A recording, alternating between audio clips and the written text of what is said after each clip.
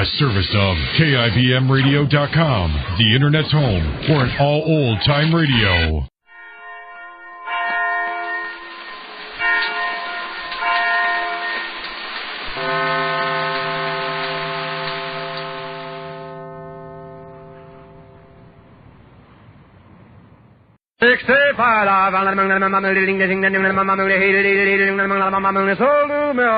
The Jack Benny Program, presented by Lucky Strike. Be happy, go lucky, be happy, go lucky strike, be happy, go lucky strike today. Some smokes are flat and some too strong and some are even dry, but not those perfect Lucky Strikes. Just try one and see why. You'll agree, Lucky's taste better than any other cigarette. I came upon a man who looked as if he'd seen the thing. I offered him a Lucky Strike and he began to sing. Be happy, go lucky, be happy, go lucky strike, be happy, go lucky strike today. Friends, think about this a second. A recent survey made in 38 cities shows that millions of smokers aren't happy with the brand they're smoking. Why? Maybe one reason is some cigarettes are mighty tasteless, and others too strong. Now, if you want complete smoking enjoyment, switch to Lucky Strike. You'll always enjoy the perfect mildness and rich, true tobacco taste that only fine tobacco can give you. And LSMFT, Lucky Strike means fine tobacco. That's why Lucky's taste better than any other cigarette. So for the happy blending of perfect mildness and rich taste that Lucky Strike and only Lucky Strike can give you, be happy, go lucky. Make your next carton Lucky Strike. Be happy, go lucky strike today. Remember, Lucky's taste better than any other cigarette.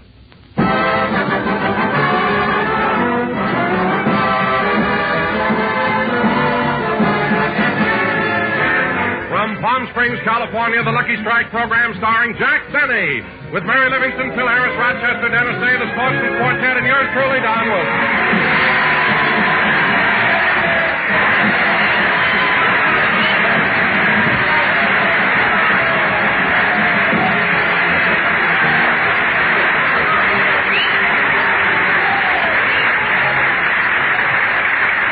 And now, ladies and gentlemen, we bring you the star of our program.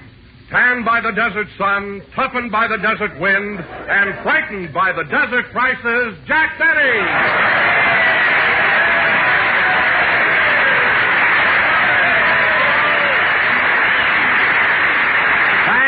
Thank you. Hello again, this is Jack Benny talking, and Don, you're right about one thing. I have got a beautiful tan.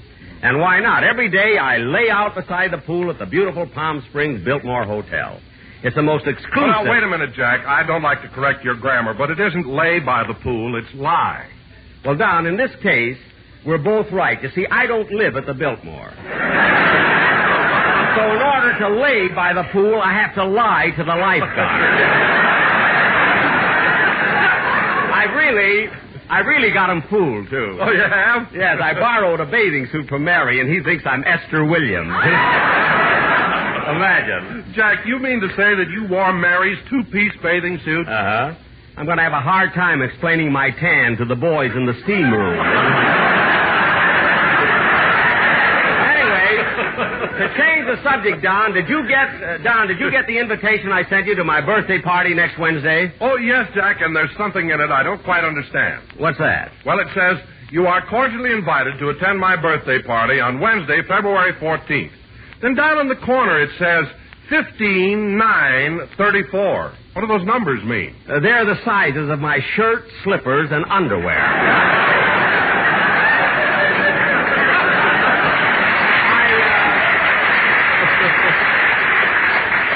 You see, I used to put RSVP and I got nothing. Well, I'm not taking any... Oh, hello, Mary. Hello, Jack. Hi, everybody.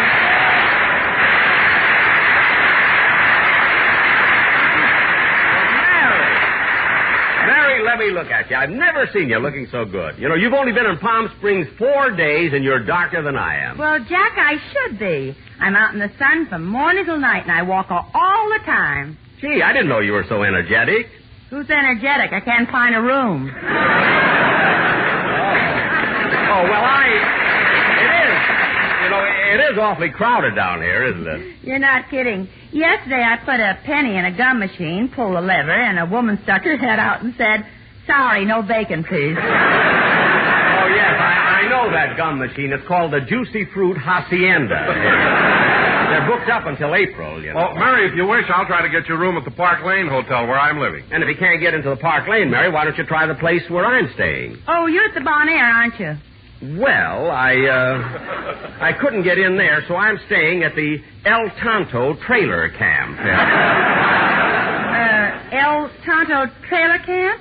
Well, Jack, you haven't got a trailer. Mary, they rent you the space. How you sleep, they don't care.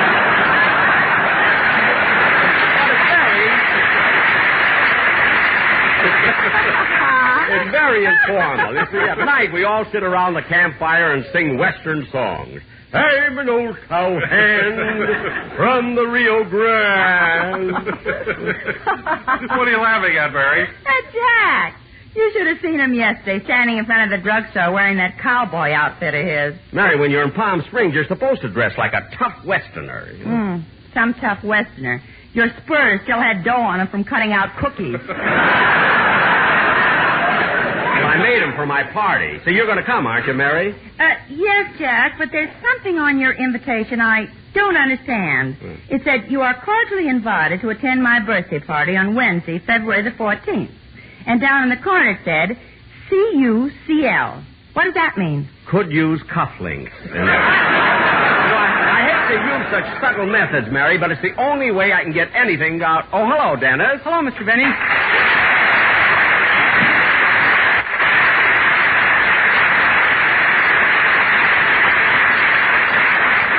Well, here I am. Oh, so I see. What are you going to sing, Dennis? Can I have some dialogue first? I got friends in the audience.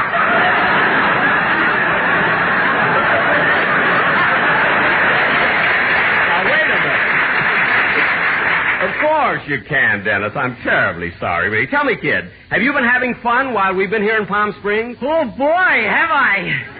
Well, good. I will now sing Goodnight, Irene. Now, wait a minute. Dennis, you said you wanted some dialogue, didn't you? My friends just left. Oh, well, go ahead and sing then. Okay, Mr. Benny, before I do you mind if I ask you something? Why, no, kid. What is it? Well, I received your invitation, and it said you are cordially invited to attend my birthday party on Wednesday, February 14th. Uh-huh. And down in the corner it said GTBTKWIN. What does that mean? Go to Bullock's. They know what I need. Now, let's have your song.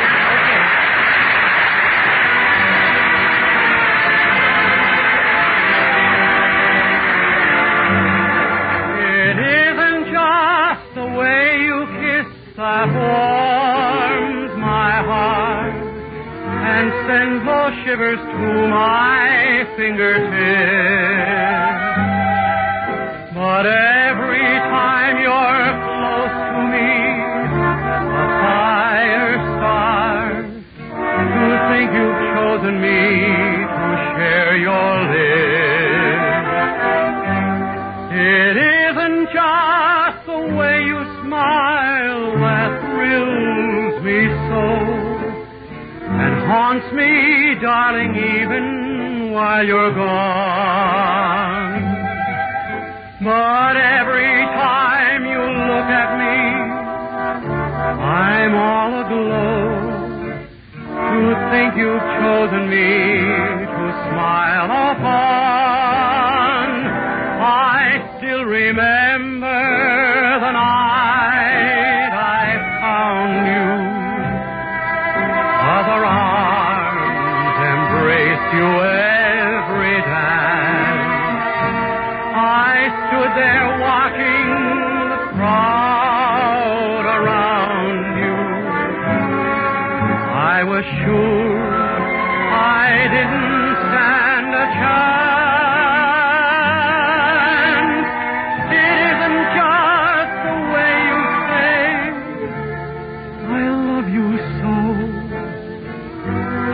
The thrill is that it's meant for me alone.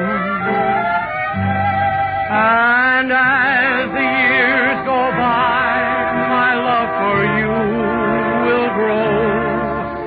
To think you've chosen be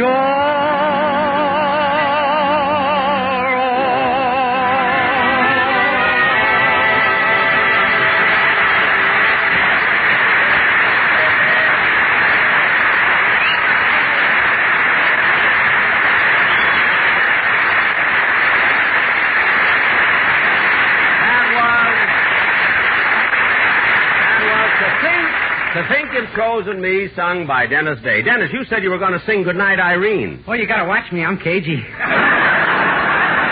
You're cute, too. Well, anyway, it was very good. It would have sounded even better if the orchestra wasn't out of tune. All right, Jackson, hold it. Just hold it. Just grab a hold of it. Fair!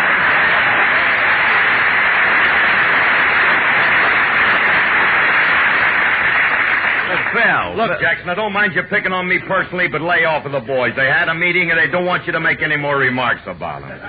Remarks? That's right. Especially when they're away from home, they demand respect. Oh, they do, They want respect. That's right. Phil, just look at they over there. Take Sammy, your drummer, over there. His head reminds me of my baby picture. And the way Bagby plays a piano, he looks like he's typing a letter to his parole board.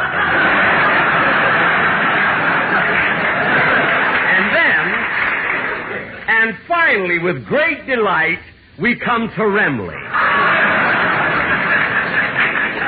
And what, pray tell me, is wrong with Remley? What's wrong with him? Take a look at the coat he's wearing. On the back, it says no parking. How do you like that? They must have painted the curbs last night. Yes, they must.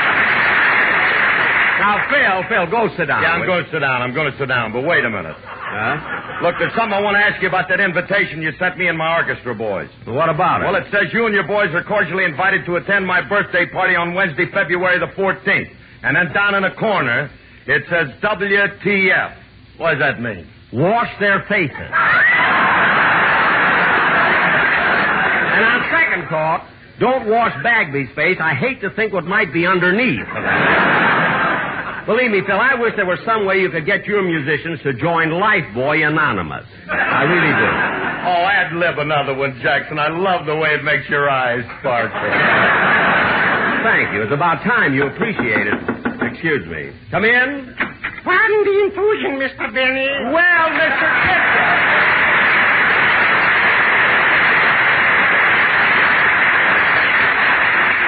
Mr. Kitzel, I'm certainly surprised to see you here in Palm Springs. You surprised. Hoo, hoo, hoo. What do you mean, hoo? This morning, my wife and me started from Los Angeles to visit my relations in Santa Barbara. But Santa Barbara's in the opposite direction. How'd you wind up here? My wife is giving directions. What? Yeah. Turn to the left, turn to the right, turn to the left, go straight ahead, back up, make a U-turn. Oh, my goodness. Oh, that's terrible. Terrible? The bus driver got so mad he put us off.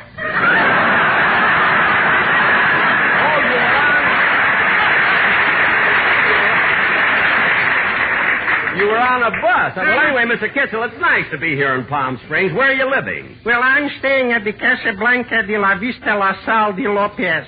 How did you happen to pick that place? Lopez is my brother-in-law. Oh, is your brother-in-law Spanish? Spanish, he asks me. Not only was he born in Barcelona, but his family tree goes all the way back to Hernandez II. Hernandez II. Who was the first? Shapiro.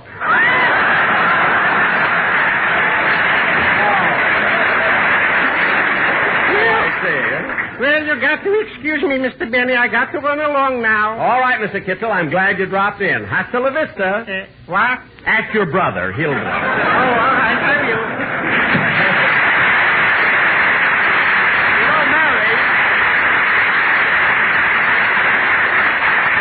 Mary, I think I'll invite Mr. Kitzel to my birthday party. Oh, that'd be nice. Yeah. I hope you invite Esther Williams, too.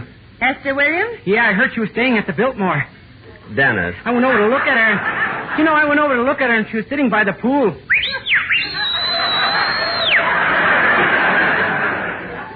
Dennis. She got the lifeguard to buy her lunch. Dennis, be quiet.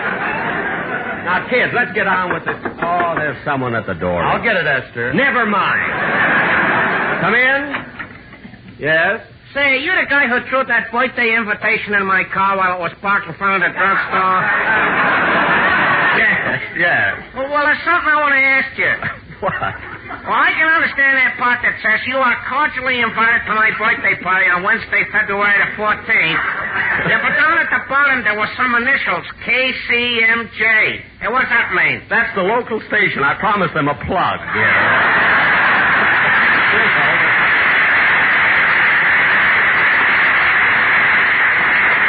Oh, well, do you still want me to come to your party? Not now. Goodbye. Goodbye. Now, kids, let's get on with the program. Get on with the program because tonight we have a very important sketch. Oh, Jack, are we going to do another murder at the racket club? No, Mary, not this time. See, I received a letter from the Palm Springs Chamber of Commerce, and they requested that I do a dramatic play on the historical discovery of Palm Springs. So tonight we are going to turn back the pages of time and show you how Palm Springs, the jewel of the desert, was founded. Set the scene, Don. Okay.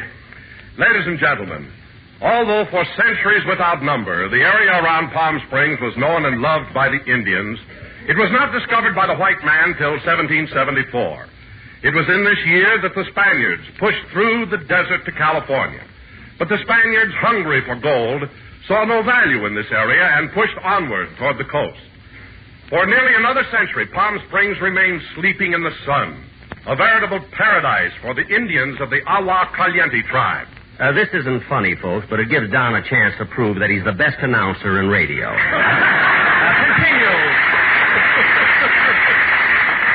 Continue, champ. Then in the year 1853, two intrepid explorers headed west from Texas into the blistering, burning desert.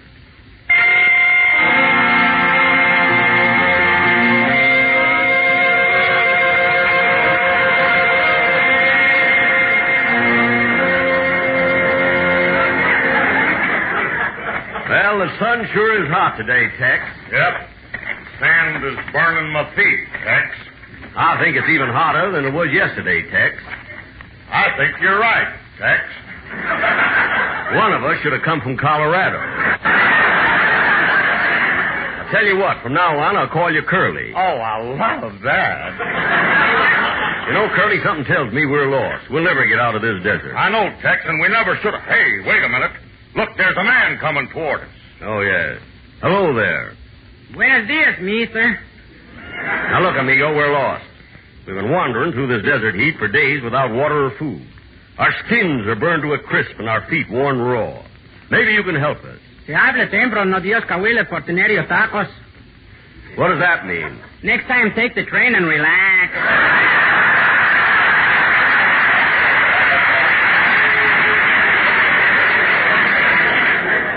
Don't be stupid. There ain't a train within 1,000 miles from here. No. Hey, let me ask you something. You live around here? Oh, no, mister. Then what are you doing out here in the desert anyway? I'm looking for my sister, mister. Your sister's lost, eh? When did she disappear? Last night was when I first met her. Your sister? Yes, mister.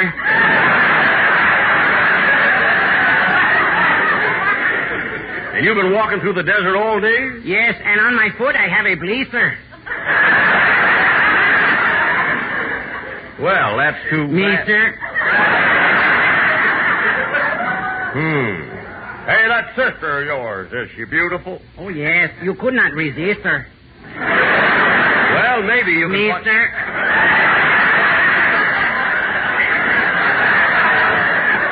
I had enough of this silly talk. Let's go, Curly. Okay. Hey, wait a minute. You better draw your gun, Tex. Here comes 4 guys on horseback. Yeah. Oh, they will not hurt you, senor. They are my brothers. Your brothers, eh? What do they do? Oh, they are singers, I think. Good. It gives us a chance to get in our commercial. Take it, boys. Saddle up your horses, you gringos and vaqueros. We're riding to the rancho. It's owned by Wenco Pancho, who wears the big sombrero. His guilty France, where is his standing? We call the place the Rancho Grande.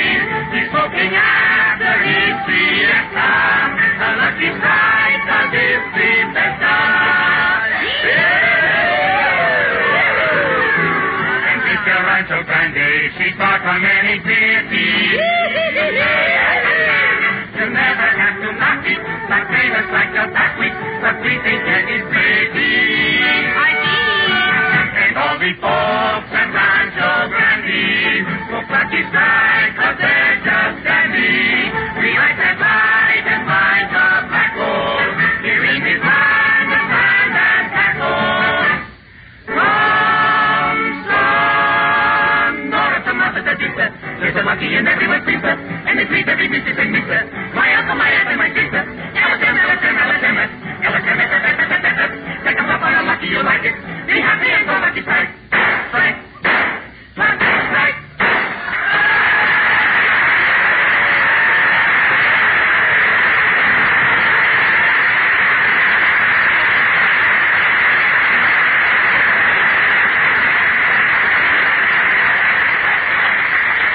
Happened in 1853. That's very good, boys.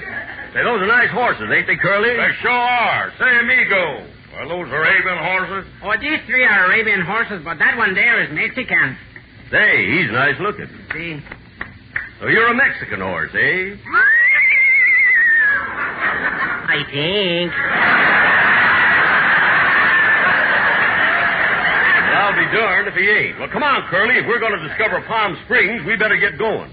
So long, amigo. So long, and if I do not see you till then, happy Easter. Thanks. Meester. Yeah, Meester. Come on, Curly.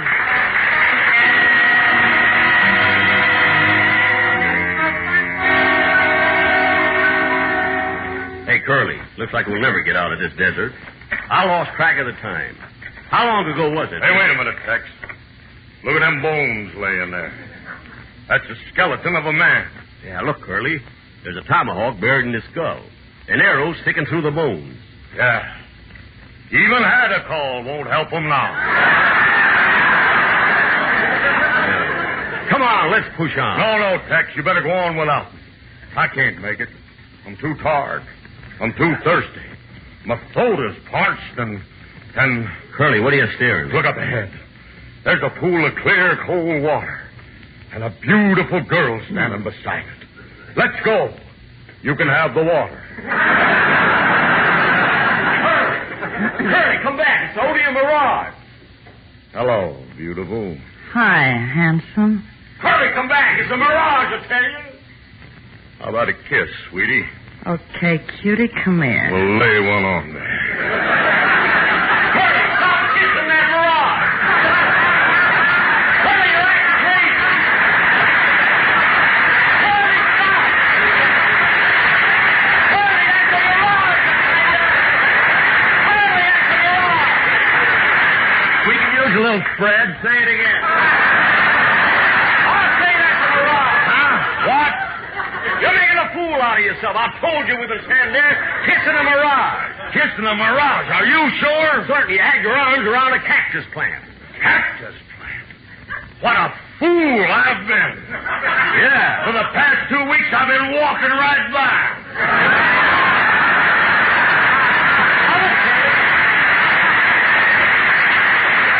You get a grip on yourself. Here, take these last few drops of water out of my canteen. I don't think we have too far to go.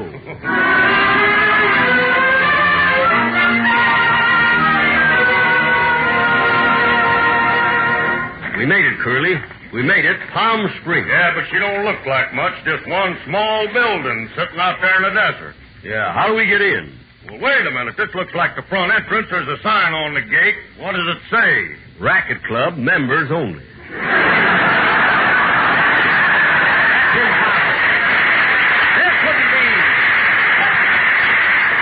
There couldn't be a racket club here in 1853. Anyone for tenants? Wait a minute. Who are you? Charlie Farrell, owner of the club.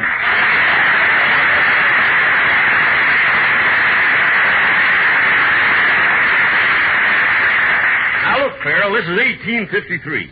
How do you happen to be here now? I'm doing retakes on Seventh Heaven. Oh.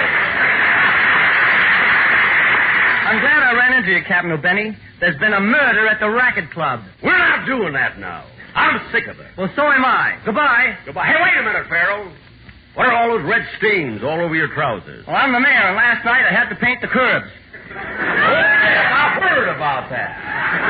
Well, goodbye. Goodbye. Anyone for tennis?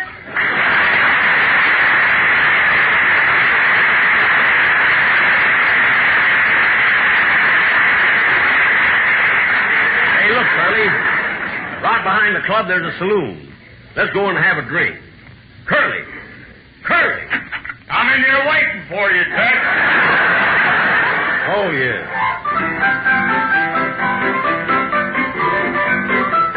Gee, what a place. Hey, bartender.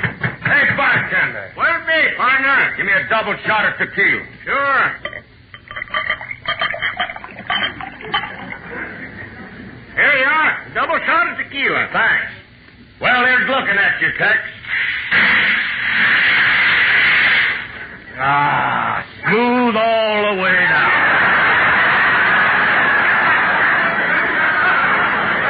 Hey, bartender, who's the gal coming toward us? That's Tumbleweed Tess, owner. Oh, hello, Tess. Hiya, fellas. Hey, wait a minute. Hey, Tess, didn't I see you in a Mirage before? No, that was my sister Babe. She's a cactus plant. See, Curly, I told you. How come a nice gal like you opens a gambling joint? The only way I could get a room here. Oh. Would you boys like to try your luck gambling? Sure would. What do you got here? Blackjack, poker, dice, and roulette. I'd like to play a little roulette. Is it on the level? Are you kidding? That wheel is so crooked we have to have the brakes relined twice a week. No. What about the crap game? Don't be a fool. What? Those dice are so magnetized, if you got any iron in your blood, they'll run right up your sleeve. What about poker? Is the deck marked? We don't have to mark it. What? We deal you 5 blank cards, and a man leans over your shoulder and paints what we want you to have. Well, I'm not afraid. I'm going to play some roulette. Come on, let's go in. All right, gentlemen, how about a little action around here? Pick your number and watch the wheel go round. I'll put $5 on 28. That's always been my lucky number. Okay, $5 on 28.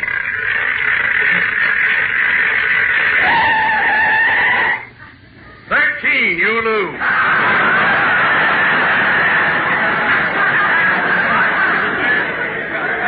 28's always been my lucky number. Another $5 on 28. 13, you lose. I'll try it once more. $5 on 28. There it is, 28. 13, you lose. Now, wait a minute. This game is crooked. Crooked? Yeah. When you say that, partner, reach for your gun. Okay, and when I count 3, draw. 1, 2, 3.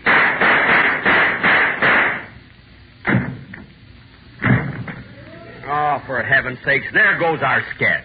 What happened? The 2 sound effects men shot each other. Play. Jack will be back in just a moment, but first, let's sing to you because Valentine's Day is almost here.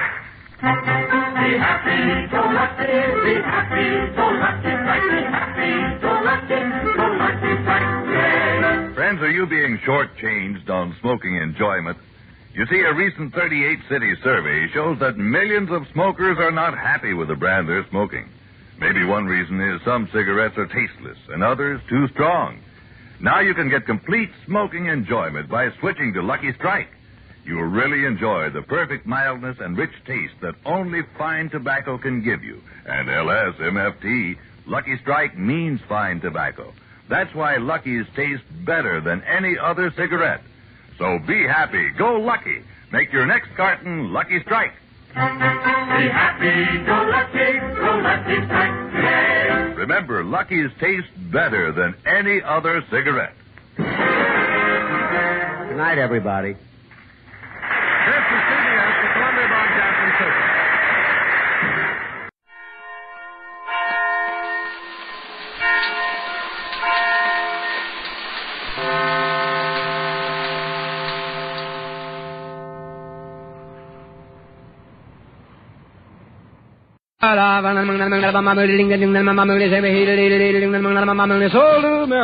The Jack Benny Program, transcribed, presented by Lucky Strike. Be happy, go lucky, be happy, go lucky, strike, be happy, go lucky, strike today.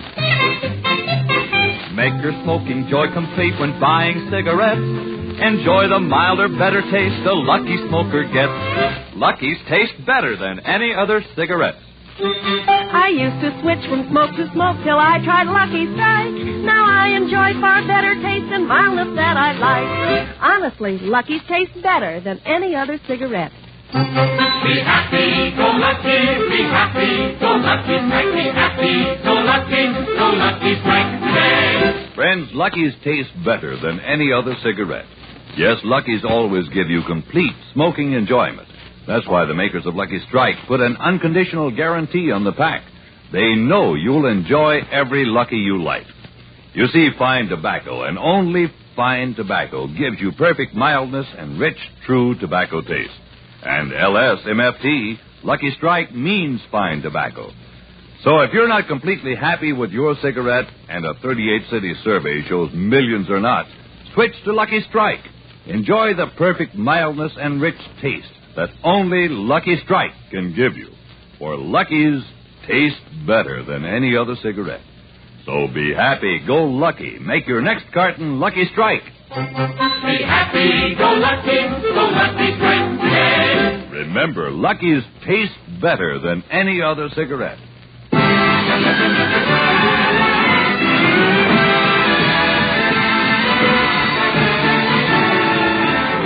The Lucky Strike program starring Jack Benny with Mary Livingston, Polaris, Rochester, Dennis Day, and yours truly, Don Wilson.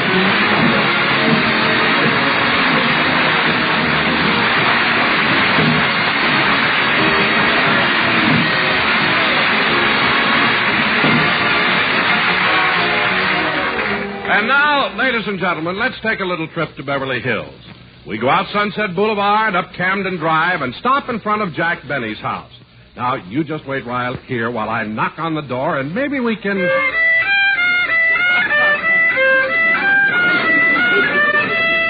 Oh, I'm sorry. We can't go in now. He's taking his violin lesson. No, Monsieur Benny. Once more you have made the same mistake. I'm sorry. I'll take it again. Oui. 1 and 2 and 3 and 4 and... Do not hold your bow too tightly. It will help you play more lightly. Play it softer, not so brassy. Pull your tongue in your nut lassie. You know, Professor, if I keep on improving, someday I may play better than Yasha Heifetz. You should live so long, and you already did.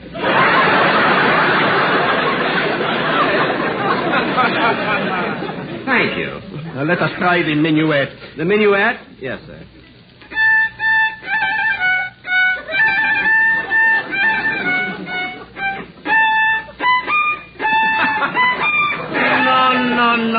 No. You are forgetting to slide. It is not da. You must slide gracefully.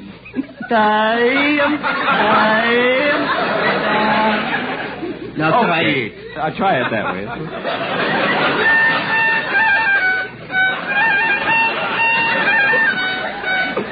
No. I meant for you to... Well, anyway, the lesson, she is over. Oh, no, she isn't. We still have 5 minutes. I know, because I set the alarm clock. It'll ring when the hour is up. Sacre bleu, 5 minutes more. Yes. Mr. Benny, do you mind if I have some water? Not at all. There's some in the cooler. That is not enough. I would like to drown myself. Drown yourself? Last time I tried to do it in your pool, and you charged me for swimming. Professor, please, we're wasting time. Very well. This time, let us see if you can go through a number complete. Try intermezzo. Intermezzo? Oui.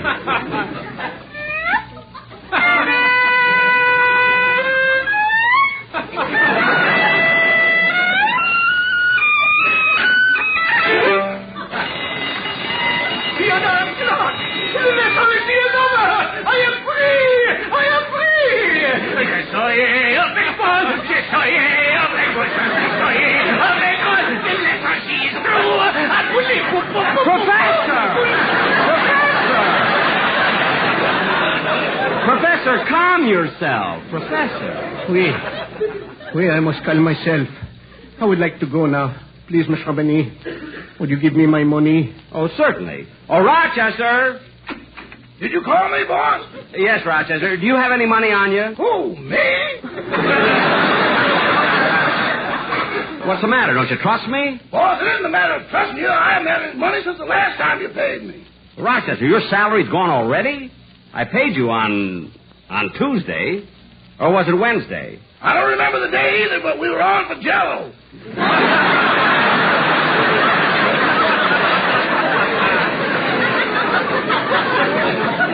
Oh, yes. You gave me $6 delicious dollars. Look, Rochester, go in my bedroom and you'll find some money on the dresser. Bring me $1.75. Wait, Rochester. Mr. Benny. Yes. Please, now do not get excited. But the cost of living is so high, I must raise the price of the violin lessons. But, Professor... Look at me. I am in rags. And my shoes. Look, the soles are worn out. I owe everybody money. I am overdrawn at the bank. I have borrowed on my insurance. Next week, my wife is expecting another baby. That will be 8 mouths to feed. Our rent is overdue. We are being dispossessed. Gosh, of course I'll give you a raise. Rochester. What? What is it, boss? Rochester, you're crying. Yeah, until he got to the wife and children, I thought he was talking about me.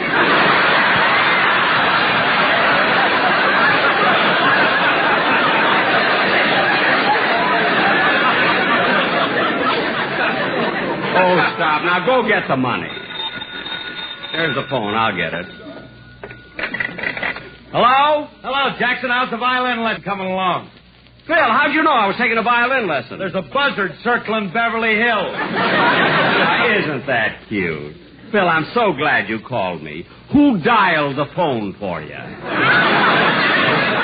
Alice's brother. He went to Harvard. All right. Now, Phil, what'd you call for? Well, look, Jackson, is it all right if Bagby, my piano player, misses rehearsal tomorrow night? Tomorrow night? Uh-huh. His fraternity is having its annual get-together. Oh, sort of a class reunion, huh? Well, not exactly. Just those fellows who occupied the same cell. Well, there's nothing like a nice, dignified affair. No? Even the warden's going to be there.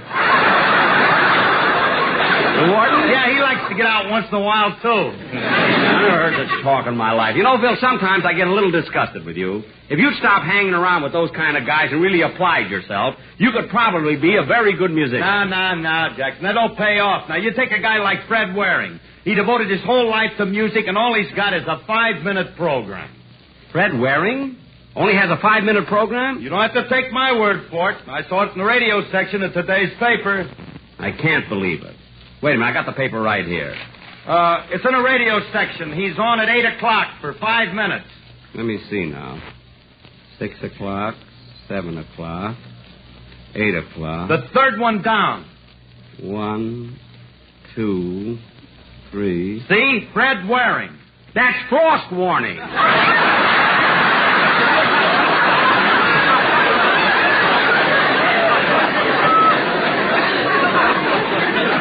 Bill, with your lack of education, you ought to be ashamed of yourself. I am, Jackson. Yeah. I'm standing here in my $1 million home, blushing. Bill, do me a favor and hang up. Oh, I will. Good night, my little Valentine. Good night. I don't know how a guy can be... Rochester, where's Professor LeBlanc? I gave him the money and he went home. Good. Well, Rochester, I think that Oh, now the door. I'll get it. Oh, hello. Come on in, fellas. It's only me. Oh, yes. Come on in, Don. Well, Jack, I came over on it's a slightly embarrassing thing, but I must ask you a favor. What is it, Don? Well, now, Jack, I don't want to impose on our friendship, and if you can't do it, why, just say so, and it'll be all right with me. Well, Don, go ahead. What is it? Could you lend me $5? Well, of course, Don. Why did you have to make such a big thing out of it? Here's $5. Well, thanks. Now we're even. Yes. What? What do you mean, even? Well, that's right, Jack. You owe me this from the bet we had on the fight. Oh, did you two ever bet on the Lamont and the Robinson fight? No, Dempsey Tunney.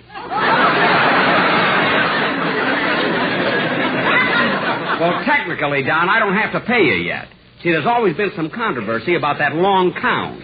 And I was waiting for a final decision. Anyway, Don, it's okay. We're even now. Well, thanks, Jack. See you later. Okay. Well, say, Don, what's that you got under your arm? A record? Oh, yes, Jack. You know the song A Bushel and a Peck from the show Guys and Dolls? Uh-huh. Well, this is a recording of it done by the Sportsman Quartet and their wives. The Sportsmen and their wives. I'd like to hear it. Well, sorry, Jack, but I'm in a hurry. Here, I'll leave it with you. Okay, thanks. So long, Don. Goodbye. Rochester, put this record on, will you? It's the Sportsman Quartet and their wives. Okay. What a sneaky way Don had of collecting that $5. I know what he wants with money anyway. He only spends it.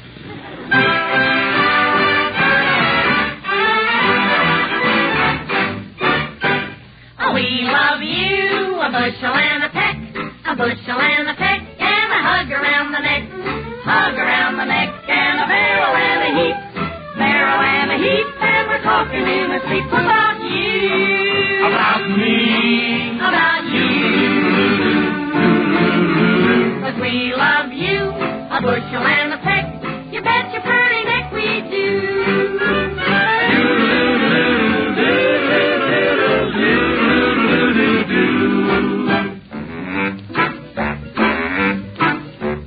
We love you, a carton and a pack, Lucky Strikes to be exact. Lucky Strikes are made of that light and fight the back. Mild and tasty too, there is nothing that they lack. Lucky Strike, Lucky Strike. Lucky. We all love you, a carton and a pack. Yes, Donna, Phil, and Jack agree.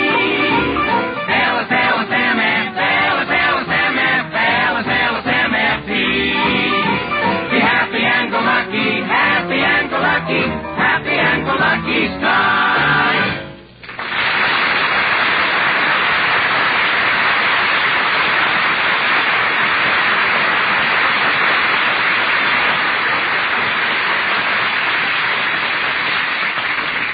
Say, boss, that record sounded good, didn't it? Yes, it did. Want me to play the other side? No, there's nothing on it. I wonder what's on television right now. Turn it on, will you, please? Sure, boss.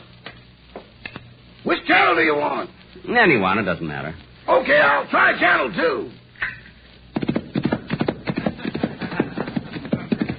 Get something else. I'll try channel 4.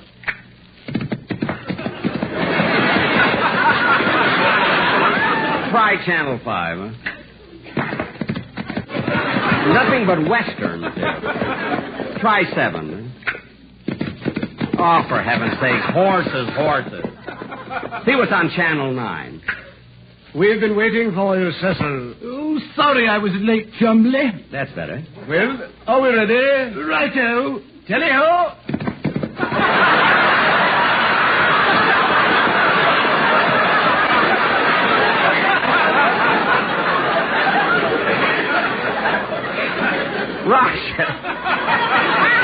Roger, there must be something else on. Hand me the paper. I'll look at the television program. Here you are, boss. Let's see. Time for Beanie. Alan Young. Burns and Allen. Frost warning. Put on your glasses, boss. That's Fred Waring.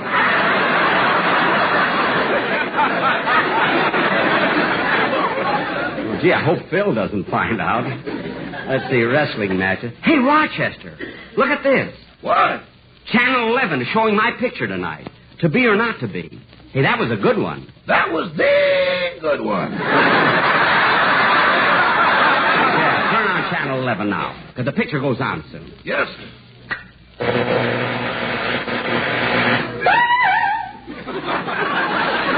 What happened? I don't know, but something's wrong with the set. But it was just working. Maybe there's something wrong with that station. Try the other channels. Okay.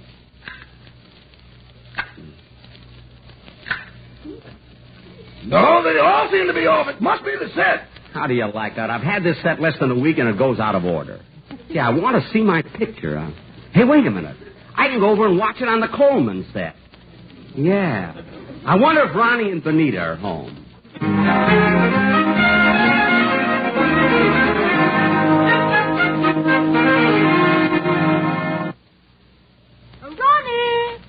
Ronnie, are you still in the library? Yes, Benita. I'm trying to finish this letter.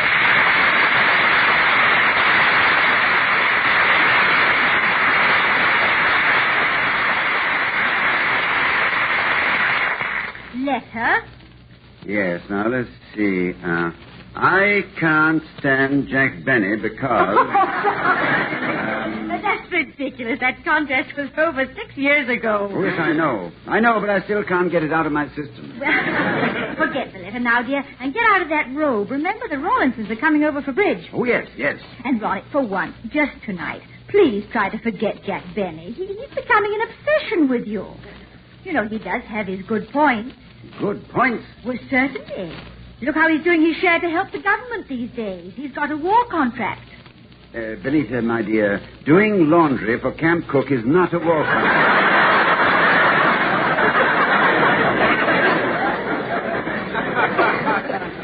He makes the money and he borrows our soap. All right, we're going to have a nice evening of bridge, so forget about Jack Benny. Well, it isn't only Benny. It's those people he surrounds himself with. What do you mean? Well, yesterday, Jack must have had rehearsal at his house. When I arrived home, I couldn't turn into our driveway on account of Phil Harris. Oh, was that where he parked his car? No, he was just lying there.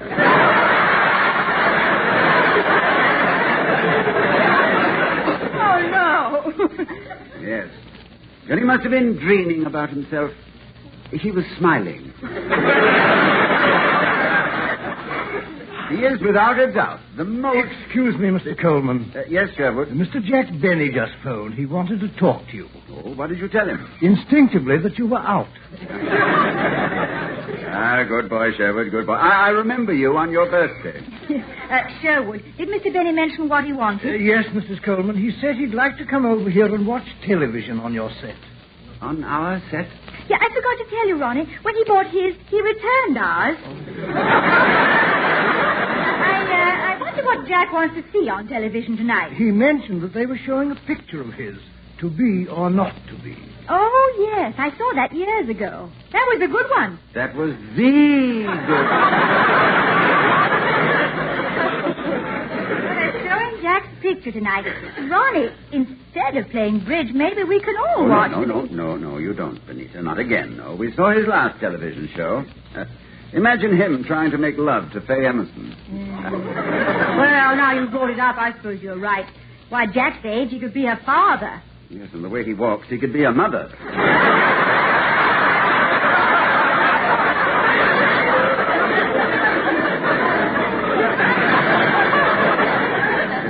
and that new character he had on, John L.C. Sivoni. Yes, what a routine he had. I wasn't doing anything.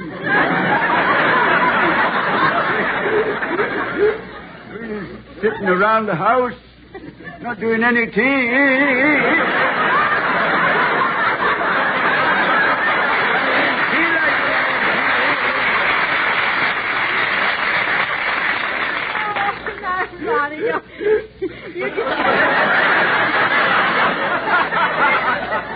Just being silly. Why don't we, Oh, my goodness, that must be the Rawlinsons now. Yeah.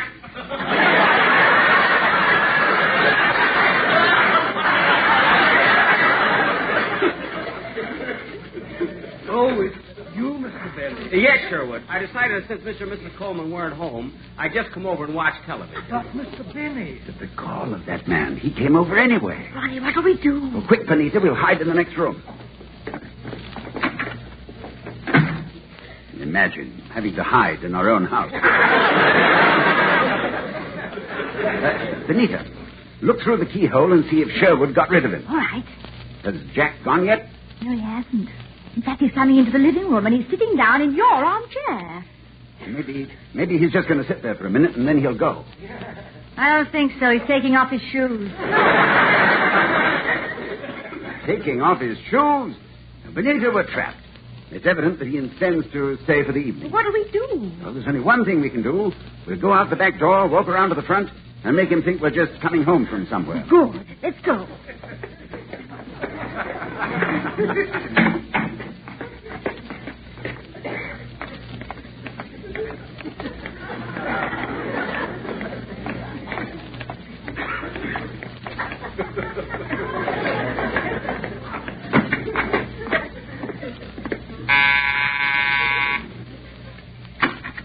Benita, Ronnie. Come on in. Jack, what are you doing here? Well, And why did you answer the door? Where's Sherwood?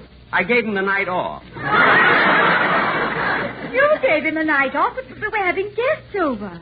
Well, Sherwood told me you were out for the evening. No, we were just out to A cocktail party. A cocktail party? Well, it must have been a very informal affair. Informal? You're wearing your bathrobe.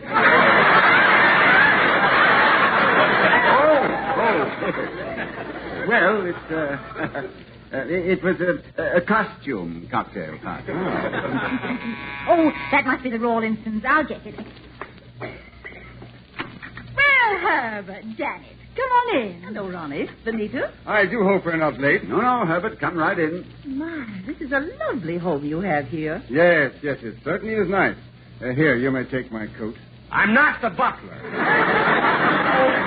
I should have introduced you. This is our next-door neighbor, Jack Benny. Jack, this is Mr. and Mrs. Rawlinson. Rawlinson? See, the name is so familiar. We live here in Beverly Hills. Oh.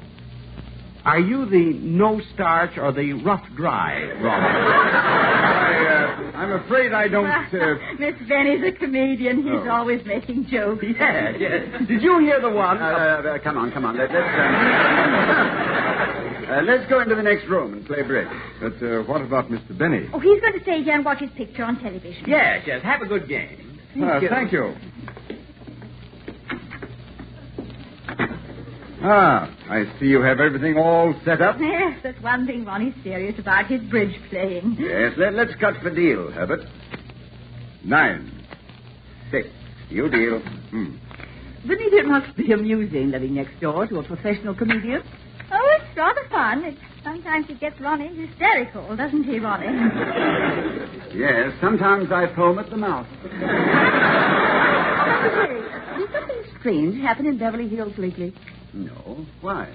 Well, as we drove up your street, there was a buzzard circling overhead. That is strange. It's your bid, Herbert. I pass. 2 clubs. By me. 2 no trumps.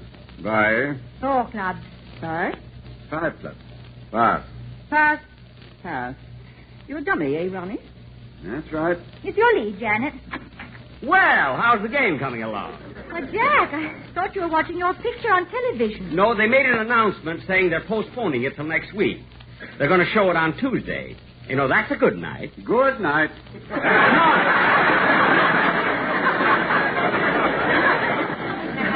No, I wasn't leaving. You know. Well, you both go ahead with your game. Don't worry about little me. I'll just watch. Well, it's my lead. I'll play the 8 of hearts. And 2 of hearts from the table. Queen of hearts. Let's see. I think I'll play... No.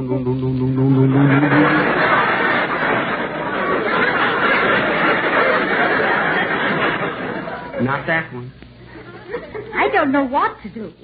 Play the black 3 and freeze the deck.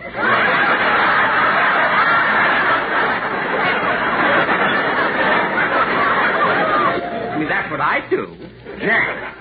Jack, we're playing bridge, not canasta. Oh, well, I can't see from way back here. If I move over, perhaps you can... Herbert, you knocked the ashtray off the table. Oh, what a shame. I got ashes all over the rug. That's all right. I'll clean it up. I'll get the Hoover, Herbert. Do you get it, folks? Don't you get it? Herbert Hoover. You see, that's what we comedians call a switch, you know? Ronnie, you're foaming at the mouth again. Look, Jack. We're trying to play bridge. So, if you don't mind, would you please... I'll get it. Hello? Hello, Mr. Coleman. This is Rochester. Oh, yes?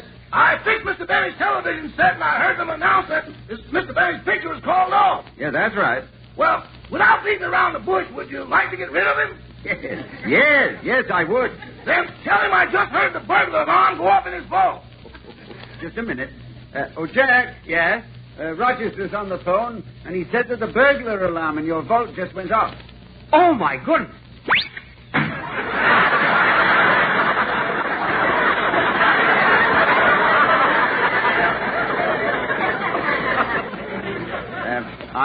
I told him, Rochester. I know he's here.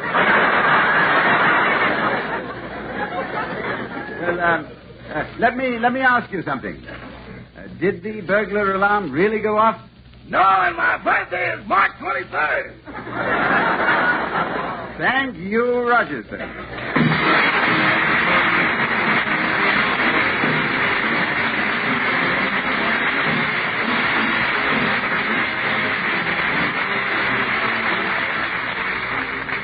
Ladies and gentlemen, the American Heart Association is conducting a national fundraising drive during the month of February.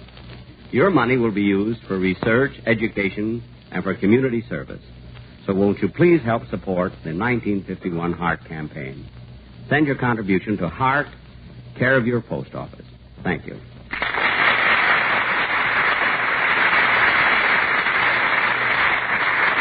Jack will be back in just a moment, but first, with Washington's birthday almost here, let's go back to colonial days. The only thing that I prefer to dancing minuets is smoking milder, richer tasting Lucky cigarettes. You'll agree, Lucky's taste better than any other cigarette. You folks call me a minute man, but I don't need a minute to tell you why a Lucky Strike has more enjoyment in it. Every puff proves Lucky's taste better than any other cigarette.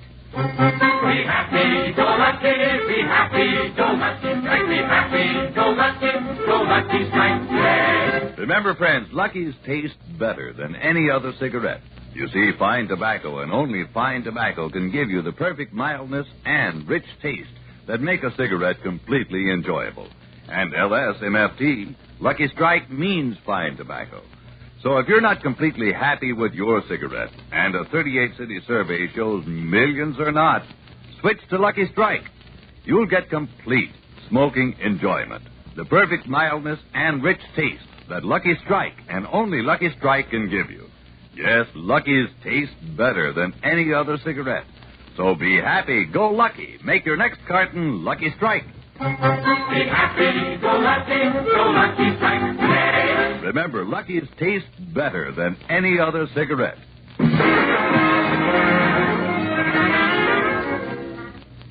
All right, Benita, it's your bid. One spade, 2 clubs. Let's see. Excuse me. Jack! I forgot my shoes. They're over there by the table. I'll get them.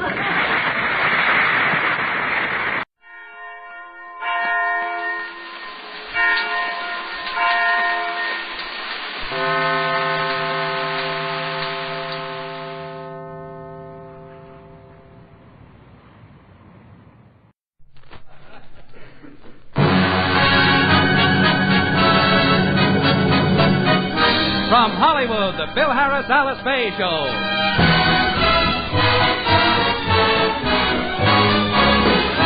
For your enjoyment, here is the Phil Harris Alice Faye Show. Written by Ray Singer and Dick Chevrolet, with Elliot Lewis, Walter Tetley, Robert Noyes, Janine Roos, Ann Whitfield, Walter Sharp and his music, yours truly, Bill Foreman, and starring Alice Faye and Phil Harris.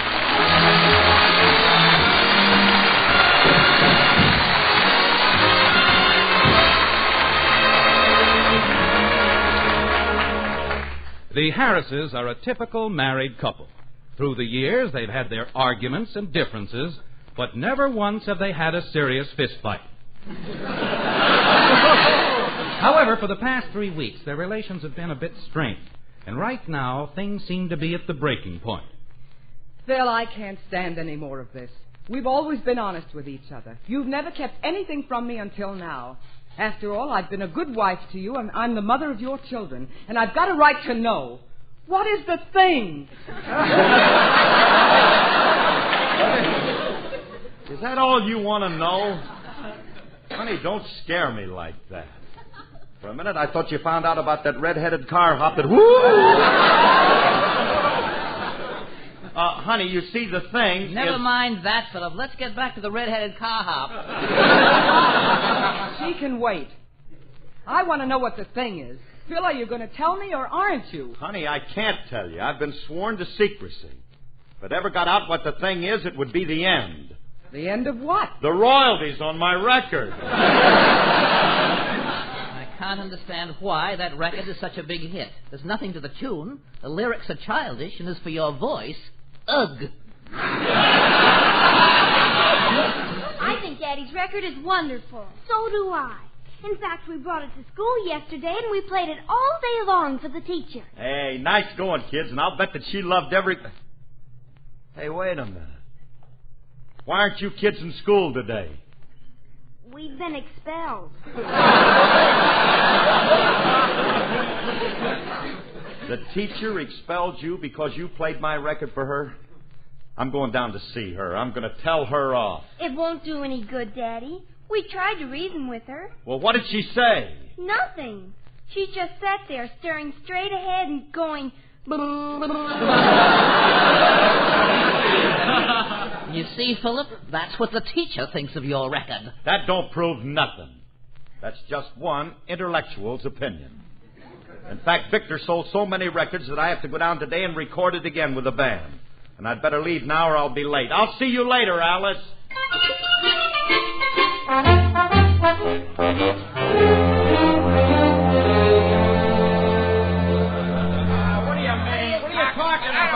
Okay, fellas. All right, fellas. What do you mean? All right, you're afraid. All right, put the cards away, will you? All right, let's drop everything. Get that change off the table. Let's have it quiet. Now pick up that stuff. All right, gentlemen. I have good news for you. I've just received the first check from RCA Victor for the royalties made on our recording of the thing. Due to your fine musicianship, your excellent arrangement, your unceasing efforts, I have made $10,000.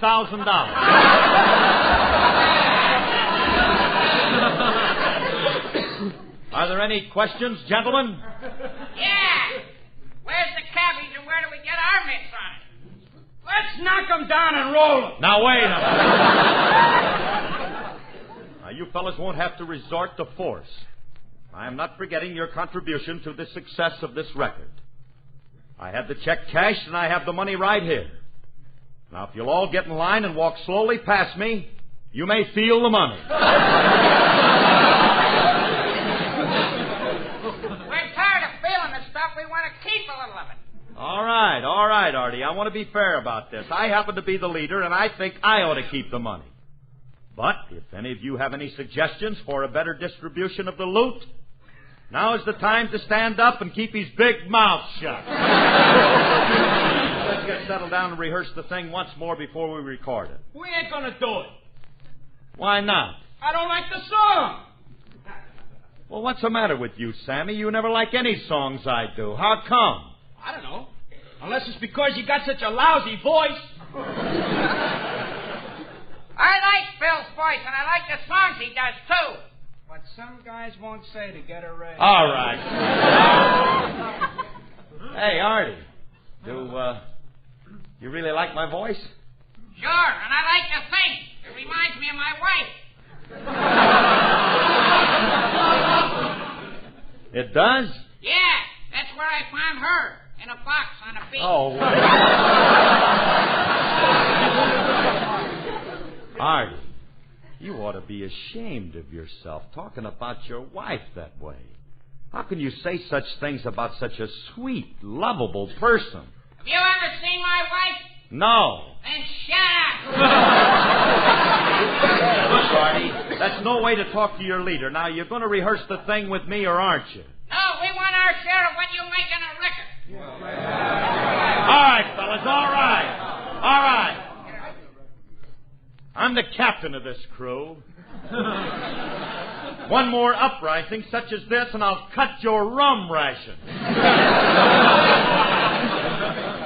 Trouble with you guys is you don't do anything unless you get paid for it. Money. That's all you think of. The only one who hasn't asked for anything is Remley, and do you know why? Yeah, he ain't here yet. Oh. No wonder I didn't hear the sound of his greedy little voice. Where is Remley? He's doubling up on another job so he can make a living. You mean to tell me that he's taking another job on my time? If there's one thing that I can't stand, it's a no-good, two-timing, chiseling, no-talent, double-cross. Curly, I overheard what you just said, and congratulations. Congratulations. Yeah, it takes a big man to admit his own fault. Look, Frankie, You're everything you said you are, and a little more, too. I would have added cheap penny-pinching piker. What do you mean, cheap penny-pinching piker? If you paid me a living wage, I wouldn't be forced to take another job. That's what I want to talk to you about, buddy. Look, what's the idea of taking another job? I had to. I can't live on what you pay me. Cost of living's gone up. Why, do you realize how much they've increased the bare necessities of life? No, how much? 20 cents on a fifth.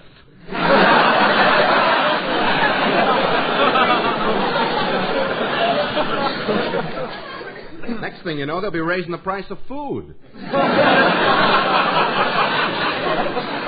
That will never affect you. Now, what's this extra job you got, Remley?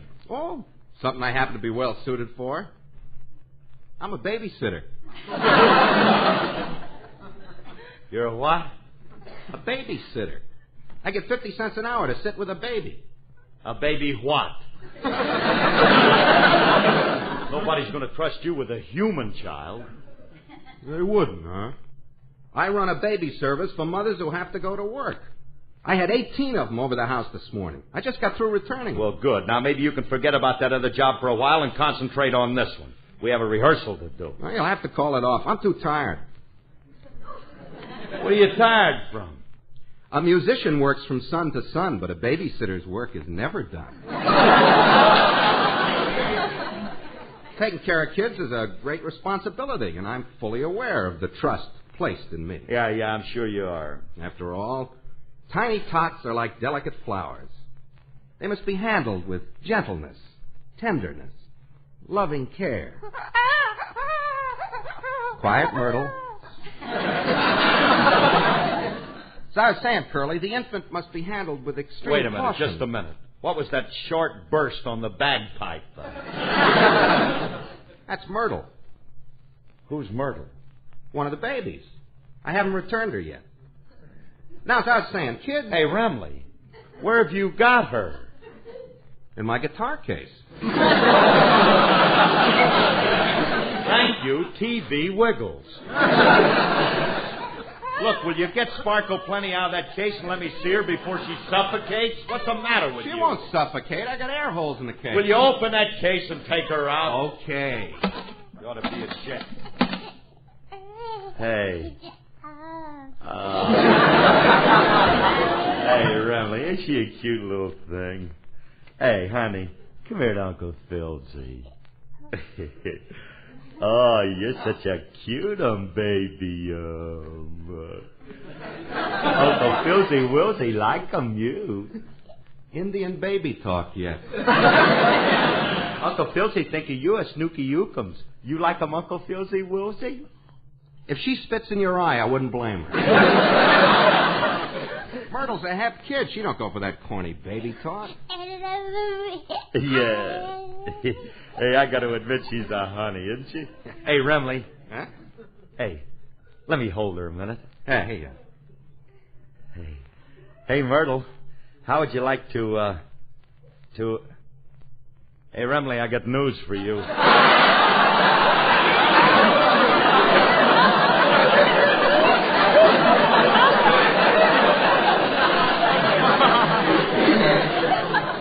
What? This ain't a Myrtle, it's a Clyde.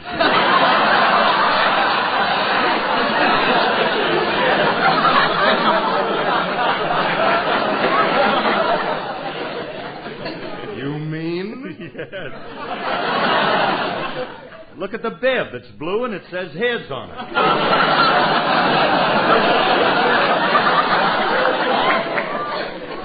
Now that I think of it, I did return Myrtle. Which kid is this? Well, don't ask me. This dogie's from your herd.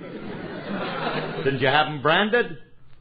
Well, I had tags with the names and addresses on them. This one must have swallowed his tag. Oh, well, that's life, I always say. Remley, how can you be so nonchalant? You got one kid left over. So what? Out of 18, that's not a bad batting average. Look, Remley, you got to get rid of this kid. What for? Don't you realize by now the mother must have called the police? She probably thinks you stole the kid. The police must have a dragnet out already with orders to shoot to kill. Kill? Yeah, and the person they find with that baby's going to get the hot seat for being a kidnapper. Curly, I have good news for you. What? You have just become the father of a bouncing baby boy named Clyde. Here he is, and wear him in good health. So long, Curly. Come back here, will you? Don't try to palm this kid off on me. I ain't no fence for no hot babies. Well, hold it just for a while, Curly. Give me a chance to concentrate. Maybe I can remember who his mother is. Well, hurry up, will you? I'm not going to hold this kid all day. Hello, honey. I was just passing by. Well, you've had a busy morning, haven't you, Wanda? Oh, honey, don't be silly. What's this? And don't tell me it's the thing. Still, I demand an explanation. I can explain. This is a baby. Oh, you must have peed. I know what it is. I want to know whose it is. It's mine, Alice. Frankie, you mean... No, I don't. I was babysitting with a lot of kids this morning, and I got one left over. I can't remember who the mother is. Oh, Frankie, that's awful. The mother's probably frantic with worry. We've got to find her, even if we have to go from house to house. Oh, now, wait a minute. Don't cry, baby. Hey, Alice, look at him. Ain't he a cutesy-wootsy? Yeah, he's a dollsy-walsy. Are we all going to talksy-walksy like that? Look, if we're going to find the kid's mother, we better get started. All right. All right, Clyde. Now just take it easy. Well, stop whining. We'll get you back home. Hey, I'll tell you what. You be a good boy, and I'll sing the thing for you. Everybody's a critic. He sells 1 million records, and this little wise guy don't... Where you been, under a rock, Clyde? Please. Oh, with a brain like that, he'll never be nothing but a baby. I'm not going to fool with him like will you please be quiet? You can't get mad at the child just because he doesn't like your voice. Tell you what, little honey. I'll sing for you. Oh, pipe down. Whether you like it or not.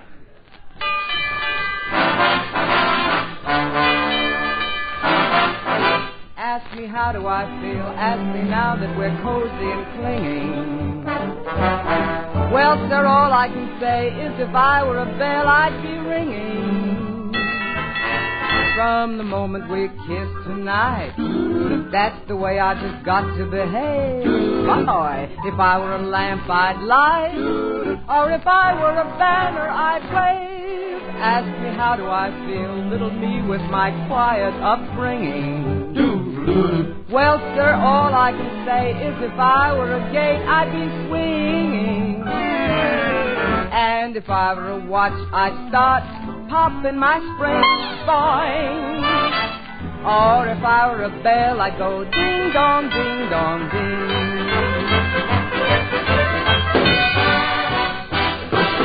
Ask us how do we feel from this chemistry lesson we're learning. Well, how do you feel, boys? Well, dear, all we can say is if we were a bridge, we'd be burning. Yes, I knew my morale would crack. You gotta be careful. From the wonderful way that he looked. Boy, if I were a duck, I'd quack. Or if I were a goose, I'd be cooked. Ask me how do I feel. Ask me now that we're fondly caressing. Wonderful, isn't it? Oh, if I were a salad, I know I'd be splashing my dressing. Or if I were a season, I'd surely be spring. Or if I were a bell, I'd go. If I were a bell, I'd go. If I were a bell, I'd go. Ding dong, ding dong, ding.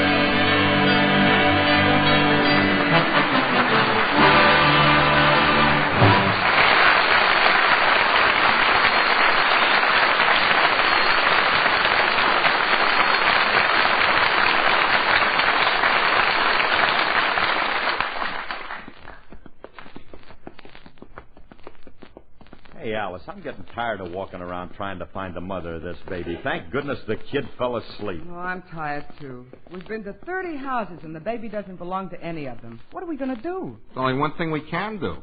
Let's take the kid down to the city pound.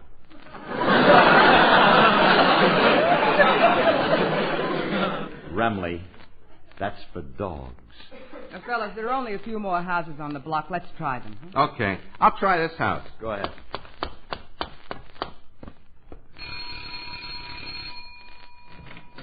Pardon me, madam. Are you the mother of this child? Ow!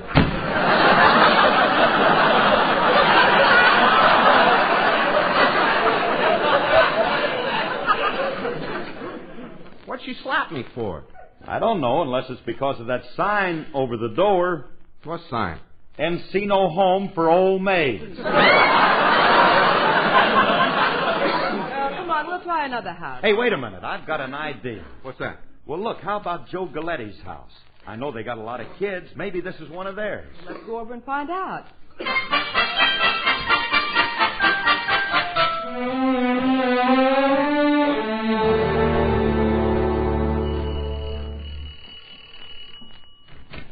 Hello, Mrs. Galetti. Is one of your children missing? I don't know. I haven't looked in the last couple of days. You want I should take a peek? Well, Mrs. Galetti, you mean you don't know if one of your own children is missing? How can I be sure if one is missing? I'm not even sure how many we got. It's maybe 15 or 16 or 22. Just a minute. I call my husband. Hey, Joe! How many kids do we got? I don't know. I thought that you was keeping a score.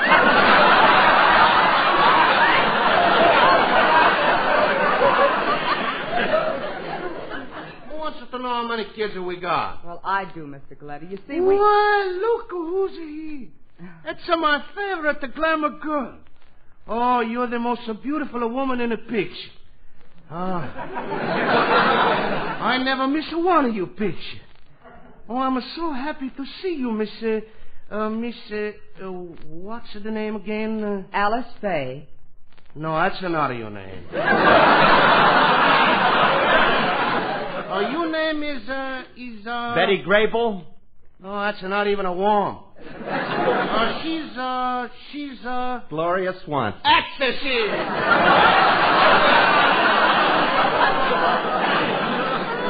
It's good to see you again, Mrs. Swanson. Hey, I like you very much in the Sunset Boulevard. Thanks loads. I'd like you to meet my husband. Oh, you don't have to introduce him. I didn't know Eric von Stroheim any place.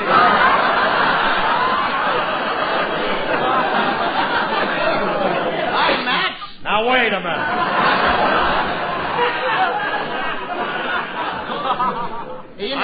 In the Sunset Boulevard, you had a bowler head. But I like you better this way with a curly scalp. Hey, Mr. Galati, maybe you and your wife can help us. Huh? Oh, sure. What do you want us to do? Me and Marie will help any way we can. Well, I just want to know one thing. Is this your baby? Let me see. No. This baby ain't one of mine. She's one of yours and Marie. No, I don't think she's one of mine. But if you won, she's a nice baby. You can leave me. Marie, what's the matter with you? You crazy? We got enough of trouble with a stork. Don't start taking her from a stranger.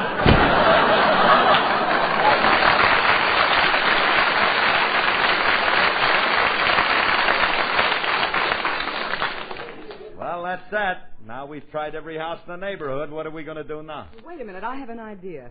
Let's take the baby to the children's shelter. Children's? Yeah. Hey, that's it. That's it. They'll find the mother for us. Well, come on, let's go.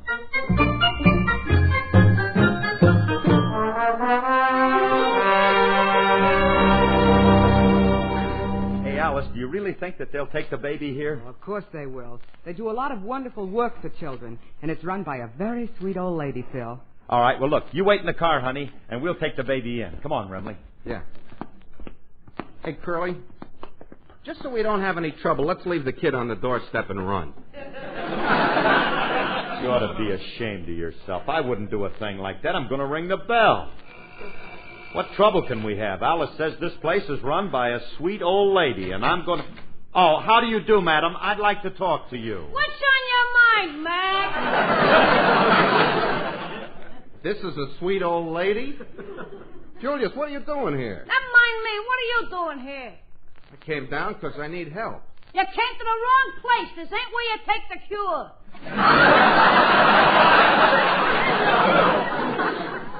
Frank, you don't have to take no cure this week. Wait a minute. What are you carrying in your arms there? Our baby? Oh. And which one of you two guys is the mother? Neither of us is the mother. Whose baby is it? Well, if you must know, it's Frankie's. Oh, this is quite a surprise. You never told me you were married, Mr. Remley. Who's the unlucky girl? There is no girl. Okay, then who's the unlucky alligator? Stop stalling, Mr. Remley. If you're the father of this child, who's the mother? What's her name? I can't remember. I just met her for the first time this morning. You met her for the first time this morning, and now you have a baby? I suppose a fair stork with a strong tailwind could make it.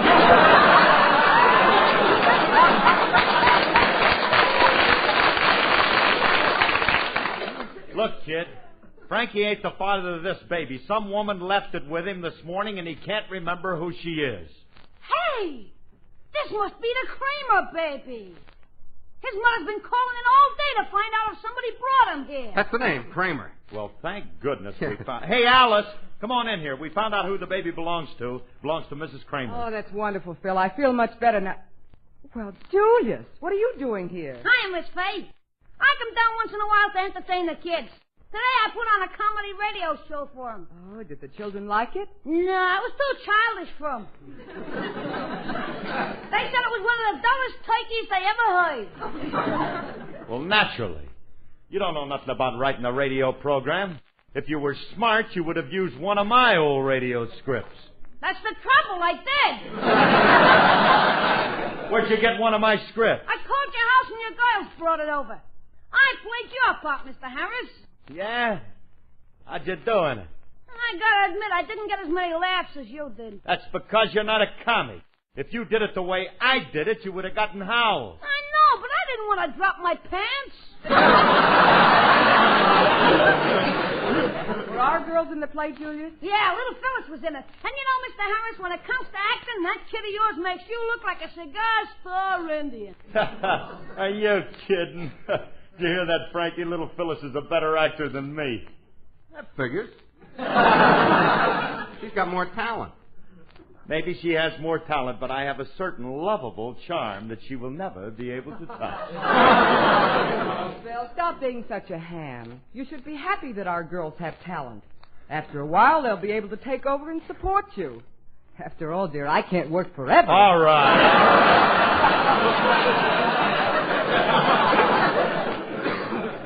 Oh, Julius, we finished writing new lyrics for the song and we... Oh, hello, Mommy. Hiya, Daddy. Oh, Daddy, we have a big surprise for you. You do? What surprise? You know that song you made famous? Which one, my dear? Roses of Bacardi?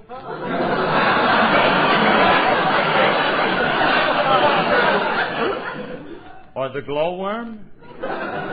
Or there's a girl in the heart of Dixie with a watch that belongs to me? That was the novelty, the last novelty. No, Daddy. We wrote new lyrics for the thing. New lyrics to the thing? It's doing all right the way it is. What are you trying to do, kid? Steal my underwear? What's the matter with you? But, Daddy, we have a good idea. We're trying to get toys for unfortunate children at Christmas. Toys for unfortunate children at Christmas? Well, hey, that sounds like a swell thought, kids, but where does the thing fit into it? Well, we want people to send, in the form of a toy, what they might think is the thing. Yes, we're going to call it The Thing for Kids. Oh, but, honey, according to the lyrics of the song, most people think the thing is something horrible. That's why we wrote new lyrics. Would you like to hear them, Daddy? Sure I would. Are you ready? I'll give you a downbeat. while we were walking down the street one happy Christmas day. We saw a funny-looking thing that someone threw away. We went right over to look at it, and much to our surprise, oh, we discovered a broken toy right before our eyes. Yes, they discovered a broken toy right before their eyes. We picked it up and ran right home to show it to our dad. He said he'd try to fix it up, and we were very glad. 'Cause then we'd take it and give it to some little girl and boy who might be happy on Christmas Day if they could have the toy. Yes, they would be happy on Christmas Day if they could have the toy. The moral of this story is, if you've got anything that you don't want or you can't use, or you might think the thing, don't throw it away, just send it in. That's our advice to you. 'Cause you'll be helping some children have a Merry Christmas too. Yes, you'll be helping some children have a Merry Christmas too.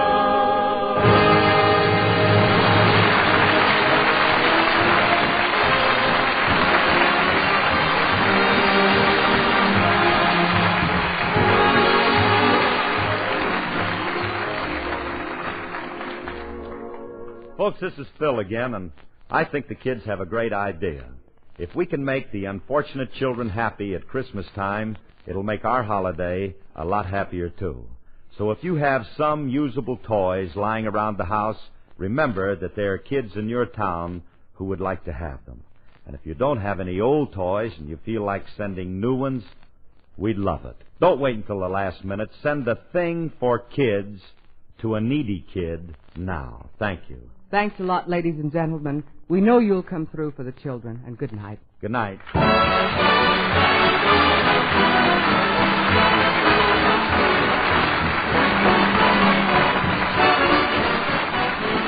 This program was produced and directed by Paul Phillips. Included in today's cast were Ollie O'Toole, Jody Gilbert, Mel Blanc, and Jack Crucian. The part of Frankie Remley was played by Elliot Lewis, and Julius was played by Walter Tetley. And remember, 3 chimes mean good times on NBC.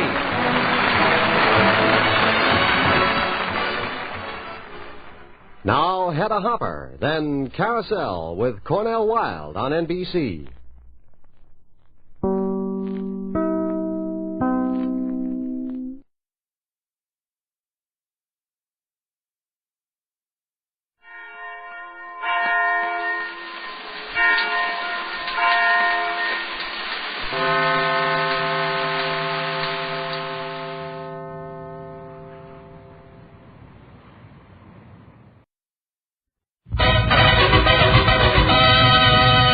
Hollywood is on the air.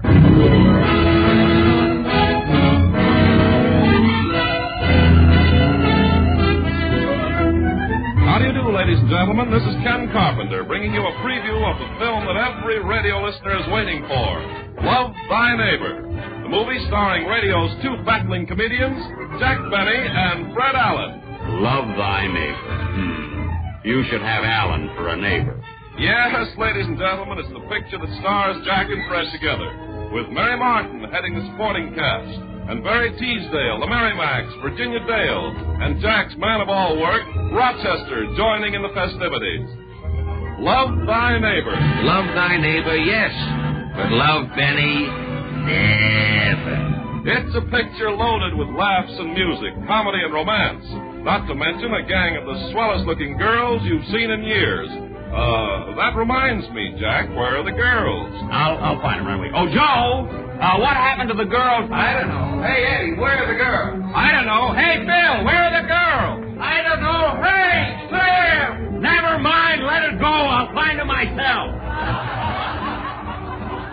Yes, sir, it's more fun than any picture in years, and we're happy today to be able to bring you the stars of Love Thy Neighbor in person to show you what goes on the screen.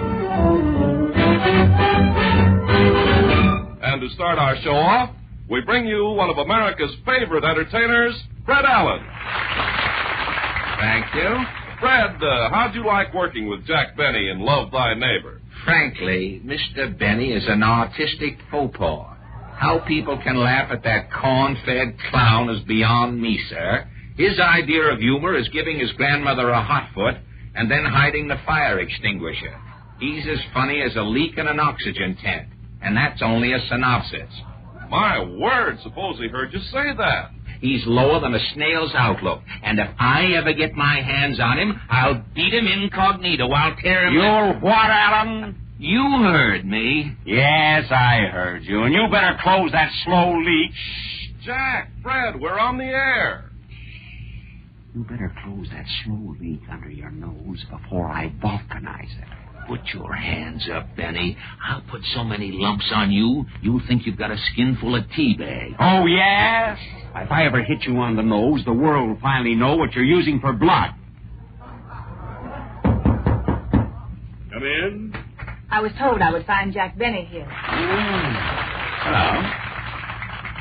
This is a break. It's Mary Martin, ladies and gentlemen, and Mary, you came just in the nick of time. Jack and Fred were just about to lace into each other.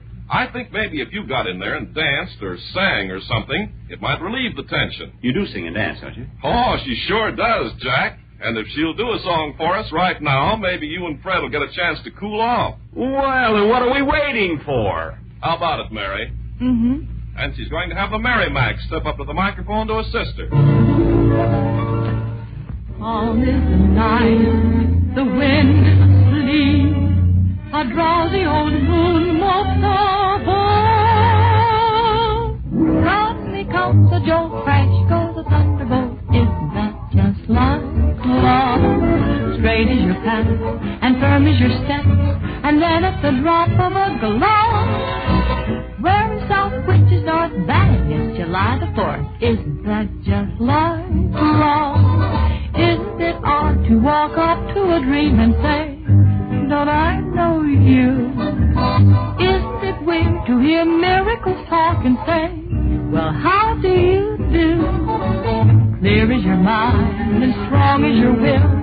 A mountain is simpler to show.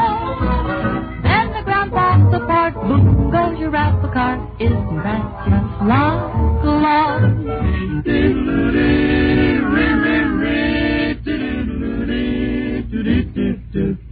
Calm as the night, the wind is asleep. A drowsy old moon mopes above.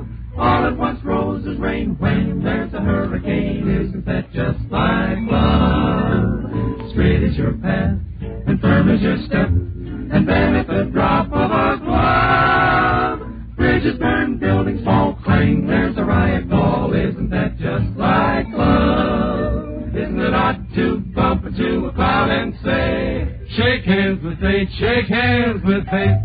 Isn't it strange to make friends with a haze and here? Tomorrow at 8, tomorrow at 8, tomorrow at 8. Bold are your views and lofty your aims. The stuff pioneers are made of. Hold your hat, grab your heart, boom goes your apple cart. Hold your hat, grab your heart, boom goes your apple cart. Isn't that just like love? Isn't it just like love?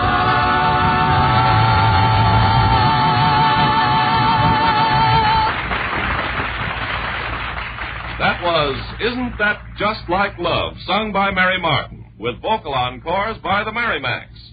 And now we present that well-known musician, that fiddler extraordinary, that road company hypets, Jack Benny.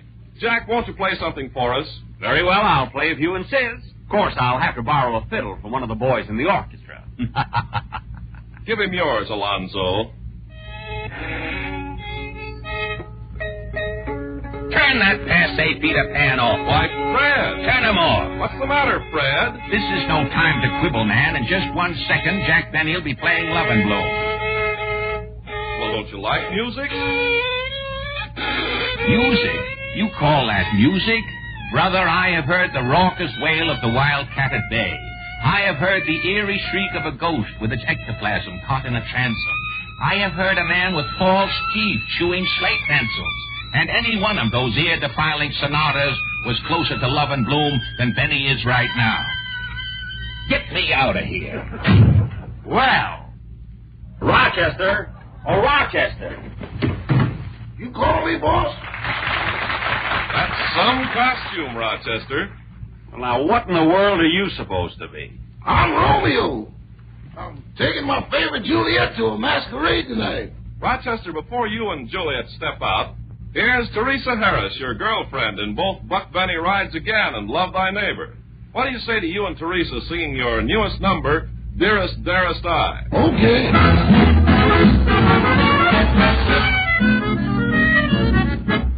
Dearest, dearest, I whisper prettily unto thee. Thou art solid murder, what a kick thou givest me. When I'm sentimental, dost thou dig my jive? I feel gallant and gentle. Is it bad if I'm glad I'm alive? Dearest, dearest, I take thee tenderly in my arms, while I wax poetic on thy killer dilla charm. Hark ye to my ticker, that's the reason why I fain was called a victor. Oh, dearest, dearest, I. My. Thou fliest high. Now tell us I. Dearest, dearest, I reply. Sir, you sabotage me with that thee and thou and thy. Shakespeare was a jive man, but where is he today? Why, heaven's sakes alive, man, how sayeth things he couldn't say. Dearest, dearest, we up the middle aisle.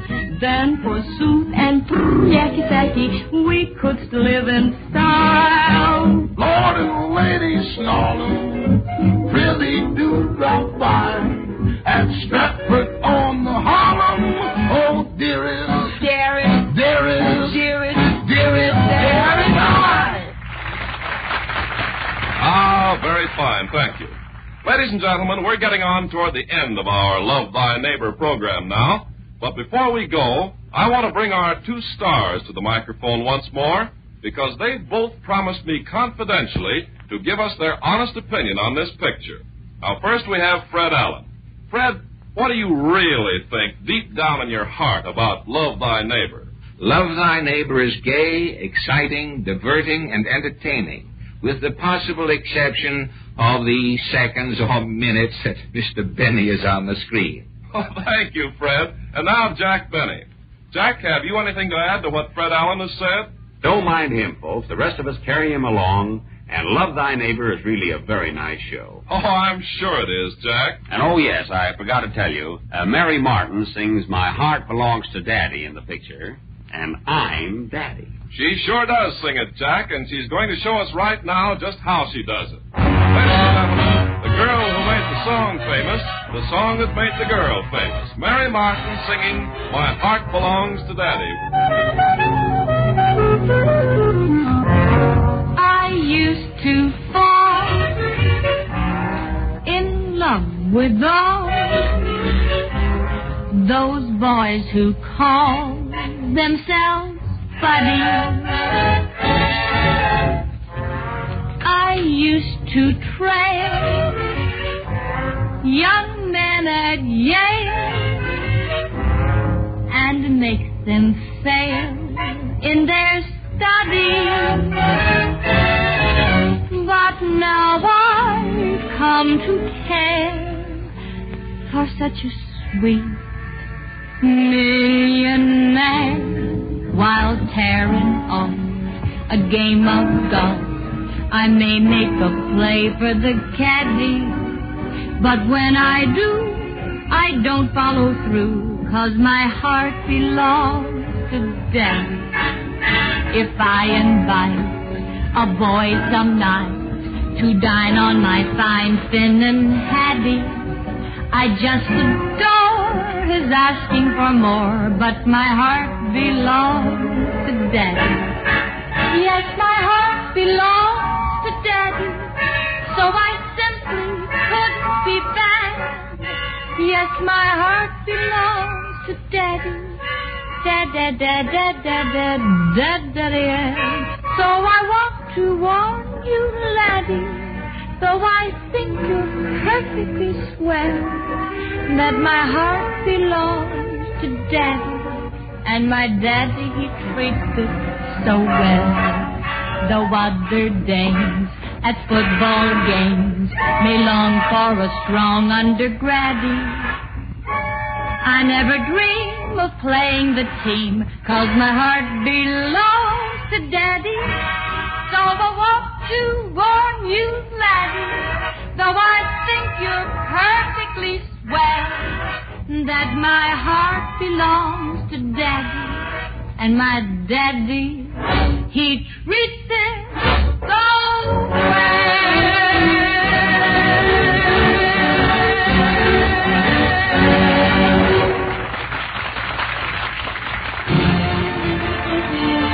Ladies and gentlemen, you've been enjoying a radio preview of the new comedy Love Thy Neighbor, in which Jack Benny shares top billing with Fred Allen. Top billing? That no-account nasal nonentity? Allen's in the picture for a small role, but it's not much. How could it be? I don't know how, but that's what it says here. Fred, who would you say gets top billing, you or Jack Benny? It is true that Benny wormed his way into Love Thy Neighbor. But let me assure you, no one is required to love neighbor Benny. As if anyone could. Well, folks, that's the way it goes. But whatever Jack says and whatever Fred says, the two battling comedians of the airways do share starring honors in Love Thy Neighbor, and they've shared them on this radio preview of the picture. Also featured on this program from the cast of Love Thy Neighbor were Mary Martin, Rochester, Teresa Harris, and the Merrymans. For a continuation of the melody and fun, we refer you to your favorite thin. This is Ken Carpenter speaking. This program was produced in the Paramount Studio in Hollywood.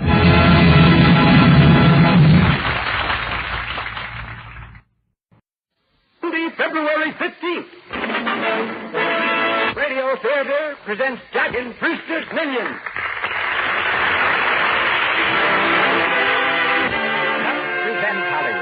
Tonight, our producer, Cecil B. DeMille, brings us Jack Benny and Mary Livingston. And as added attractions, 2 sweepstake winners, and Willis of Hollywood, stocking designer of the stars, and the Lux Radio Theater Orchestra under the direction of Louis Silvers. So, to the makers of Lux Flakes, those gentle, marvelously effective soap flakes, welcome you to another hour in Hollywood.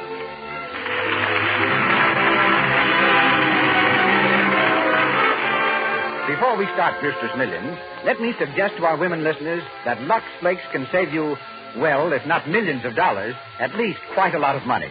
For example, take this experience a Massachusetts woman had with Lux Flakes. Friend and I each bought a pink silk suit at the same time. She was first along to hers. When she told me how it shrunk and was almost white, well, I was discouraged and put off washing mine. At last I had to, and using Lux as I always do, I found it didn't shrink in any way, and the color hadn't changed at all. I then asked my friend what she used, and it was not Lux. Just remember, Lux Flakes are different. They are so pure and gentle that they're safe for anything that's safe in water alone. It's a waste of money to have nice dresses spoiled in washing. So, always use Lux Flakes and play safe. And now, the producer of the Lux Radio Theater, ladies and gentlemen, Mr. Cecil B. DeMille.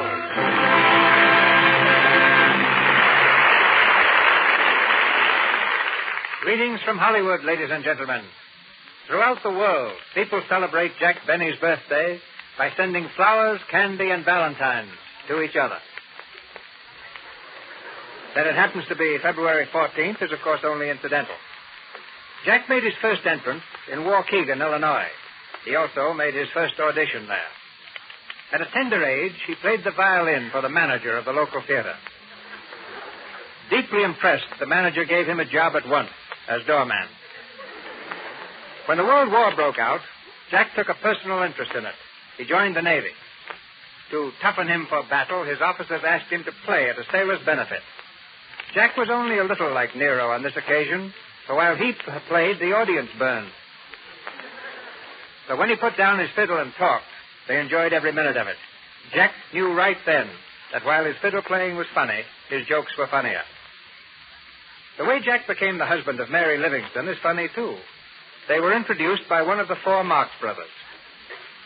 The first night they met, Jack couldn't understand a word Mary said because she didn't say anything. A few months later, Mary called to see him. This time, she talked to the extent of telling him that she liked him very much. Jack married her at once before she could change her mind. The most popular comedian on the air, Jack is a record-breaking picture personality. The statisticians tell me that in his recent film, College Holiday, he smoked the incredible number of 1,500 cigars. I noticed Jack smoking one of the cigars a little while ago, and I agree with the statisticians. They are incredible.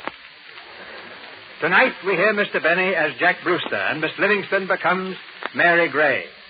But we've heard enough about our stars. Now let's hear from them. Ladies and gentlemen, the Lux Radio Theater surrenders its microphones to Jack Benny and Mary Livingston in Brewster's Millions.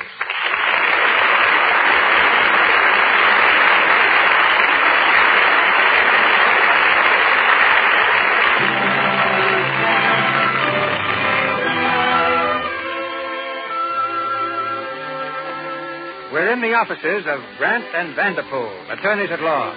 For months, the two senior partners have been trying to locate one Jack Brewster, who has recently fallen heir to a huge fortune. At last, their efforts have been rewarded. Grant, one of the attorneys, reads from a typewritten report. Jack B. Brewster, sex, male, color, white, dark complexion. Living now in New York boarding house run by Mrs. Bridget Gray, 822 West 46th Street. At the present time, Brewster is unemployed, single, evidently in desperate financial condition. Type of regular employment unknown, but claims to be a musician. Well, there you are. That's the detective's report. Jack B. Brewster. Are you sure that's the man we want? It seems to be. The middle initial must stand for Benjamin, his uncle's name. In desperate financial condition, eh? Looks like a pleasant surprise in store for him. A cool $1 would be a pleasant prize for anyone. $1 million. Is that the final reckoning? Well, it's 1 or 6, depending upon Brewster himself. If he lives up to the terms of the will, he'll inherit $6 million at the end of the year. Have you notified him yet? No. We'd better break it gently. Hello. Send Timothy in here, will you? I want him to run an errand. Wouldn't a letter be safer? I want Brewster here in person before he knows any of the terms. Secrecy is the essence of the will. Yes, Mr. Grant? Oh, come here, Timothy. I want you to go to 822 West 46th Street. Find a fellow by the name of Jack B. Brewster and bring him back here with you. Yes, sir. I suppose he isn't there. Oh, he'll be there. It's his boarding house. If he's not in when you call, camp on the doorstep until he comes back. Yes, sir. I'll get him, Mr. Grant.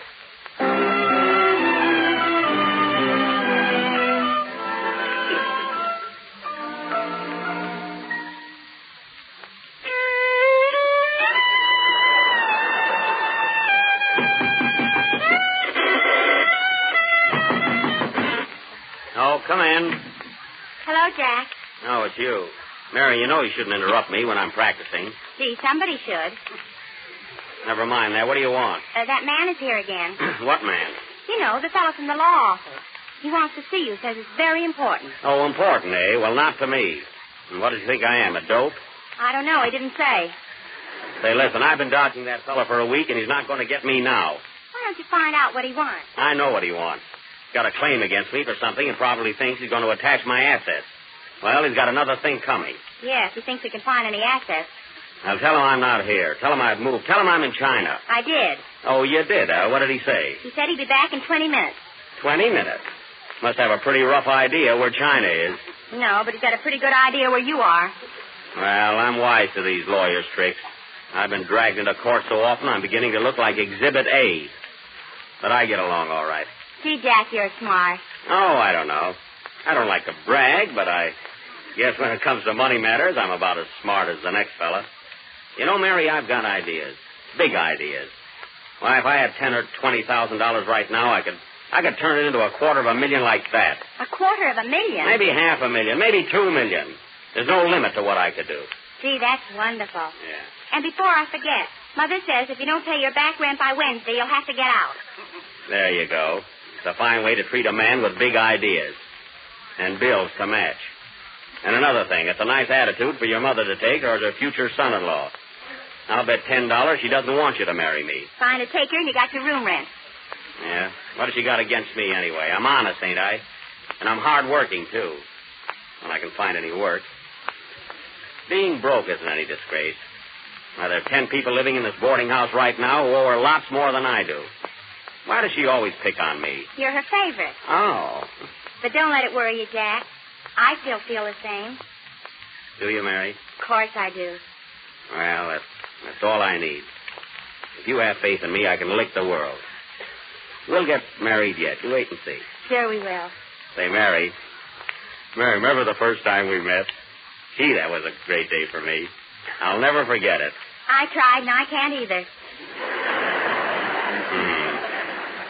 And then the day we went to Coney Island, remember? I held your hand all the way home, and when we got inside, I put my arm around you and... And you said, Mary, will you marry me? Yeah. Yeah. Gee, 8 years can go fast. 8 years. You're always bringing that up. Well, it is 8 years, isn't it? Well, that's not my fault. I can't help it if I can't find work. Well, don't yell at me. Who's yelling? You are. May I come in? Oh, hello, Miss Smith. Sure, come on in. Thank you.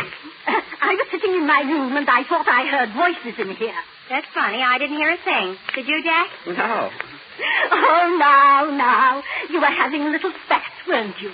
Just a little one, yes. But it had possibilities. I thought so. Now, you ought to be ashamed of yourselves. Just sit right down, both of you. What for? I'm going to read you the last chapter of my new novel. It's called Girl Meets Boy. Girl Meets Boy?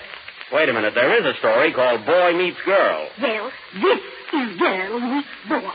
Oh, a leap year story. Anyway, it's all about a young couple just like you. It'll do you good to listen to it. Now, look, Miss Smith, there's no use wasting your voice and your energy reading it to us. You ought to save your strength for reading it to the publishers. She read it to 5 of them already. That's enough, Mary. You said it. Now, listen, children. Girl Meets Boy by Sophie Smith, Chapter 10. Chapter 10? What happened to the first 9? What's the difference? Oh. No. I want to start with Chapter 10 because that's the reconciliation scene that brings the lovers back together. And that's what I want you to hear. Very well. Go ahead.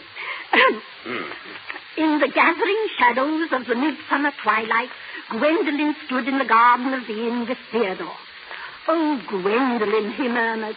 Oh, Theodore, she answered. His arms flew round her waist, and pressing her close, he kissed her full on the lips.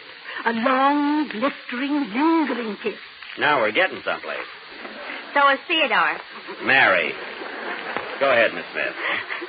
Carried away by the ardor of his love, Theodore seized her in a mad embrace, flung his arms round her, and crushed her closely to him. Mary, what are you laughing at? Theodore goes wild. Mary, please, it's getting interesting. Continue, Miss Smith. Oh, my sweet, he said. Me? Oh, pardon me. It's been so long since last we held each other in this close embrace. So long. Yes, she said. 8 long years. Hey, stop. Fine, Mr. What are you trying to do, start some more trouble? Mary? Yes, Ma? Oh, here you are. Oh, good morning, Mrs. Gray. Good morning, is it? Do you know what time it is? I come up here to tell you once and for all I'm serving breakfast up to 11 o'clock. And if anyone can't come on time, then he gets left. Come on, Jack. Last one down sits on the piano stool. Okay.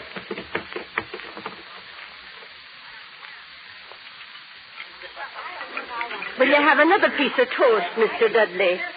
Thank you. I don't mind if I do. Miss Dawn, will you have some? No, thanks. I have to watch my weight, you know. What for, Miss Dawn? Oh, haven't you heard?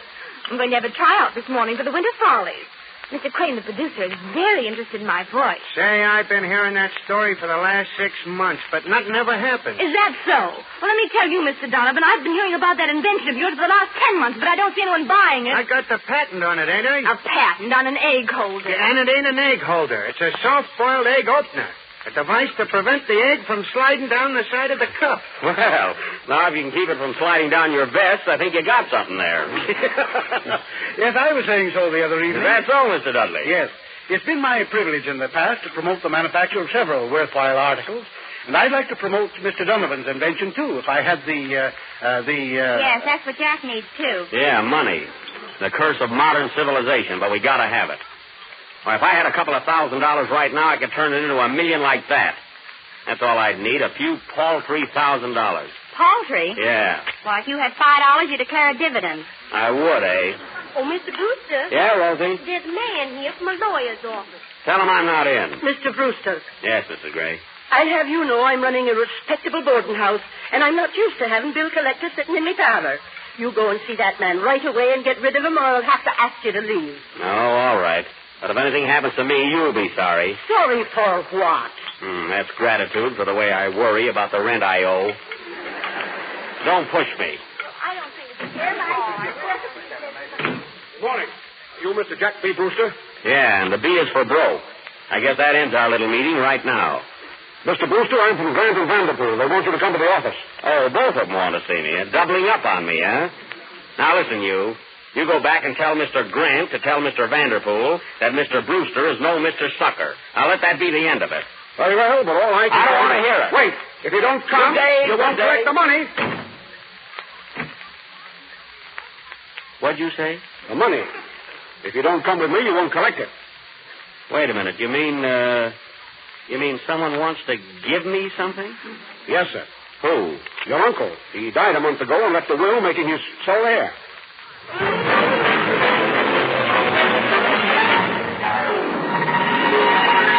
Shall I get some more water, Mr. Grant? Rub his wrist, He said he'd faint. You should have broken it gently. Mr. Brewster, are you all right? No. Oh, good. He's coming around. Now get into the outer office, Timothy, and don't let anyone come in here for an hour. Yes, sir. Mr. Brewster, look at me. Are you all right? Where am I? You're in my office, don't you remember? My name is Grant. Where's your beard? No, I'm a lawyer. Oh, that's right. I came here and you said... I said that you just inherited $1 million and you fainted. How do you feel now? Like $1 million. Not bad out of a sound sleep, huh? So good old Uncle Ned left me a fortune, eh? I always did like old Uncle Ned. Lately. Mr. Brewster, I have some other news for you. Good news? Exceptionally good. But I'm a little afraid to tell you. I shouldn't want you to faint again. Don't worry, shoot. 5 years ago, your grandfather died. We just opened the codicil of his will, and we find that he also left you something. What a parlay. Go on. Now, Mr. Brewster, get ready now. I'm ready. Mr. Brewster, your grandfather left you in the codicil of his will the sum of exactly $6 million. Not bad. You're not going to faint? I don't think so. You know, they say the first million is the hardest. Well, I'm relieved. Of course, your grandfather's bequest has certain conditions. I knew there was a catch. I bet I'll have to earn it. What kind of conditions? Mr. Brewster, are you good at spending money? Well, I don't know. I never tried. Then let me tell you this. You will inherit the $6 million left by your grandfather only and if, at the end of 1 year from today, you have spent the entire $1 million left by your uncle. What? You mean all I have to do is run through this $1 million in 1 year and I'll get 6 more? Exactly. Well, I can start out by paying my back room rent. That'll put a dent in it. Hey, I always thought there was something screwy about Grandpa. Briefly, the story is this. Your grandfather hated and despised your uncle. Well, as long as they both liked me. He knew that your uncle would leave you quite a sum of money, and he didn't want you to keep it. Listen, give me my uncle's $1 million and let me out of here. I'll come back in a year with holes in my socks, if any. That's exactly what you'll have to do. Now, listen to this. Before my grandson can claim the $6 million, he must spend the entire sum of money left by his uncle and appear before the executors 1 year from the day this is read. He must have no worldly possessions whatsoever, no cash in his pocket, no more than 1 suit of clothes. Well, I'm dressed for the part right now. There's more. Listen. Under no conditions may my grandson take anyone into his confidence. No one must know why he is spending his uncle's money, or this codicil will be invalidated, and he will lose the bequest. That means I can't tell anyone, eh? Oh, you can tell them that you've inherited $1 million, yes, but you mustn't tell them about the rest of it. I see. Go on. It must be understood by my grandson that he must under no circumstances give money away recklessly. And this is very important. Yeah? He must be and remain single. There must be no matrimonial entanglement. Wait a minute. You mean I can't get married for a year? That's what it says. Gee, what a handicap. A wife's is such a help when it comes to spending money. Anyway, how am I going to explain it to Mary? That's my girl. You mustn't explain it. If you do, you don't get another penny. Well, what do you say? Are you willing to go through with it? Willing? Brother, I'm ready, willing, and able. 3 smart boys. Well, come to the office at 9 o'clock tomorrow morning, and I'll have a check for you. But don't forget, you've got to spend every penny of it. Leave it to me. $1 million in a year, why, all I have to do is spend about $3,000 a day. Someday I'll spend 6 and relax a day. Well, Mr. Brewster, good day and good luck. It sure is and was. Just think of this. This morning I didn't have a dime, and now I'm a millionaire. Well, so long, Mr. Grant. So long. Oh, I almost forgot. Lend me a nickel, will you? I want to go home on the subway.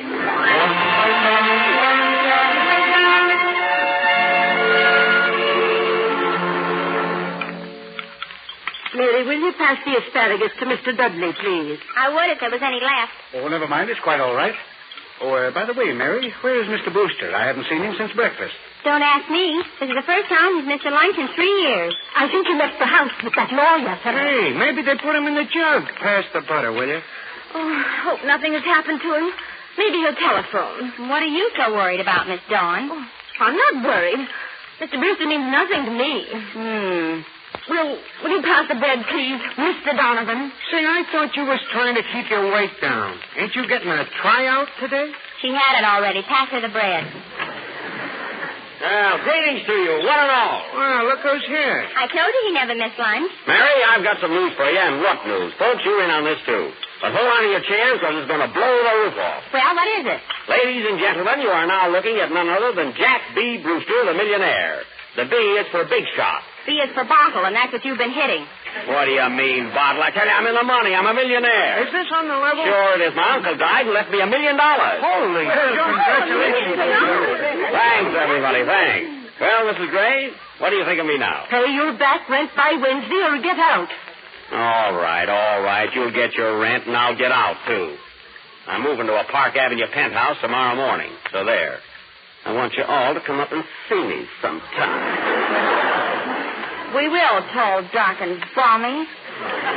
But I'm not going to forget my old friend. Sophie, did you say that book of yours was finished? Why, yes, Mr. Brewster. Well, bring it around. I'm going to publish it for you. Are you crazy? That book has been turned down by every publisher in the country. Well, we'll send it to another country, and that's not all I'm going to do. Mike, I'm going to manufacture and market that invention of yours. Hooray! I'll show you my heart's in the right place. Dudley, you can be my business manager. I need one. You need a keeper, too. I'll get one. Oh, Mr. Brewster, how can I... Don't say no more. I'll start you off at $200 a week. Oh, Mr. Brewster, I think you're just the most wonderful thing. You haven't seen anything yet. You know what I'm going to do for you, Miss Dawn? I'm going to finance a new show, the biggest thing that ever hit Broadway. And you're going to play the lead in it. Oh, Mr. Brewster, this is too much. Yeah. Don't worry, it won't last long. Dudley, get busy. Engage me a suite of offices in the Empire State Building. Take a whole floor. We got to do things right. You're doing things right, all right. A year from now, you won't have a nickel. That's the idea. I mean, what's the difference? You're spending your dough like a wild man. Sure, Wild Jack Brewster, that's me. Before I'm finished, I'll make Diamond Jim Brady look like Sir Harry Lauder. Mike, run outside and order me a taxi cab. Sure, Mr. Brewster. Tell him to pull up to the door and stand there until I come out. Are you leaving already? No, but I have an appointment at 9 o'clock tomorrow morning, and I want the cab to wait.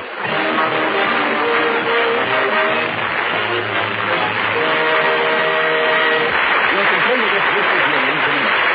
Now, I'd like to take you to a pretty little home on Arden Street in Los Angeles. A young bride is upset, and she's telling her friend about it. But Bob never talked that way before, Peggy. Oh, he meant it as a joke. It's no joke to say my hands look like tomatoes. My hands get red, it's because I'm washing dishes. For him. Now, honey, that's no excuse. After all, a man does hate to see his wife get dishpan hands. They spoil his pride in her. Now, look here. Why don't you do what I do? Wash dishes with Lux Flakes. Do Lux Flakes really make a difference? Oh, I'll say they do. When my hands used to get so raw and chapped, I just couldn't bear to show them. Then I began using Lux Flakes. And honestly, it was with my hands that lost that dishpan look. And now look, see how soft and white they are? Just as nice as when I got married. Any women's hands are apt to get red and rough if exposed to harsh soaps in the dishpan. Such soaps dry the natural oils of the skin. Why risk this when, for less than a cent a day, you can use gentle Lux Flakes for your dishes? Just try Lux Flakes for 10 days or so. You'll never use anything else. They're so soothing. Leave your hands so soft and white. Start using Lux Flakes for your breakfast dishes tomorrow. Now back to our play and Cecil B. DeMille. We continue with Brewster's Millions, starring Jack Benny and Mary Livingston.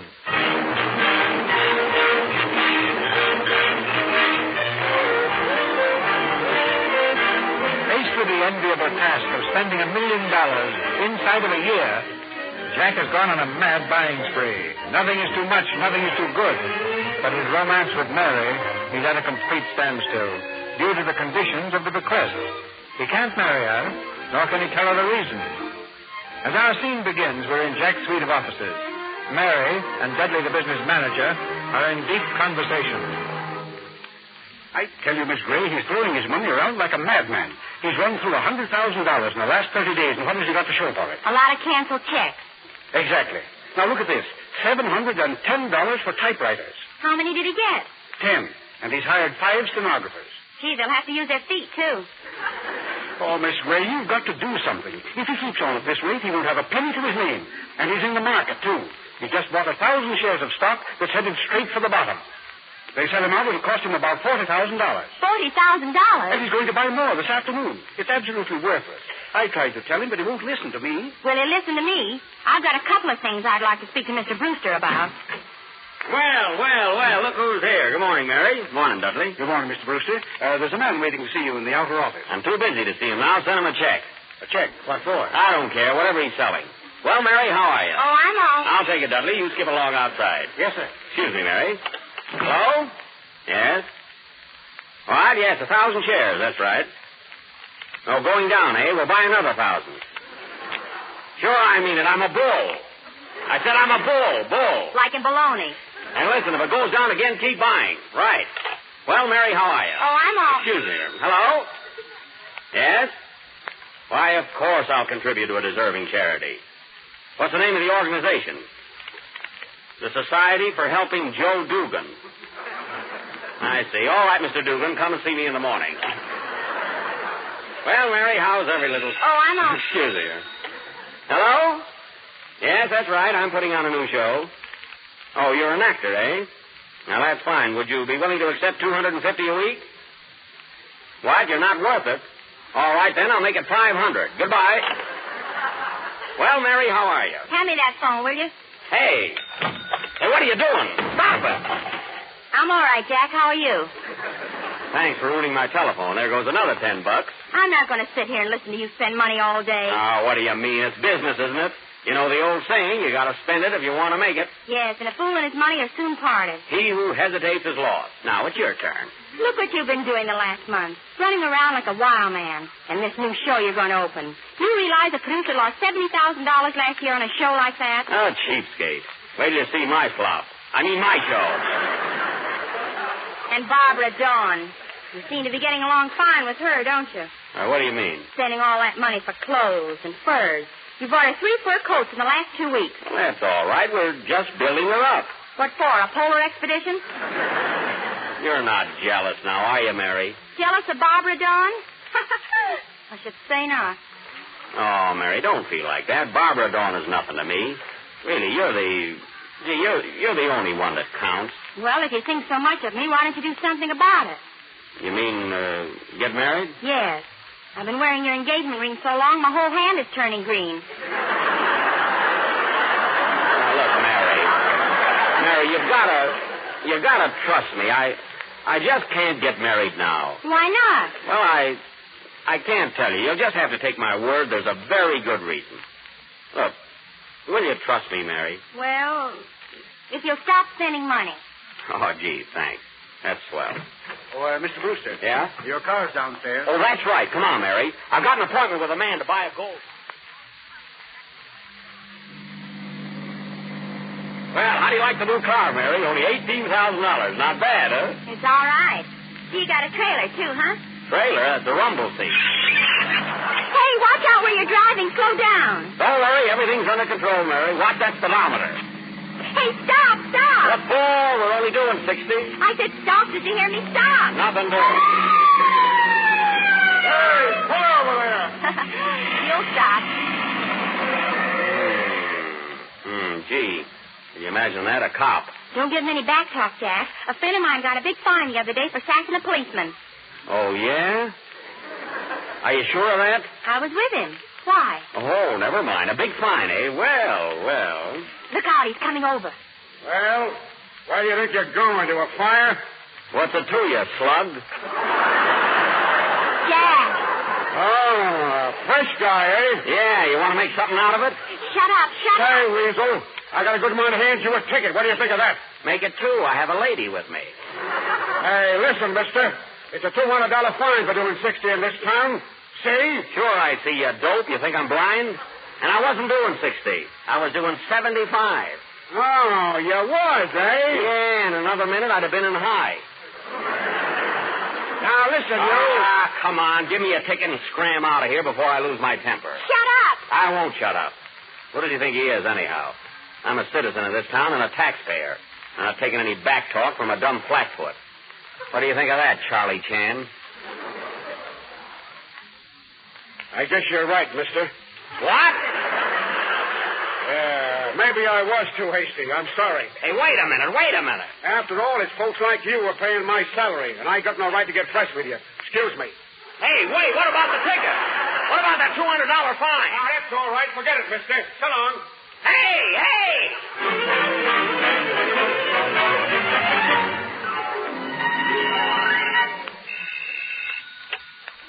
Hello? Mr. Brewster's office? Oh, Mr. Brewster, can you see Miss Dawn now? Okay, have her come in. Have her come in, please. How do we stand, Dudley? Go on with that report. Well, that's all there is, sir. Your expenses for the last 2 months total almost $300,000. $300,000 in 2 months. Not bad. How's that stock of mine? Going down faster than ever. Good. When it hits zero, sell. Oh, hello, Miss Dawn. Hello, Mr. Brewster. That'll be all, Dudley. Yes, sir. Well, how's the little leading lady today? Just fine. Like my new dress? Hey, that's all right. Better get a couple of more just like it. Oh, Jack. Why are you so sweet to me, Jack? Oh, I just like to spend money, and you've got to have clothes if you're going to be a star. You're one of my big investments, Miss Dawn. Was that all I mean to you? Investment? Well, now I don't believe it. You wouldn't be doing all this for me unless... No. Oh, Jack, why don't you say it? Why don't you tell me that you love me? What? You do. You know you do. Now, look here, Miss Dawn. You're making a big mistake. Perhaps, but I love you anyway. There, I've said it. I mean, you're all wrong. I'm not that. wrong. I don't care what anyone says about you. I still think you're the nicest man I ever met. Oh, no. Oh, Jack, darling, Hello, Jack. Oh, hello, Mary. Come right in. You know Miss Dawn, of course. Miss Dawn? Not the Miss Dawn. Yeah. The one who used to live at our boarding house? I think you remember me. Gee, I didn't recognize you for a minute behind those eyelashes. Or is it a new kind of a veil? Now, wait, Mary. If you'll excuse me, Jack, I'll come back sometime when you're alone. He was alone when I came in. Oh, she wants to be alone with you, huh? What did she mean by that crack? Oh, don't pay any attention to her, Mary. Listen, do you want to come to the theater with me? I'm picking talent for the new show. Talent? It was up to you. Garber would still be in Sweden. Oh, come on.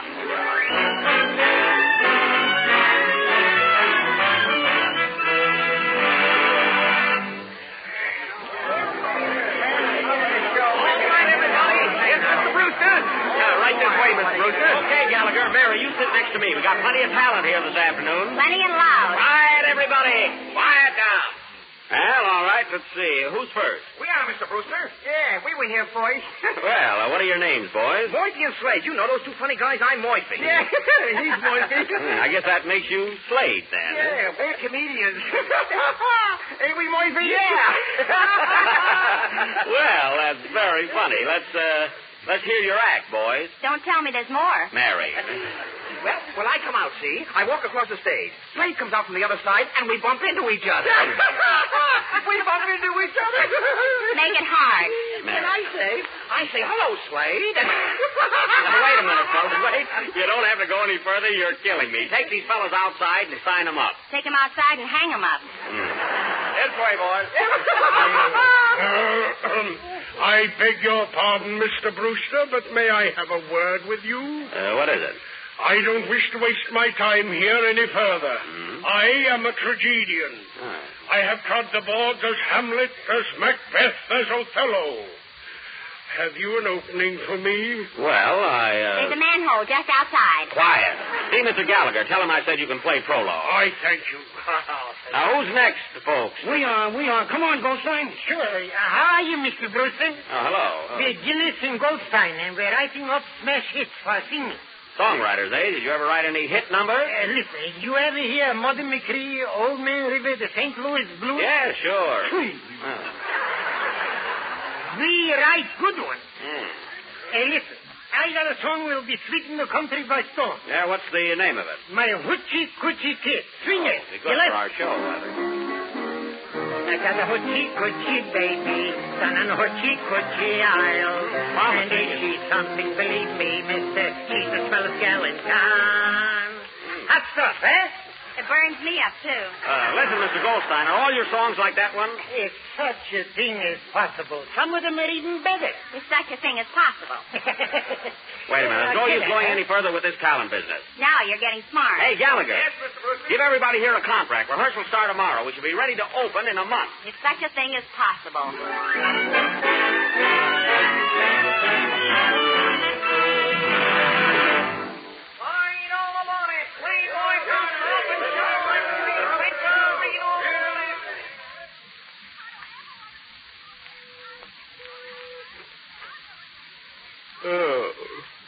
Hello, Dudley. Hello, Miss Brewster.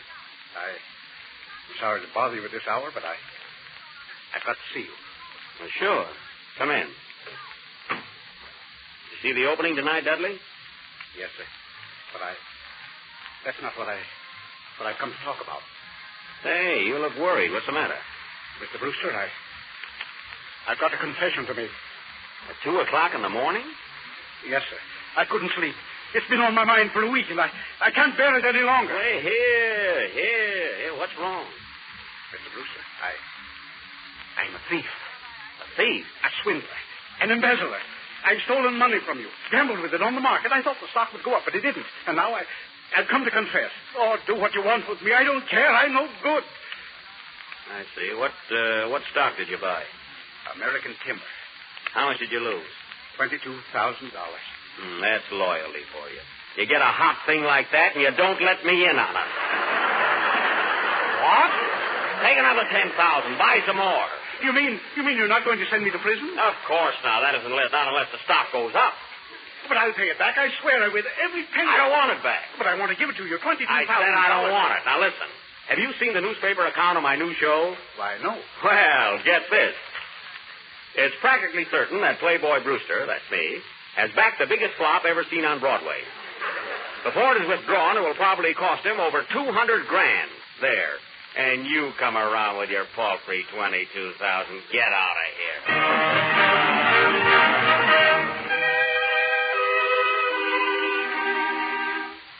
Here you are, Mr. Brewster. Here are the latest reports. Let me see it. Oh, this is awful. Oh, well, Mr. Brewster, what's wrong? That gold mine I bought. Look, they struck gold. Struck gold? Why, that's wonderful. Dudley, you got to sell that mine, do you hear? And sell it cheap. Cheap? It's worth a fortune. That's the whole trouble. For 8 months I've been going beautifully, and now look what happened. I've started to make money. Answer that. Hello? Yes? Yes, he's here. Who? Oh, one moment, please. Who is it? It's Hollywood calling.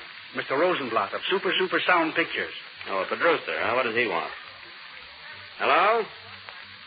Yes, Jack Brewster. What? You want to buy the rights to my show? Are you crazy? My show was a flop, the biggest flop in years. Oh, I see. You like to buy flops because they're cheaper. Well, I won't sell. No, I don't want a check for $50,000. Goodbye.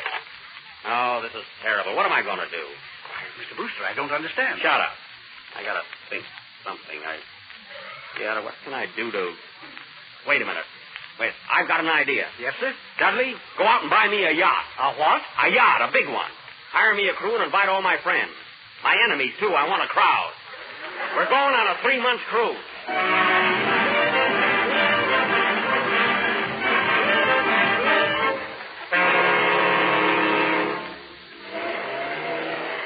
Say, Skipper, where Where did you say we were? About 30 miles off the coast of Virginia, Miss Gray. Is that all? You mean we've been sailing around out here for 6 weeks and we're only that far? We've been going in circles. I heard Mr. Brewster give the order. I advised him to turn around and head for port yesterday, but he won't do it. Head for port? What for? The barometer's falling fast. We're in for a heavy storm. A storm? Holy smoke. I can't understand, Mr. Brewster. I asked him why he wanted to stay out, and he said he can't run the risk of making money on shore. I think he's going batty. Where's he now? He's forward with Miss Dawn. Oh, he is, eh? I've suspected that for a long time.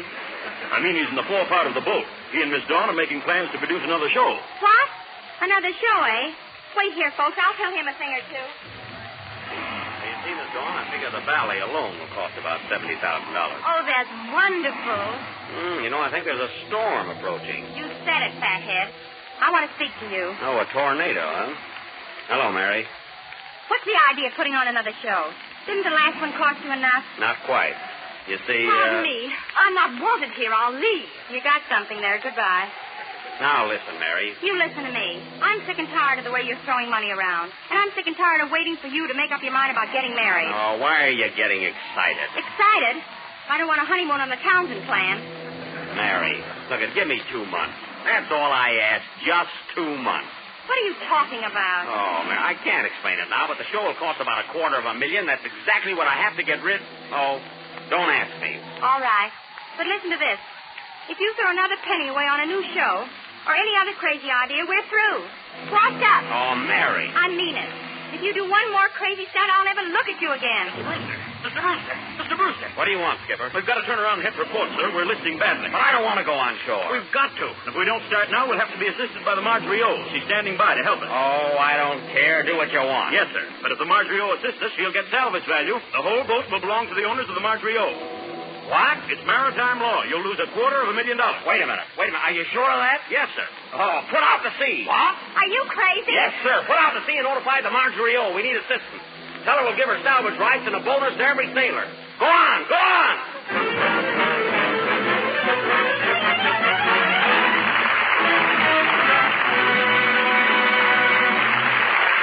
We pause for station identification. This is the Columbia Broadcasting System. This is KNX Los Angeles, the voice of Hollywood.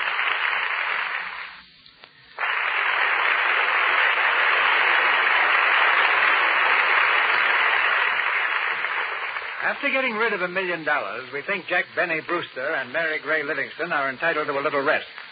So before continuing our play, we bring you another couple who also find themselves the possessors of sudden wealth. As the result of a $2.50 investment in the Irish sweepstakes, Marjorie Wood and Norbert Jansen of Los Angeles have just received $50,000. I've asked them here to tell us what it's like to get pennies from heaven. Ladies and gentlemen, Marjorie Wood and Norbert Jansen. First, what are you going to do with the money? We put it in the bank. In a joint account? Well, not exactly, Mr. Mills. You see, we figured if we could win $50,000, then anything might happen between now and April. Then we expect to get married. We decided not to take any chances. What do you do for a living, Bert? Oh, I'm a painter. Portraits or landscape? Neither. He paints hot water heaters. And you? Well, I used to work in an ice cream parlor, but I've been taking it kind of easy ever since the money came along. In our play tonight, Jack Benny fainted when he found a fortune in his lap. Now, how did you take the shock? Well, we were both eating lunch over at Marjorie's house, but we learned that our horse had been drawn. But what did you do? What did you say? We just looked at each other, and Norbert said, "Hey, I sure would like another piece of apple pie." The first thing we're going to do is buy a car so we can go on our honeymoon. We've never seen New York, and I sure want to... And if we aren't scrapping by that time, I guess we'll all go down to Florida. But first, I want to see Niagara Falls. And when we get back, I'm going to keep on painting hot water heaters, and Marjorie can run the house. And believe me, we're not going to have any maids either. I learned plenty in my life about being thrifty and careful, and I'm going right on being just the same way. Because this is a Lux program, Mr. DeMille, I'd like to say to you one of the things that has helped me a lot in being thrifty has been to take care of my silk stockings and other nice things by washing them in Lux slate. I'll continue to use them. That's sound advice for every housewife. And now just one more question. Why do you suppose fate picked you two to win that $50,000? Well, I don't know, except maybe it was because I was born on Friday, April 13th, 1913. And you, Miss Wood? I wish I could be original, but I can't. I was born on Friday, April 13th, 1913, too. Why don't you get married on April 13th? And let's hope your luck continues. Thank you both for coming here. Bye, Goodbye, Mr. Mr. DeMille. Don't leave till you see what happens to Brewster. And now, Brewster's Millions, starring Jack Benny and Mary Livingston. It's the morning of the last day, the day on which Jack has to be completely broke if he's to inherit his grandfather's $6 million. In his hotel room, he's talking to Grant, the lawyer. So you're really broke, eh, Mr. Brewster? Listen, Mr. Grant, I'm so broke that, well, I haven't eaten in a week. If I pull my belt in one more notch, I'll look like an hourglass. What about possessions? Do you own anything? Not a thing. I lost my boat. I sold my furniture. I owe 2 months' hotel and office rent. If the holes in my socks were any bigger, I could use them for garters. Well, you seem to have complied with all the conditions of the will. Of course, it's not 12 o'clock noon yet. I know it. That's why I'm hiding out. Believe me, I've had a tough time, Mr. Grant. Everything I touched turned to gold, except Mary's ring. And I'm not taking any chances. I'm staying right here until the time's almost up. A good idea. Well, I suppose you've had a good time spending all that money.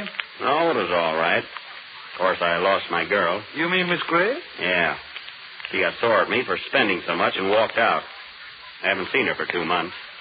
Oh, well, those things happen, Mr. Brewster. Like I always say, that's life. Did you make that up yourself? Anyway, Mr. Grant, I don't feel too happy about it. Well, maybe when she finds out the real reason why you were spending your money, she'll forgive you. Maybe. That's why I want her to be in the office when you hand over the money. And I've asked the whole crowd to show up. I'll be delighted to explain it to her. Well, it's time I left, Mr. Brewster. I'll see you at exactly 12 noon. That's right, at the office. Until that time, don't take any nickels, wooden or otherwise. I could have used you in my show.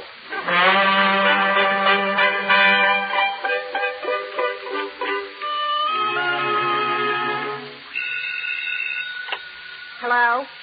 Yes, this is Mr. Brewster's office. No, he ain't here. Yeah. Well, I want to see him, too. He owes me 13 weeks' salary. Say, do you know a good lawyer? I want to bring a suit against that guy myself. Here, put down that phone. It's a fine thing you're doing, asking for a lawyer so you can sue your own boss. That's loyalty, that is. Oh, dry up. What about my back salary? I only owe you 13 weeks. You're not superstitious, are you? You'll get your back salary as soon as I get what's coming to me. And I hope it's soon. I'll remember that remark, Miss Higgins, when it's time for bonuses. Anybody arrive yet? Yeah, they're inside. Say, where is that guy? Oh, here you are. Oh, hello, Mary. Gee, it's good to see you again. Yeah. Well, I didn't come because I wanted to. Mr. Dudley dragged me. I didn't ever want to see you again. Oh, gee. Don't talk like that, Mary. I'm crazy about you. No fooling. Don't mind me, folks. I don't work here anymore. You may go, Miss Higgins. Sure. Mary, let me look at you. Gee, you look swell. Thanks. If you look better, I'd return the compliment. Well, I've been on a sort of a diet. Haven't eaten much of anything for a week. You know, life has its ups and downs, Mary. Sometimes you're on top. Sometimes you hit the bottom. You must have landed with an awful thud. Well, You're broke, eh? Well, sort of. In other words, you're right back where you were 9 years ago. No money, no job. That's right. Only this time, I haven't even got a girl. And what happened to that Dawn dame? Oh, Mary, she meant nothing to me. Only 3 fur coats a week. I wish I had the lining of one for a suit. Oh, well, I don't want to talk about her. Look, Mary, do you think that... would it be possible... Oh, you probably won't believe me anyway. Probably not. Mary, I've been a fool. I'll be a different guy. Wait till you see. You mean you'll really reform? From now on, you won't know it's the same fella. I'll let you be the boss. You can even handle the cash. That'll be easy enough. What do you say, Mary? Is it a go? Can we start all over again? Well, Oh, come on. You promise you won't pull any more crazy stunts? Cross my heart, I'll never spend a dime unless you okay it. All right, Jack. It's a go. Oh, gee, Mary. Some fun, eh? Yeah. Come on, we better join the others. They're waiting for you. That's right, I forgot. Where are they, in here? Yeah. Gee, I'm not even hungry now. Hello, folks. Oh, there he is. Hey, Mr. Brewster. We've been anxious. One at a time, folks, one at a time. Ladies and gentlemen, I've asked you here today for a very special reason. I'm not at liberty to tell you what it's all about, but as soon as the clock strikes 12, I'm going to hand you all a big surprise. During the last year, you have all seen me under very trying conditions. Needless to say, I had good reason for my actions, but now everything has turned out fine. In the first place, I am completely broke. But never mind that. It's all part of the plan. What's the big surprise, Jack? You'll see, Mary. Well, while we're waiting, I have a little surprise, too. You, Mr. Dudley? Yes, ma'am. Ladies and gentlemen, Mr. Brewster once did a very fine thing for me, and I've never forgotten it. To show him that my heart's in the right place and to prove my gratitude, I take pleasure in returning to him his $22,000. What? Here you are, Mr. Brewster. Here. Put it away! Put it away! I promised to pay it back. I'll give Go it to after you. it. Get rid of it. Jack, you take that. No. Listen, I don't want it. I can't take it. I don't know what he's talking about. Remember what I said, Jack. Open the window, quick. The man's crazy. Now, give me that money. There. That settles that. Holy mackerel. He threw $22,000 out the window. And that's not ticker tape. Jack, this is the end. Mary, I had to do Don't it. speak to me after you promised Mary, to. listen. No. The guy's off his nut. Good afternoon, Mr. Brewster. Oh, come in, Mr. Grant. Mary, don't leave, please. Sit down, Mr. Grant. Thank you.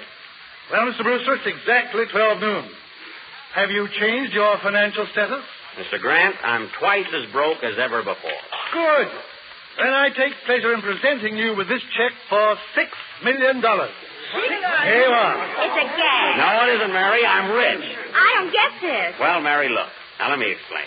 I had to spend my uncle's million in a year so I could get the $6 million left by my grandfather.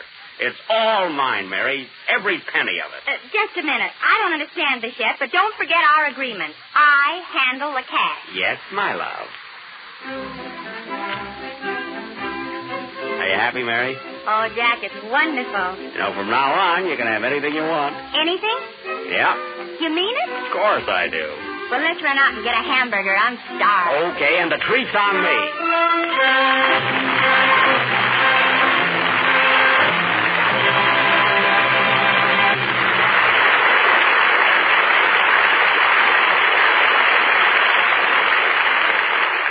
Brewster gets his millions, Mary gets Brewster, and we get a promise from Jack Benny and Mary Livingston that after a little time out, they'll be back with us for a bit of Benny banter. Willies of Hollywood is not a term referring to the jitters of the film capital. Willies is really William Monshine, the man who sheaves the handsome legs of many Hollywood stars in silk stockings. His rise is one from canvas to silk, for Willie started his career as an amateur prize fighter, winning 60 out of 85 bouts by knockouts. But then silk stockings caught his eye, and he's been designing them ever since, for motion pictures and such Broadway shows as Earl Carroll's Vanities. Ladies and gentlemen, Willies of Hollywood.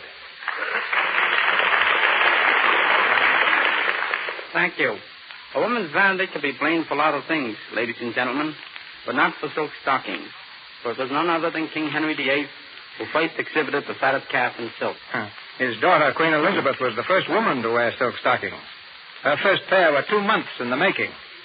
Now, you tell us about the stocking feet of Hollywood's royalty. Right now, many of the stars are wearing sandal stockings, those that have neither toe nor heel. This is the type that now graces the international famous legs of Marlene Dietrich. Lily Pons wears them, afternoon and evening. Grace Moore prefers them, and so does Greta Garbo. Miss Garbo is frequently accused of large feet, but I assure you she wears the same size stocking as the average woman, 9.5. Ginger Rogers is very fond of iridescent stockings. Jean Harlow invariably wears net mesh hose for both street and formal dress. Well, this may be a little shock to the husbands in our audience, but didn't you tell me that a woman should have 20 pairs of stockings? That's quite true. But they'll last a full year if properly cared for. Here's the advice I give to motion picture wardrobe directors here in Hollywood. When you use Lux Flakes, you preserve the elasticity of silk. And naturally, stockings fit better and wear longer. You should never soak stockings or rub them. Just dip them into Lux subs that are lukewarm or cool. Then rinse in almost cool water. After this, you can roll them in a Turkish towel to take out the moisture. Then shape them a bit and dry away from heat. Never dry stockings on a radiator.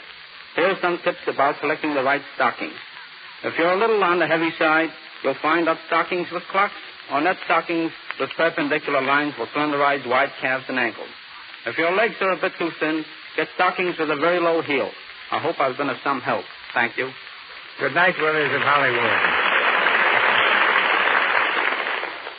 According to the clock, it's now time for tonight's star to make a second entrance. I welcome her with a bouquet of freshly plucked congratulations. Ladies and gentlemen, Miss Mary Livingston.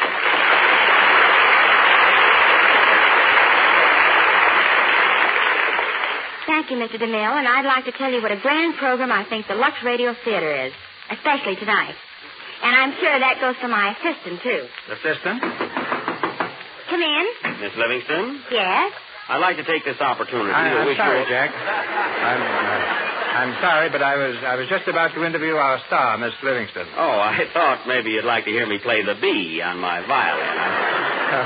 So would millions of other people, but we don't believe you own a violin, and we don't believe you can play one. It's just an obsession that's gone to your head. Yeah, he's got a bee in his bonnet. Yeah? Is that DeMille or Fred Allen? Huh? Say, Mr. DeMille. Mr. DeMille, you directed the picture, The Plainsman. Yes, I did. Did you see it? Yes, and I want to tell you how good I thought it could be. Nice photography, swell story. I thought Gene Arthur was terrific. Yeah, Gary Cooper was in it, too. Cooper? Oh, yes, that's what I wanted to speak to you about. Of course, Gary and I are both working for Paramount Studio, and I don't want to say anything out of the way, but, look, Mr. DeMille, I do that outdoor stuff myself. You've heard of me, Buck Benny, I think. Yes, I can't understand how you've overlooked me. I see you in the commissary all the time. Oh, do you eat in there? Yes, that's in my contract. I get my meals and car fare. What about your salary? They're coming to that. Yes. If you ever make another picture of that type, please don't forget me. Thank you, I will. You're welcome. Well, Jack, tell me, doesn't this kind of a broadcast make you a little nervous? Well, now that it's all over, Mr. DeMille, I will admit I was. Of course, on our own half-hour shows, I generally give my all. But this being an hour show, I just had to give twice of myself.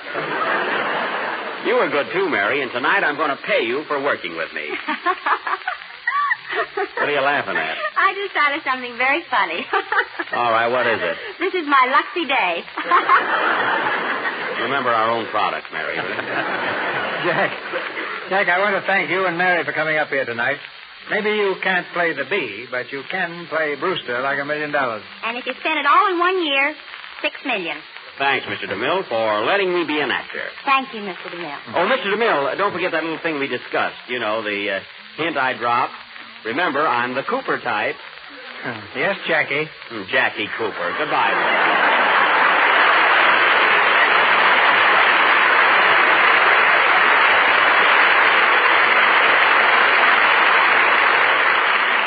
Thank you, Jack Benny and Mary Livingston. Ladies and gentlemen, this is your announcer, Melville Ruick. There's a rare dramatic thrill awaiting us next week, and Mr. DeMille tells us about it in just a moment. Tonight, our cast included Crawford Kent as Mr. Grant, Fred Harrington as Mr. Vanderpool, Lee Millar as Mr. Dudley, Margaret Brayton as Barbara Dawn, Helena Grant as Sophie Smith, Helen Kears as Mrs. Gray, John Gibson as Mike Donovan, Hal K. Dawson as Mr. Murphy, Eddie Kane as Slade, Lionel Belmore as Tragedian, Ross Forrester as Gillis, Abe Reynolds as Goldstone, Inez Seabury as Secretary, Lou Merrill as Skipper, William Royal as Police Officer, and Frank Nelson as Stage Manager. The play Brewster's Millions is by Winchell Smith and Byron Ongley, dramatized from the novel by George Barr McCutcheon. Jack Benny and Mary Livingston appeared through courtesy of General Foods, the makers of Jell-O, Mr. DeMille, Paramount, and Mr. Silvers, 20th Century Fox, where he was in charge of music for the new film, Love is News. And now, Mr. DeMille. Next Monday night, the Lux Radio Theater, we nail the skull and crossbones to our mast and lift anchor on what I consider the most thrilling and romantic drama ever to have come from the pen of that master of adventure, Raphael Sabatini. Our play, Captain Blood. And our stars, the same splendid four who made the motion picture such a memorable event on the modern screen. Ladies and gentlemen, Errol Flynn, Olivia de Havilland, Basil Rathbone, and Henry Stevenson.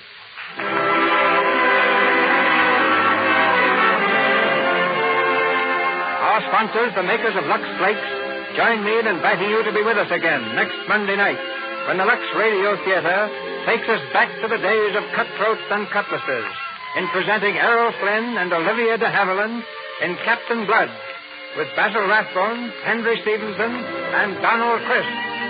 This is Cecil B. DeMille saying good night to you from Hollywood.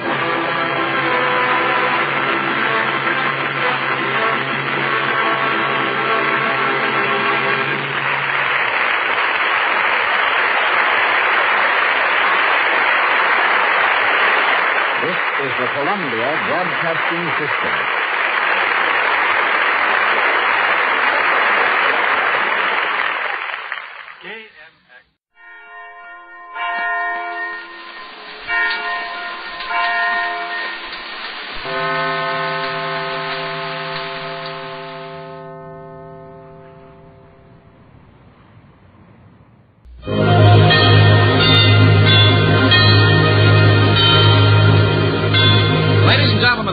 Schlitz Brewing Company of Milwaukee, Wisconsin, presents The Halls of Ivy, starring Mr. and Mrs. Ronald Coleman.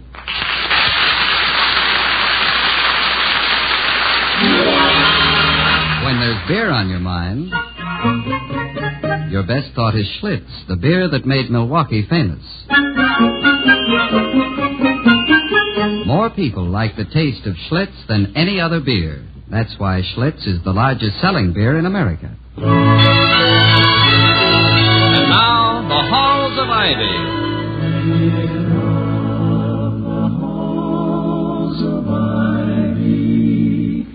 That surround us here today, and we will not forget, though we be far, far away. Welcome again to Ivy. Ivy College, that is, in the town of Ivy, USA.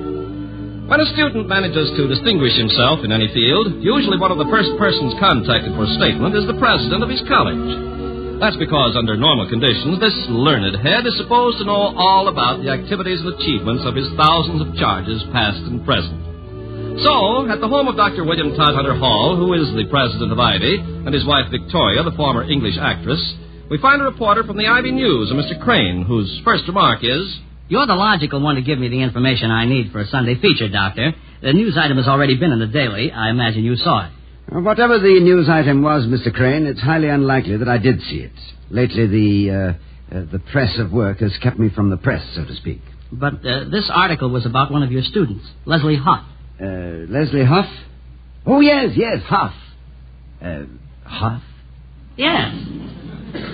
Yes, what was your reaction to the news about his award? Well, it's quite possible that my wife can tell you even better than I how I reacted. Victoria? Well, you were completely surprised, bowled over, flabbergasted, absolutely dumbfounded. I think that conveys my attitude quite adequately, dear. Thank you. Struck all of a heap. You're welcome. Yes. I certainly am. Struck all of a... After all, it isn't every day that an Ivy student gets an award from the National Art Foundation for his painting entitled Portrait of My Body, Drawn from Memory. Is it, dear? Oh, yes, I see. Yes. Good heavens. No, of course it isn't. No. Thank you, Vicky. Thank you. I guess the painting is giving the critics a field day. They're pretty divided in their opinion of it, but you know how critics are. I think they draw lots to see who sneers and who cheers. Well, critics are an odd breed, Mr. Crane. They seem to thrive on a reverse plan for existence. United they fall, divided they stand. I've often heard it said that a critic is a man who gets two seats on the aisle, one for himself and one for his opinion of himself. Have you seen Huff's original painting, Mrs. Hall? No, just a reproduction. But even that captured the character and purpose that the artist gave to his subject. It's really a remarkable study. A sort of composite of all the young men who have ever fought in a war. Hope and disillusion, fear and courage. Young faces with old eyes. Yes, it is a remarkable study. But I wondered... Is there some question in your mind about this portrait, Mr. Crane? Oh, no. It's just that... Well, of course, you've met Lesliehoff, haven't you, Doctor? No, Mr. Crane. I'm afraid that, in spite of my wife's valiant effort to save me from disgrace, I'm going to be forced to admit that I know little about this matter. I've been terribly involved in other affairs. Oh, gosh, that is a surprise, Doc. I can usually count on you. You're my personal newsreel theater. I know, and I'm sorry to let you down. Perhaps Mrs. Hall can give you some of the information you need about this young man. No, darling, I can't either. I don't know anything at all about him, only what he's done. Well, then I'd suggest, Mr. Crane, that we delay this interview until tomorrow.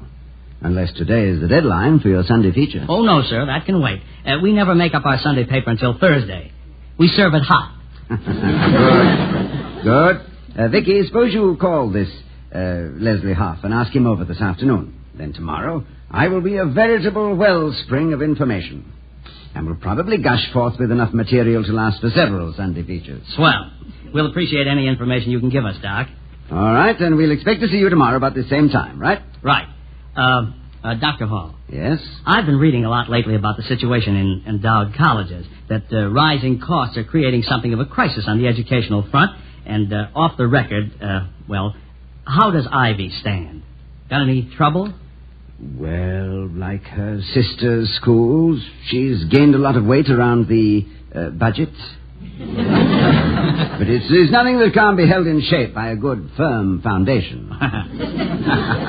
Preferably a large-size endowment with a two-way stretch.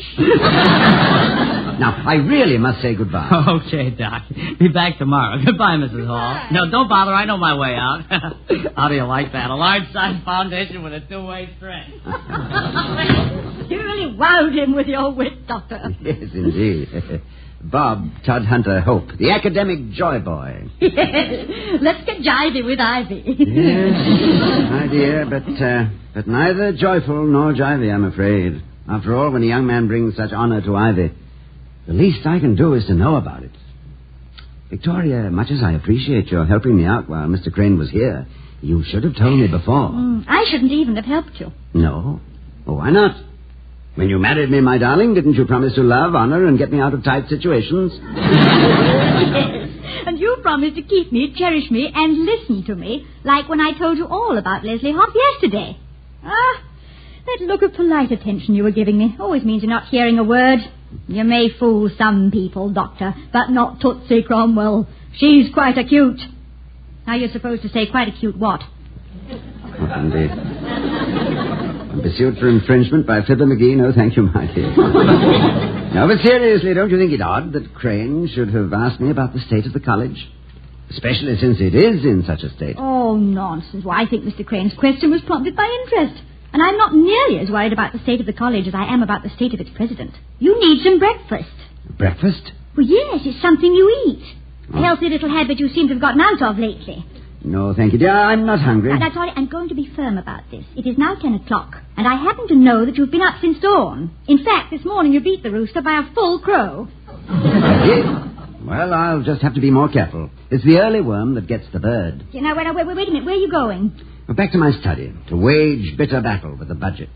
To see if our sinking fund is going down for the third time. All right, but you're going to have breakfast. I'll bring you some on a tray. No, darling, really. I couldn't eat a thing.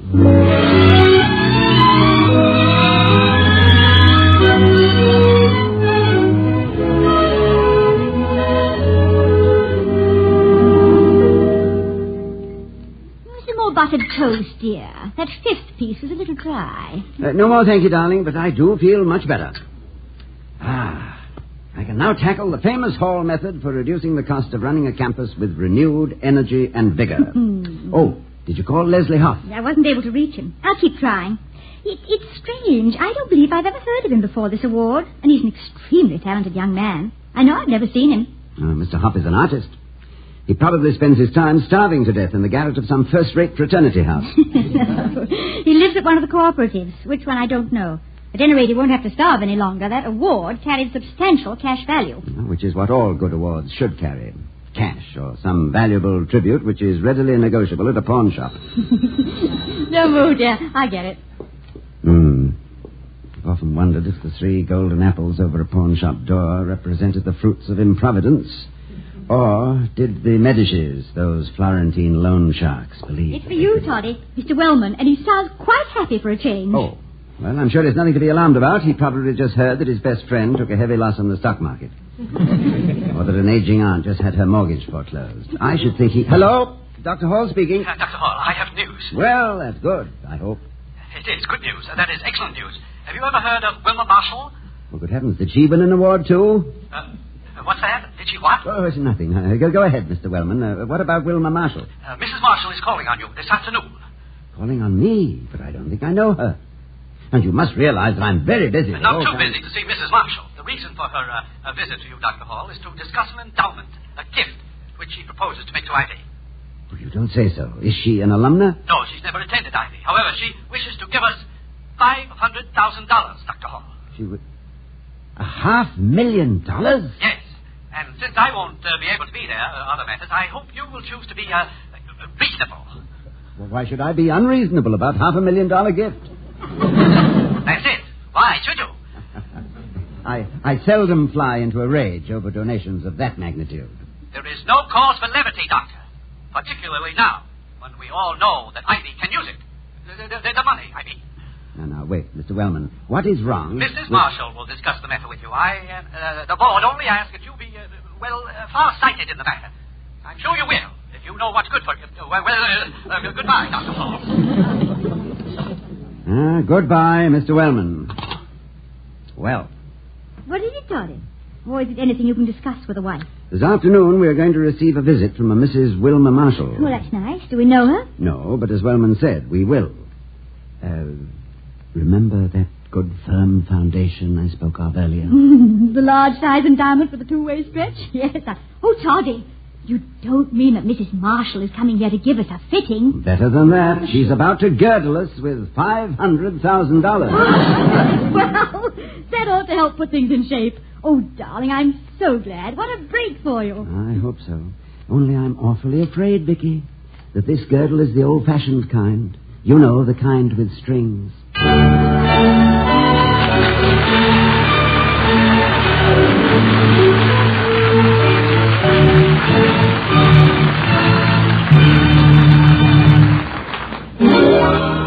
When there's beer on your mind, your best thought is Schlitz, the beer that made Milwaukee famous. More people like the taste of Schlitz than any other beer. That's why Schlitz is the largest selling beer in America. If you're the sort of person to whom the pleasures of the palate are as much a part of good living as an automobile or a 2-week vacation, then more than likely you'll recall your first taste of Schlitz beer. There's something about the taste of this great beer that people never forget. And a reason for it, one of many reasons, is this: extra mellowing. Yes, for the taste you remember with pleasure, Schlitz beer is mellowed 3 times. First, Schlitz ages the barley till it's just right for malting. Second, Schlitz ages the malt till it's just right for brewing. Third, Schlitz ages the beer till it's just right for you. This extra mellowing has such wonderful results that more people like the taste of Schlitz than any other beer. This extra mellowing helps to explain why Schlitz is the largest selling beer in America.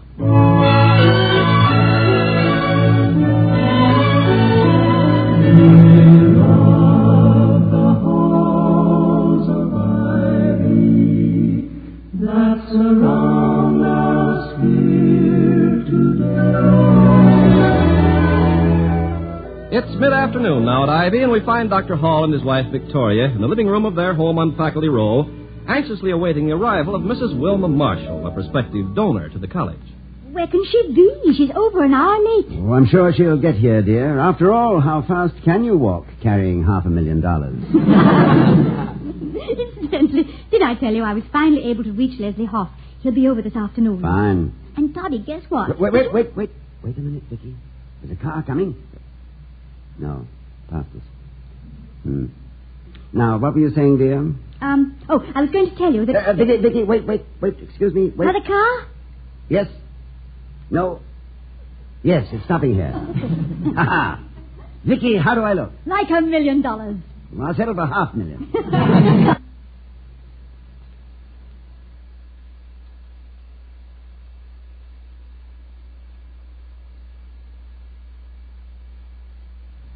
You are excited about this, aren't you? Excited? Of course not. Seeing $500,000 walking up the path doesn't even give me a tremor. Look, see? Steady arms, steady hands. Whoops, steady, Hall, there she is. Oh, she does look formidable, doesn't she? Like a Cunard liner, needing 6 or 8 tugs to nudge her into her slip. What an indelicate remark. What? Oh, slip, yes. Well, I meant in a nautical sense, of course. Well, it was, too. Very nautical. After this, I wish we'd be a little more. Ah, she blows. I'll man the gangway and pipe her aboard. But don't let go of the tow rope until she's tied up to the dock. That's precious cargo. Oh. Yeah, oh, indeed. I'll be right back. Vicky. I love you. Don't think how life would have been if we hadn't met. Yes, it were all one that I should love a bright particular star and think to wed it. Remember who wrote those lines, my darling? It was a countryman of yours, a man named... Dr. William Hall? No, dear, William Shakespeare. Oh, I beg your pardon. William, this is Mrs. Marshall. How do you do? I'm afraid I was daydreaming a little when you... I quite understand, Dr. Hall. Yes, of course. Sit down, won't you? Thank you. I presume Mr. Wellman told you why I'm making this visit? Yes, he did mention the reason. Then I suppose you're wondering why I decided to make an endowment to this particular college. I rarely question the motives which prompt such generous acts, Mrs. Marshall. My curiosity is usually smothered in gratitude. I have here a small reproduction of a painting. Are you familiar with it, Dr. Hall? May I see it? No, I don't believe that I am. William, that's Lesliehoff's painting, the one that received the award. Of course. Yes, portrait of my body drawn from memory. This, Doctor, is the reason I propose to make a gift to Ivy College. But I don't quite... do you know the artist, this Lesliehoff? I haven't the slightest idea who he is. I must confess, Mrs. Marshall, that I'm a little confused. If you don't know him... The painting is of a boy I knew well. My son, Gene Marshall. Oh. He was killed in the war. Oh, I'm sorry. It's over now, and I'm not asking for sympathy. The point is that Gene's friend, his buddy, is a student at Ivy. Because of that, my donation to the school will be made in my son's name. But didn't Gene, your son, have a school of his own, where his name might be more appropriately perpetuated? No. He was always tutored. Gene was a shy boy. He was rather afraid of people. He didn't make friends easily. And the acquaintances he did make were hardly fit to... Well, I thought it advisable to keep him at home. I see.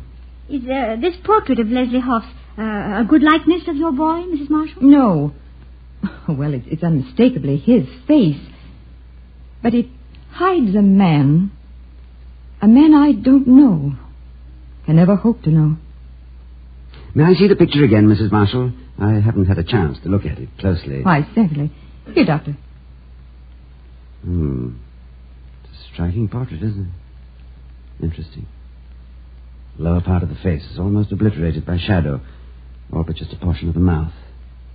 And the eyes, the highlighting of the eyes is quite remarkable. But how well Hoff has brought out the qualities of a young man who has suddenly found himself. It's a portrait of a boy who has come to the end of a dream and who is shocked at having slept so long. Dr. Hall, I believe that the young man who made this portrait really knew my son. Possessed a knowledge about him that his own mother never had. Well, there are few friendships as strong as those founded on great dangers shared. And I imagine you'd like to meet Lesliehoff. Well, I've given that much thought, Mrs. Hall. I believe now that I should like to meet him. It was splendid because he's coming here this afternoon. Oh, but... Well, I wish I'd known. I'm afraid it'll be difficult. Oh, probably not as difficult as you think, Mrs. Marshall. Surely there must have been a great bond between Jean and Lesliehoff. I think it will give you a good deal of satisfaction to meet him. Yes, but let's get to the point of the endowment, Dr. Hall. It's not a thing I care to discuss in front of others. No, of course it isn't. I find that reticence in these matters is not unusual, Mrs. Marshall. I came prepared to write a check for $500,000 in the name of Ivy College. Oh, William, isn't that wonderful? If one condition can be agreed upon, Dr. Hall. And what is that condition? My money must absolutely not be used to provide scholarships for certain races and creeds. Oh, no. If you know what I mean. Oh, yes, Mrs. Marshall. I do know what you mean. And you're making this donation in the name of a son who died for the principle of equality? We don't have to discuss this further, Mrs. Hall. I'm sure that Ivy College can find use for my money in such a way as not to violate the terms of acceptance. Isn't that so, Dr. Hall? No, Mrs. Marshall, it isn't. I cannot accept it under the conditions you impose. I beg your pardon? Even if I were inclined to close my eyes and my ears and my mind to your stipulation, which I am not, the founding fathers of this college would rise in righteous anger.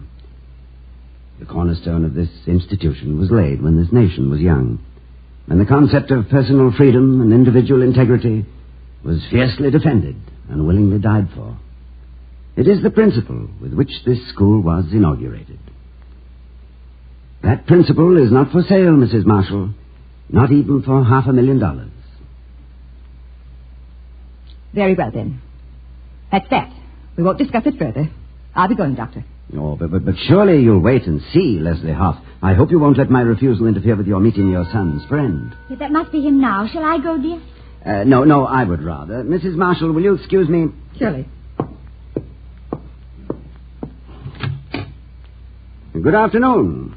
Good afternoon, Doctor. I'm Lesliehoff. Well, come in. Come in. I'm glad to see you. And congratulations on a fine piece of work. Ivy's proud of you, and so am I. Well, thank you, Doctor. Do you have company? Am I interrupting? No, not at all. In fact, I'm extremely happy you're here. Our guest is someone I know you'll want to meet. Jean Marshall's mother. Jean Marshall? Oh, is that someone I'm supposed to know, Doctor? Well, I should think so. I'm afraid when it comes to names, sir, my memory's not so good. I don't think I know who Jean Marshall is. But you're painting that portrait. Oh, the boy. So that's his name. Jean Marshall. Dr. Hall, I never knew. To me, he was the boy. Well, this is a turn of events I didn't quite anticipate. Come with me, Leslie. I want to introduce you to the boy's mother. If you don't mind, sir, I'd rather not. Well, why not?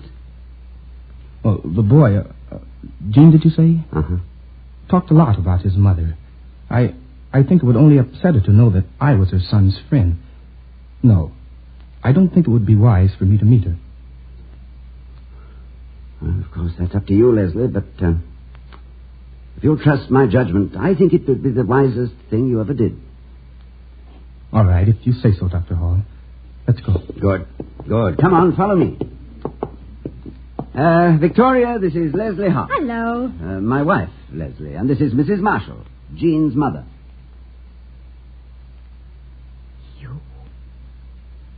You are Lesliehoff.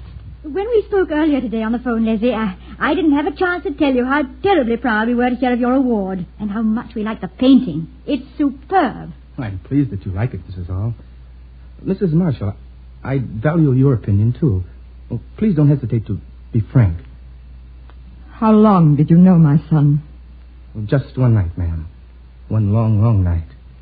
It was during a raid. We were both running for cover. We hit the same foxhole. You only knew him one night? There are times during a war, Mrs. Marshall, when one night can be as long as eternity. That's right, Doctor. And this particular night seemed an eternity. You get to know a man pretty well when time crowds you like that. When death is sitting in the game, you sort of like to lay all your cards on the table. I know. I had a friend once who said you talked about everything, anything, to cover up the fact that you were scared. And did you talk together? You and Jean? Yes, we talked. The boy told me about you, Mrs. Marshall, and I told him about my mother. He described his ancestors, I described mine. He was proud of his great-grandfather who fought in the Civil War. I was proud of mine who was freed by it. We even exchanged recipes, believe it or not. Got ourselves so hungry we could hardly stand it. It's funny the things you talk about in the foxhole. Your boy grew into a great man that night, Mrs. Marshall. I sat and watched him, his face half hidden in shadows. Only the nose and eyes lighted by the enemy flares. And I listened to him tell of the things he planned to do when he got out of the war. They were good things. And you never saw him again after that night? No, Mrs. Hall, never again. It's amazing that you could paint a picture of a man you saw only by gunfire. I'll never forget how he looked. The portrait was only an attempt to immortalize a man whose name I never knew, but to whom I owed everything. What do you mean by that?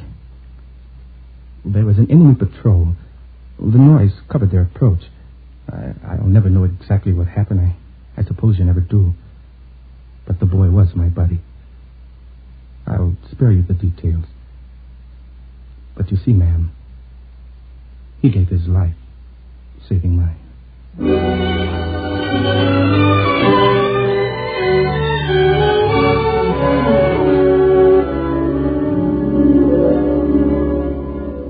Toddy, is Mrs. Marshall gone? Yes, dear, she just left. Ah, what a lonely woman. I didn't think I could ever feel sorry for her. But I do. Awfully sorry. Don't you? Not anymore, darling. I think she learned a great lesson in understanding today. You do? I wonder. She was... Well, what's that you got in your hand? This is the proof, Vicky. A check for $500,000 made out to Ivy College. No strings attached. I guess she discovered that life itself is a little like a college. You don't learn much by attending only one class.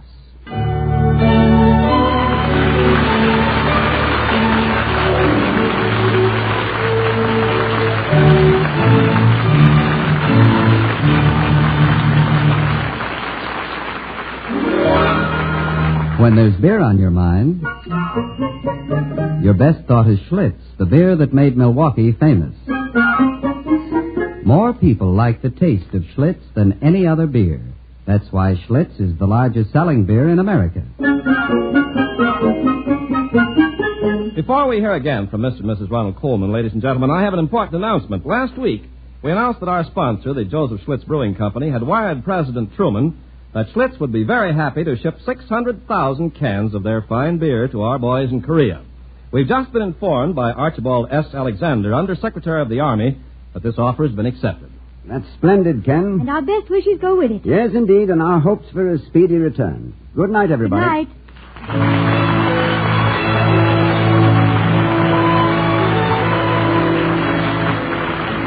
We'll be seeing you next week at this same time at the Halls of Ivy, starring Mr. and Mrs. Ronald Colvin. Tonight, the part of Lesliehoff was played by James Edwards, whose great performance in Stanley Kramer's Home of the Brave won him national acclaim. He's just completed his latest role in the Universal International picture, Lights Out. Mr. Wellman is played by Herbert Butterfield. The other players were Lois Corbett and Jerry Hausner. Tonight's script was written by Cameron Blake and Don Quinn. Our music was composed and conducted by Henry Russell.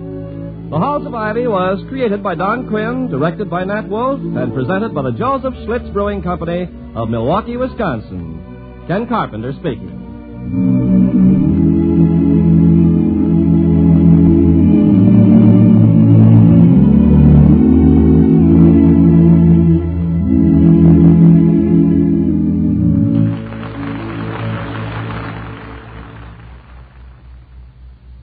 Now for the adventures of the Great Gildersleeve on NBC.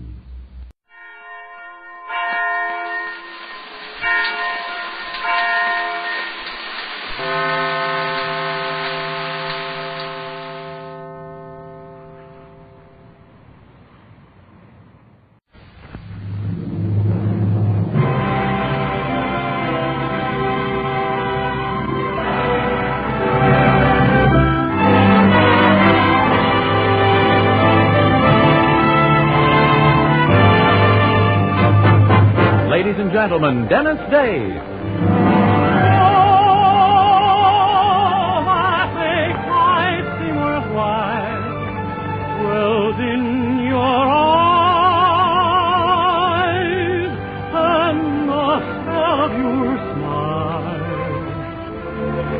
Dennis Day is brought to you by Palmolive Soap and Luster Cream Shampoo. Palmolive Soap, your beauty hope. Luster Cream Shampoo for soft, glamorous dream girl hair.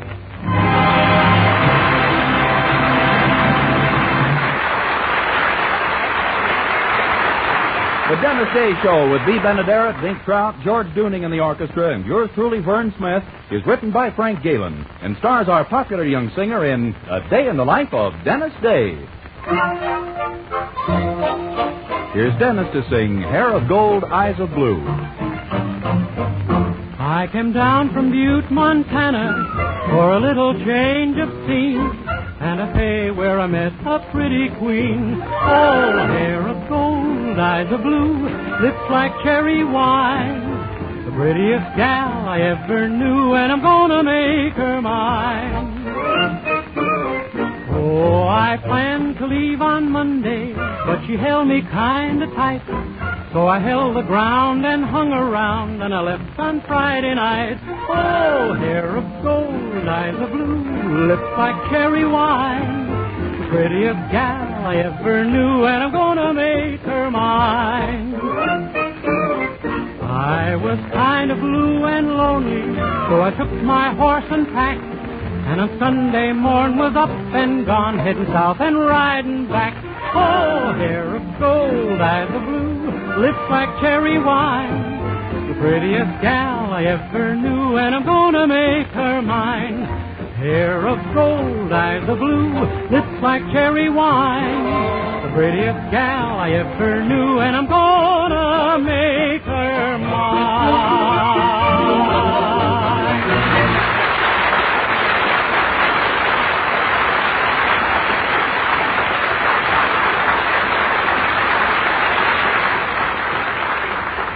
Ladies, what's your complexion problem? My skin's so dingy. Mine's oily. My skin's dull, coarse-looking. For a lovelier complexion, you must stop improper cleansing. Instead, use Palmolive Soap the way doctors advise. Leading skin specialists have now proved the Palmolive plan, using nothing but Palmolive Soap, can bring fresher, brighter complexions.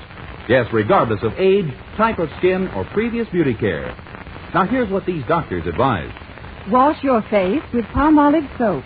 Massaging for 1 minute with Palmolive soft, lovely lather.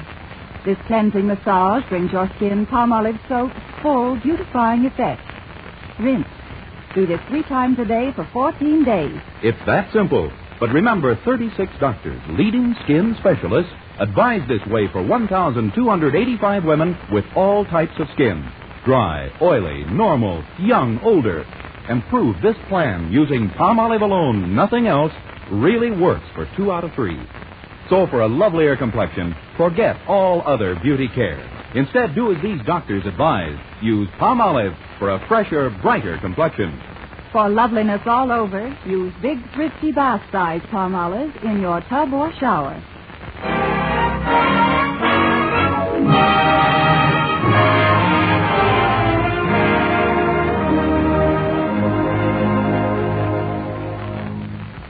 Our young hero, Dennis Day, is a lad who learned in his early boyhood to smile in the face of adversity. And judging from the life he's led, he's been smiling constantly ever since. But even he doesn't seem able to muster up a smile tonight. For you see, his girlfriend Mildred has gone to visit her grandmother for a week, and our young hero is taking her absence mighty hard. We find him now pouring out his woes into the most sympathetic little ear in the Anderson household. Gee, I don't know what to do with myself. Seems like she's been gone 2 months instead of 2 days. Now, buck up, my boy. We're going to have some fun tonight. I'm taking you to our club smoker. Oh, thanks a lot, Mr. Anderson, but I don't smoke. You might when you see Tassel's Latour, the red-headed ball of fire. Huh? She's a bubble dancer. A bubble dancer? Sure. You know, girl who dances with a bubble. Can't you get a feller?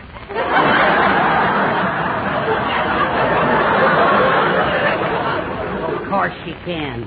But there's some men who'd rather watch her dance with a bubble.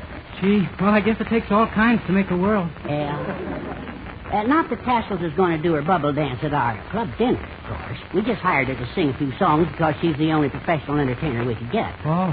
But she's something to look at. Oh, my quivering soul and body. Oh, gosh, how does Mrs. Anderson feel about letting you go to a club smoking when there's a woman like that present? Oh, it makes no difference, Poopsie. She wouldn't let me go whether Tassels was there or not. But I thought you just invited me. Well, sure. You see, you're part of my alibi. I am? Yes. I told Poopsie that you and I were going over to John Campbell's tonight to see the pictures he took on his fishing trip. Yeah? And John handed his wife the same story, that he was coming over here. Boy, you got quite a head on those little shoulders. Ah, sure. You're absolutely safe as long as Poopsie doesn't get together with Mrs. Campbell. Yes, and that's hardly likely. Gosh, I hate to lie to Poopsie, but, well, gee, a fella's got to enjoy himself once in a while. My home's the happiest in the whole world, but occasionally I do get a little, Stir crazy?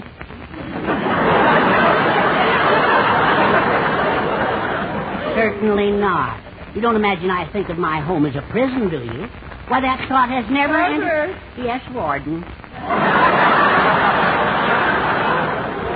Yes, Poopsie. What's the Campbell's phone number? The Campbell's number? Why, what do you want that for, passion girl? Well, since you and Dennis are going over there tonight, I thought I'd ask Mrs. Campbell to come over here. Oh, no, that's... well, they haven't got a phone, Poopsie. Have they, Dennis? No, the telephone company took it out, Mrs. Anderson. Took it out? What for? Unnecessary jiggling. What? Oh, it's the truth, Mrs. Anderson. I happened to call up Mr. Campbell about an hour after their phone was removed, and he told me all about it. He said that... Dennis! Yeah, I see the hole in it now.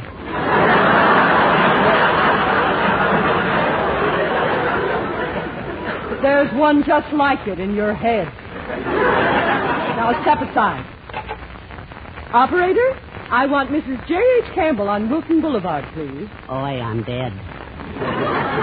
What did you say? He said she's dead. Who's dead? Oh, Mrs. Campbell. They're holding the wake tonight for men only.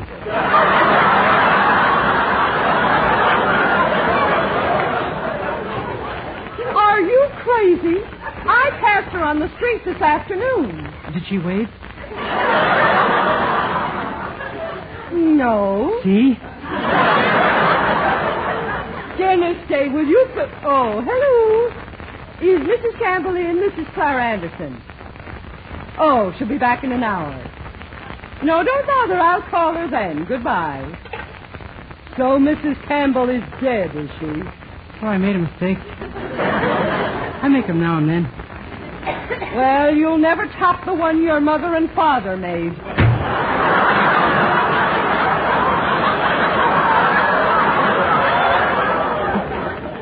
Well, at least you got a little reprieve, Mr. Anderson. Oh, but what good is it? In an hour, she'll talk to Mrs. Campbell, and then... Oh, I remember once before she caught me in a lie. She bowled me out for 2 days solid. It must have been awful. Yeah, of course, I was only able to hear her the second day. Gee, what are we going to do? Dennis, I have it. We'll enjoy it. You haven't much time left. I have an idea. Listen, yeah. If we could get some woman to call up Poopsie and say that she's Mrs. Campbell, all our troubles would be over. We'd have her tell Poopsie that she was busy. Yeah, then neither of them would ever know the truth. And I know just who we can get to do it, too. That spinster around the corner who has such a crush on you, Miss Baker. Will you ask her, Dennis? Gosh, I'm scared to go near that woman. Why? You can handle her. She always handles me, and I'm ticklish. Nonsense. She's old enough to be your mother. Sure, she looks like my father, but that doesn't stop her.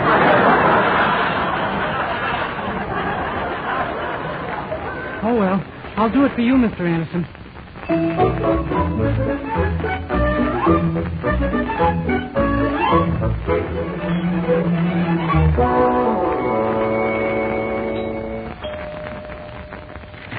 Yes. Oh, why, Dennis Day. Oh, you darling little bundle of oomph, you. What brings you here all of a sudden, and who cares? Hello, Miss Baker. Don't stand out there in the cold, dark street, dear boy. Come into my warm, dark living room. Sit down, you gorgeous thing, here on the couch beside me. Well, okay, but you sit down first. No, you first. Oh, no. Last time I sat down first, and quick as a flash, you were under me, and I was sitting on your lap. Yes, I know. And let's see if I've lost any speed, huh?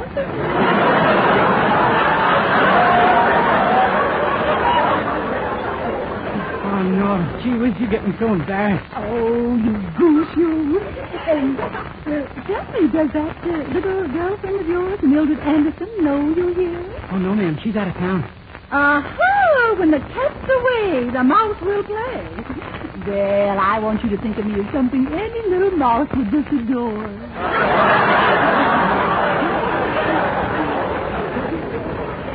I always have.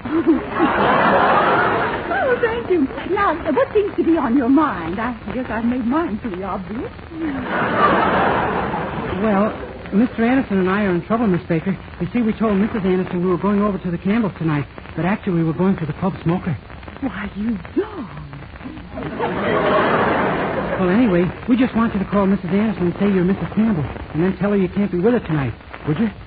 Well, if I do this for you, what will you do for me? I knew you were going to ask me that question. I want you to know I'm totally unprepared for it.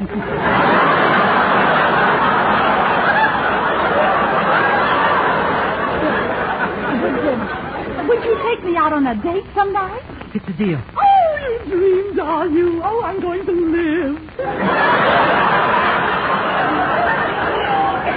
Yeah. Now, you're sure you know what to do? Yes. I call Mrs. Anderson, say I'm Mrs. Campbell, and that my husband... Oh, Miss Baker, what's the matter? I'm just saying I had one made me all goose-tempered. Please, we have to hurry. Well, all right. Oh, my goodness, see what you do to me. The blood is just racing through every inch of my body. Oh, it's probably just trying to get the trip over with. Here's the phone, Miss Baker. Go to work.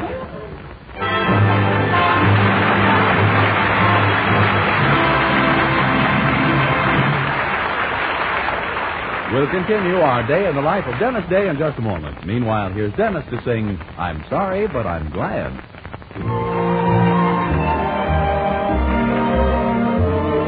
I'm sorry, but I'm glad you're lonesome.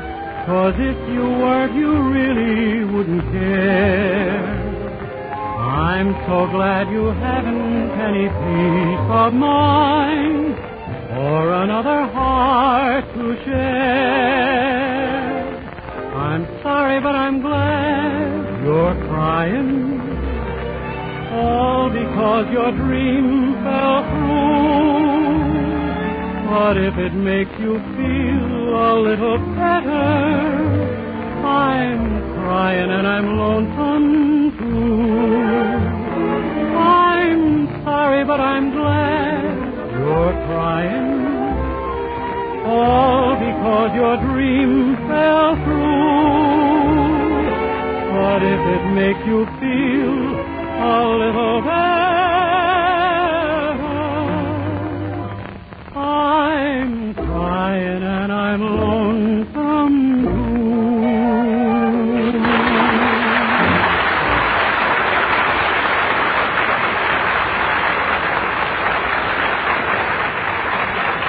Well, Mr. Anderson's story to his wife that he was visiting Mr. Campbell's house tonight seems to have been a highly successful fabrication, thanks to a phone call from Dennis's friend, Miss Baker.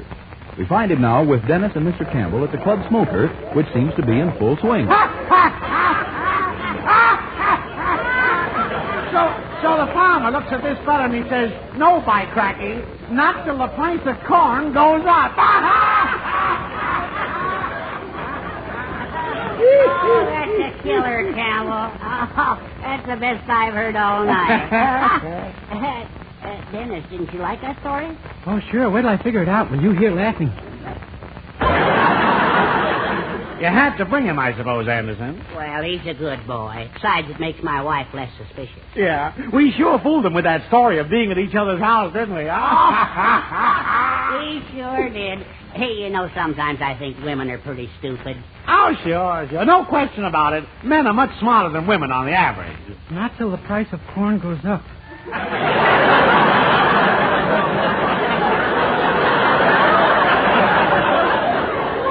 Of course, now and then you run across a case that drives the average way down.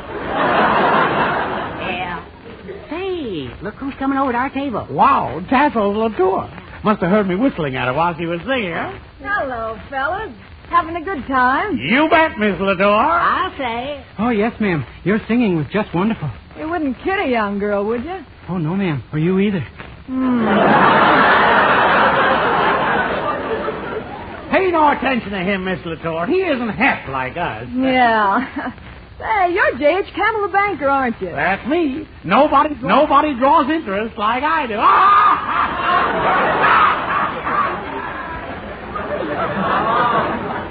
Thought I had you spotted.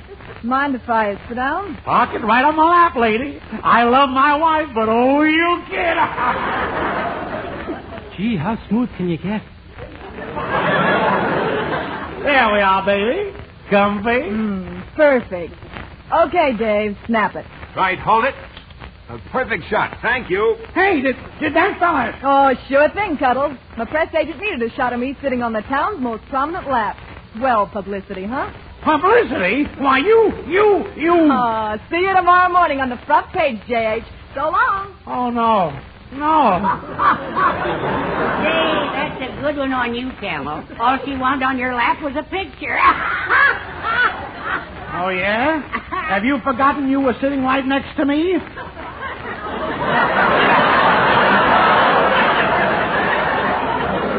What'll your wife say when she sees it? Oh, my sacred Aunt Sally's polka dot animal castle. What are we going to do? My wife will leave me. Mine will leave me lying there. Dennis, think of something, for heaven's sake. Yeah, anything. Well, we told Mrs. Anderson we were going to look at pictures of Mr. Campbell's fishing trip. Let's tell her that this was just one of the pictures he took on the trip. On a fishing trip? How do we explain Tassel's Latour? Live bait? I'm afraid not. Wait a minute. By George, I think I've got it. That photographer is a newspaper man, right? Well? And a newspaper man can't resist a story, right? Well, what of it? Well, in 5 minutes, there's going to be the biggest fight and riot in history right across the street in Clancy's Tavern. Oh, boy, can we see it? See it? You're going to be in it. Huh?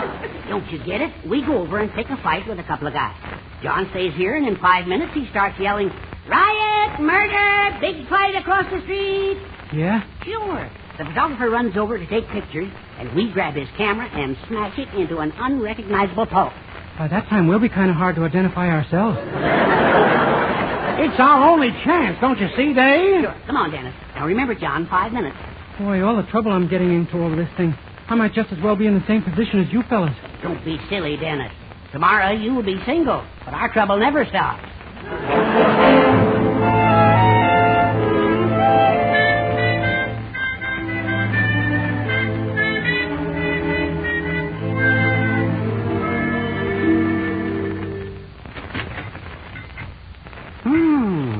Pretty quiet in here tonight. You see anybody we could pick a fight with? Hey, how about those two over there? Where? In the corner, see? One of them's putting on her lipstick. Now, don't be silly. This has to be a real struggle. Yeah, I guess they do outweigh us. Hey, look. Those two big Marines over there. Now, that's more like them. Huh? They look like murderers. Are we in luck? Yeah, some days everything goes just right. They're perfect. And, if one fights, they'll both fight. Men in uniform always stick together. Yeah, but couldn't we wait for a couple of Western Union boys? Oh, no, this is it, then. Now, go ahead. I'll be right behind you. Gosh, I don't know how a fight starts. I've always been single.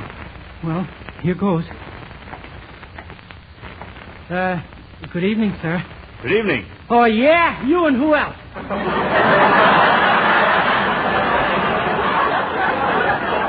Huh? Just try it, that's all. Oh, mister. Come outside and call me that.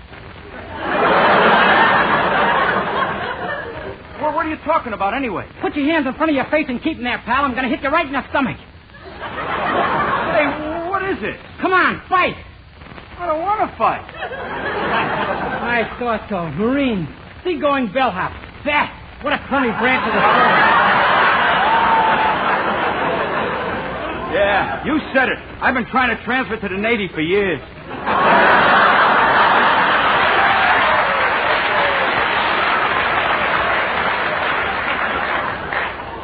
Huh?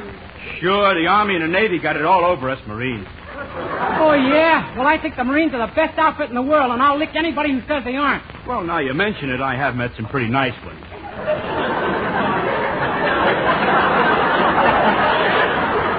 Hey, keep off my side, will you? Look, it's getting kind of late, Sonny. I'm due back at the base. See you, huh? Hey, wait, please. Couldn't you throw a chair at us or slug us with a bottle or something? Couldn't you, huh? Couldn't you, huh? Look, kid, take a tip. Hereafter, lay off the torpedo juice. It'll shrink your brain. Even yours. So long, Gee, I'm sorry, Mr. Anderson. Well, it wasn't your fault, Dennis. Well, it's all over now. Yeah, looks like that picture will be in the paper tomorrow, all right. Yes, and when Pooksy sees There's it... the point, just like I told you. What a mess. Guns, knives, nice furniture, blood. Look, It's murder? Yeah, yours and mine, first thing in the morning.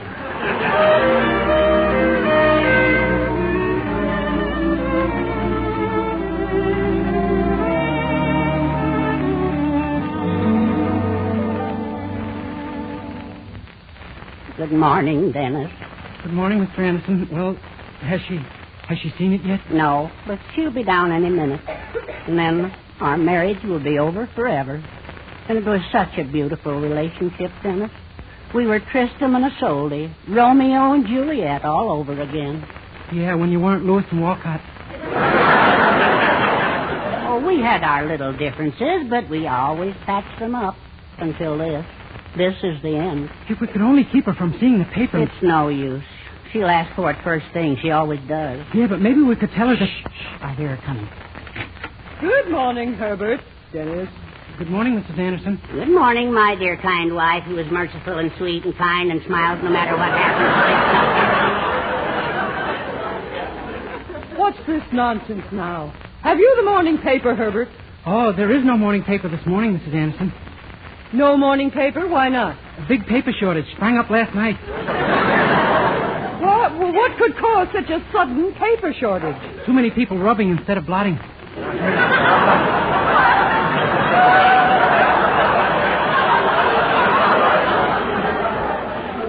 Very funny. Now, let's have the paper. You wouldn't want to see it, dear. Yeah, the news is awful. Oh, there was a big flood down south, a terrible flood. Florida is now located off Boston. We just couldn't stand the news, Poopsie. Hurricane kills millions on West Coast. Fire destroys Canada. Earthquake levels the whole Far East. Little Abner floods dog patch with schmooze. Now, you can stop this silliness right now. I want that paper. But, Poopsie... It's no use, Mr. Anderson. We've lied enough. Time now to tell the truth. What? Mrs. Anderson, lies and trickery and deceit are foreign to my nature when I see they won't work. Your husband wasn't at the Campbells last night. He was at the Club Smoker. The Club Smoker? Yes, the picture in the paper tells all. In the paper? Give it to me. Now, dear... The only picture here is of someone named Dave Collins, Tassel Latour's press agent. Huh? It says his taxi was in an accident late last night, and all his camera equipment and pictures were destroyed. What? You mean if this fool hadn't opened his mouth, you never would have known it? Oh, no. Herbert Anderson. You'll have to wait your turn. Dennis J. Oh, wait. No, Mr. Anderson, please. This isn't like you. Wait, you're not your daughter or your wife, you know. You I can lick. Wait, stand back. Help, don't do that.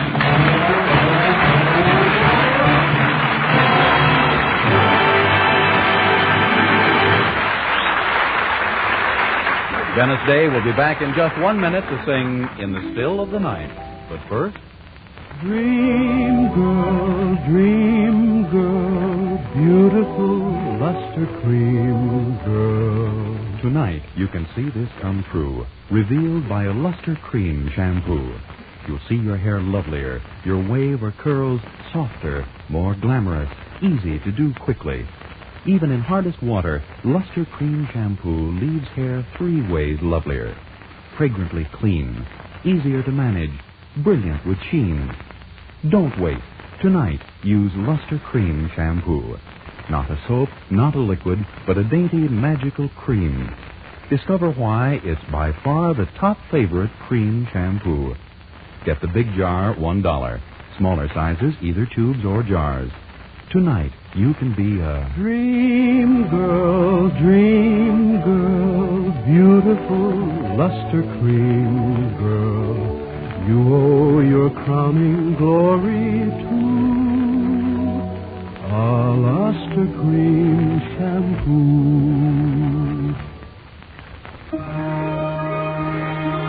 From the musical score of Rosalie, here now is Dennis to sing Cole Porter's In the Still of the Night. In the still of the night, as I gaze from my window at the moon in its light, my thoughts stray to you. In the still of the night, while the world is in slumber, oh, the times without number, darling, when I say to you,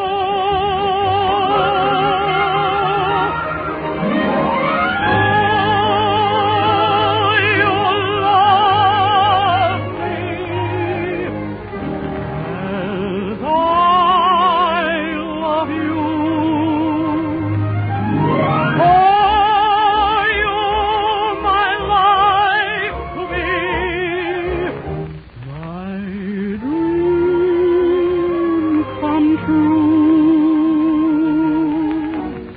Or will this dream of mine fade out of sight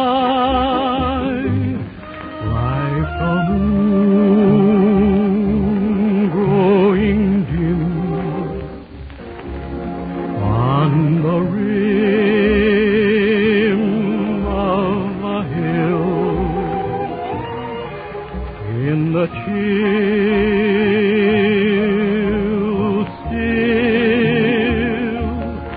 of the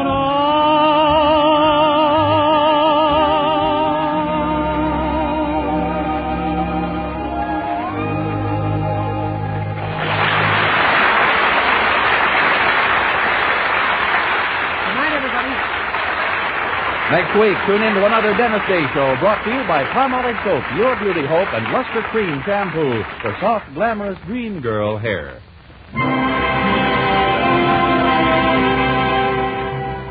Dentists know what cleans teeth best, and over 4,000 dentists say Colgate tooth powder with a 2-minute routine gets teeth sparkling and super clean.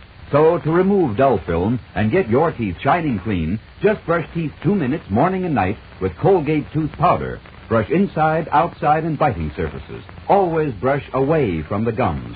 See how quickly this gets teeth naturally bright. It removes dull film that improper brushing misses. And Colgate tooth powder also sweetens your breath. Try it. Try Colgate tooth powder today. This is Vern Smith reminding you that Dennis Day returns again next week, same time, same station. Join us then, won't you? Good night. This is NBC, the National Broadcasting Company.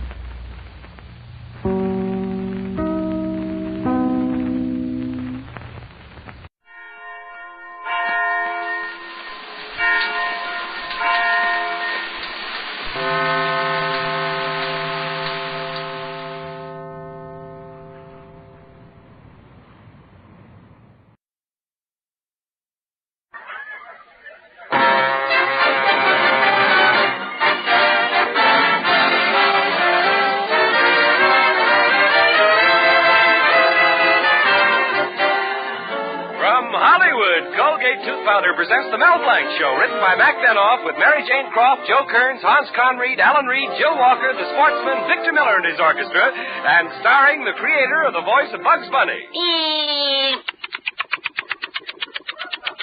What's up, Doc?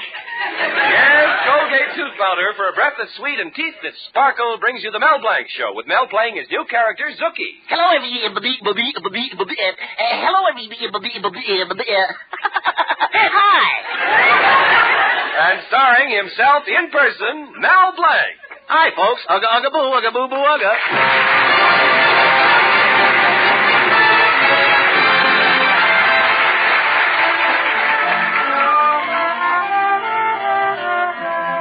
The arrival of March and spring weather brings with it a lovely day, and in Mel Blanc's little town, young couples are making plans for the coming evening. In the Adams household, Susan Adams is saying to her boyfriend, Roy, what picture are we going to see tonight? The best years of our lives. I hear it's a wonderful picture. and in the Sharp household, Ann Sharp is saying to her boyfriend, Phil, what picture are we going to see tonight? The man I love. I'm just crazy about Ida Lupino. And in Mel Blanc's Fix-It shop, where Mel has been talking to his girlfriend, Betty Colby, Betty is saying, Mel, what picture are we going to see tonight? That's up to you, Betty. Tonight it's your turn to pay. Well, anyway, I can't go. Father's invited Mayor Quimby over to the house tonight, and I have to be there. Mayor Quimby? Well, what's he coming over for? Oh, it's something about Father wanting Tom Jones' vacant seat on the city council. Some silly political thing. Betty, politics is not silly. This country is founded on politics. That's why it's a land of opportunity, where even you can become mayor, governor, even assistant to the president. Me, assistant to the president? Oh, you'll have to show me. I'm from Missouri. From Missouri, the job is yours. Remember, Betty, in this great land of ours, anyone can become an office holder, a representative, a senator, anyone. Even you, Mel? Me? No. I'm a Democrat. Well, looks like I'll have to go to the movies myself. Now, why don't you try to help Father get on the council? It'll make him like you more. Oh, Betty, I couldn't do it. Your father isn't the man for the job. He might recommend some customers for your fix-it shop. The job needs a more experienced and capable man. Besides, the council meets 3 times a week, and we could be alone then. Colby for city council. Oh, gosh, here comes your father now. Hello, Betty. Hello, Father. Hello, Mel. Hello, Mr. Colby. Well, Mel, I suppose Betty's told you about my political aspirations. Well, what do you think of me in politics? What are you giggling about, you idiot? Well, I'm the most civic-minded man in this community. Well, every morning I stand in front of my supermarket and I pick up every bit of refuse that blows by. Yeah, but look at the high prices you get for it. Mel Blanc, are you trying to make a fool out of me? Oh, of course not, Mr. Colby. I know you're a self-made man. Gosh, Mr. Colby, I'm getting all balled up. I'd really do anything to help you. Well, that's more like it. Well, it's Professor Potchnick, the piano teacher. Hello, kiddies. What's cooking? And I hope it's borscht. Hello, Professor Potchnick. What's everybody got their heads together? Well, Professor, Mr. Colby is having the mayor at his house tonight. It seems that old Tom Jones is leaving the city council, and Mr. Colby wants his seat. Well, what's the matter with his own seat? Oh, city council. Yes, Mayor Quimby is quite a bird fancier, so Mel and I are going hunting. Perhaps we can shoot a pheasant to give to the mayor. Oh-ho! Say, Professor, are you a good hunter? Am I a good hunter? What a question. That's like Sears asking Roe if he's making a buck. Well, you are looking at the man who is known as Wild Bill Hickok. Hickok the hunter? No, Hickok the suspenders man. You can use some.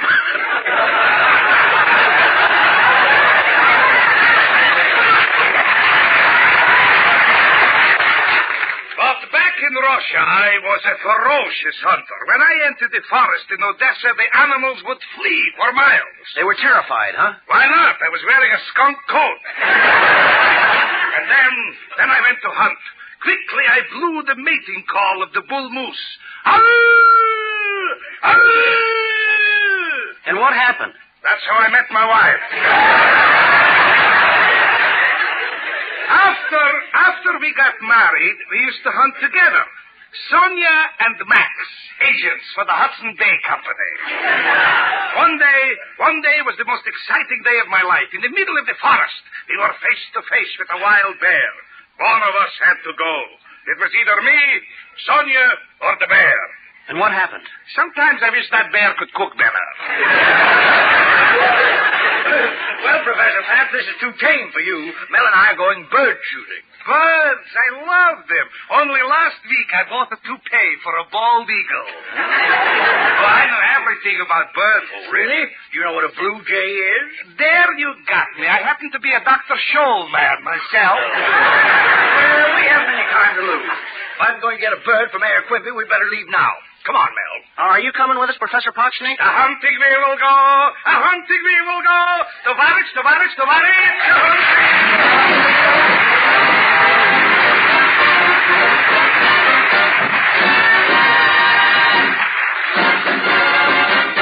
Use Colgate tooth powder. Keep smiling just right. Use it each morning and use it each night. It cleans your teeth.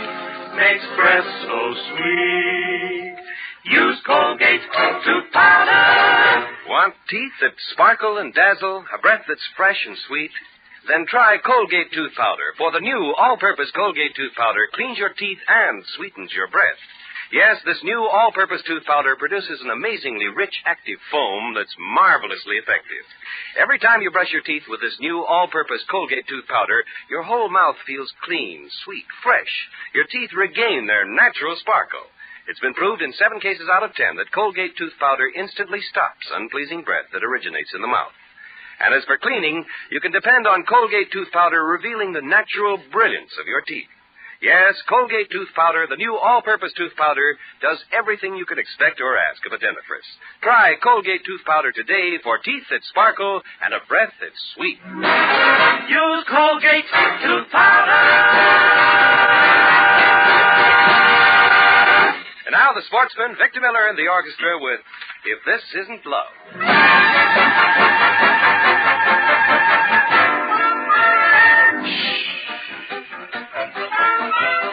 What we've got to tell you is entirely confidential at this moment. A secret, we've got a little secret. Shh, a secret kind of secret. We're aching for to shout it to every daffodil and tell the world about it. In fact, we think we will. If this isn't love, the whole world is crazy. If this isn't love, I'm deaf as a daisy. Moons all around, and cows jumping over. There's something amiss, and we'll eat our hats if this isn't love.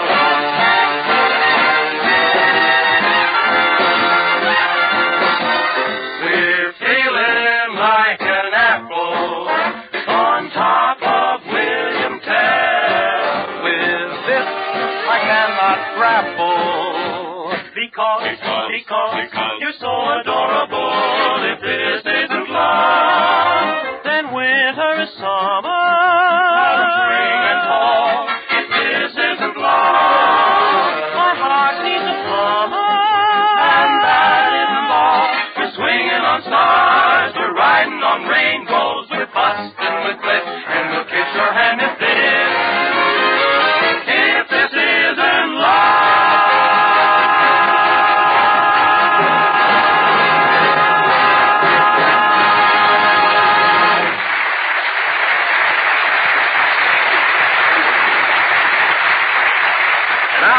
To Mel Blanc.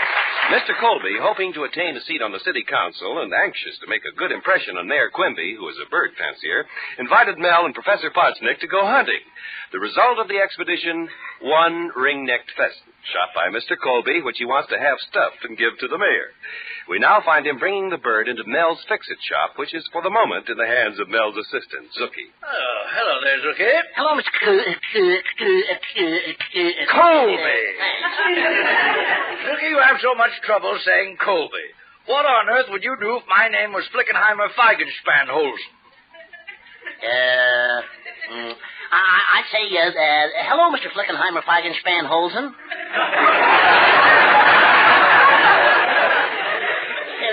It's simple, Mr.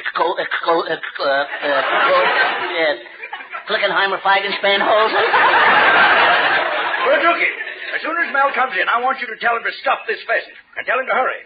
The mayor will be at my house pretty soon, and I want Mel to bring it right up. Oh, I'll tell him right up. I'll tell everything you say. I'll give him the meat. I'll give him the meat.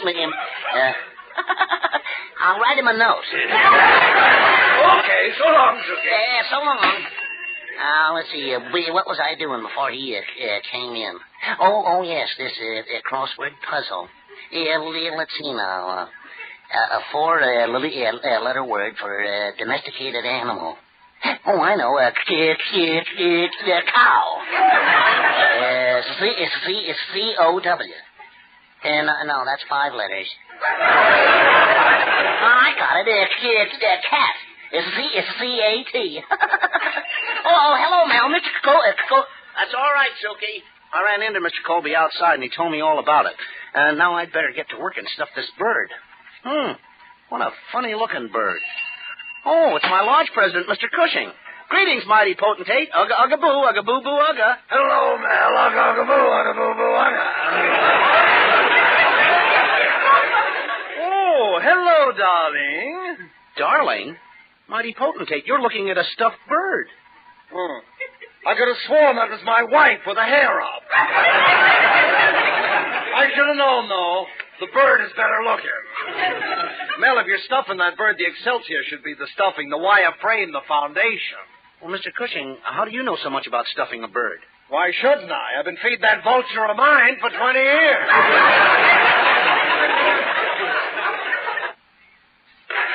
Oh, come now, mighty potentate. Don't tell me you do all the cooking at your house. Ha! And I don't even get Thursdays off. Last week I burned the pea soup, and did my wife punish me? What'd she do? She locked me in the kitchen and hid all my cookbooks. But I tried to avoid unpleasantness. I even told her a few jokes. She laughed and said, "John, you kill me." Gad, what a temptation.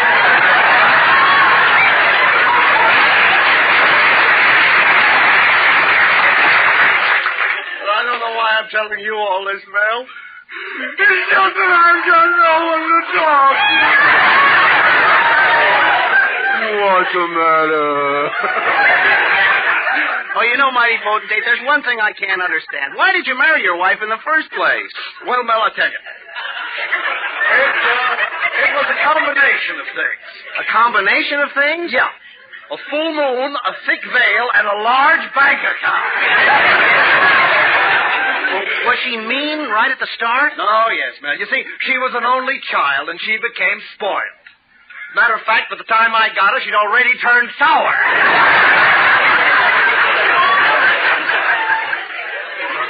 Yeah, you were really hooked. Harpooned is the word.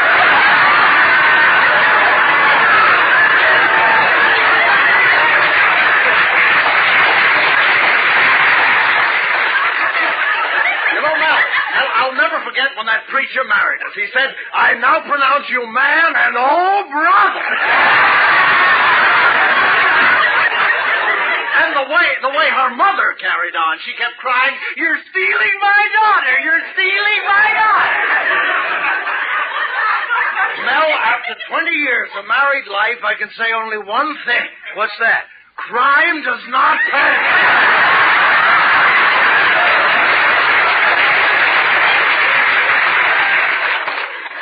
Well, Mel, I gotta be going. Well, where you going, mighty potentate? Well, Mel, I tell you, I can do one or two things. I can go to the movies and see The Beast with 5 fingers, or I can go home and count my wife. Hello, Mel.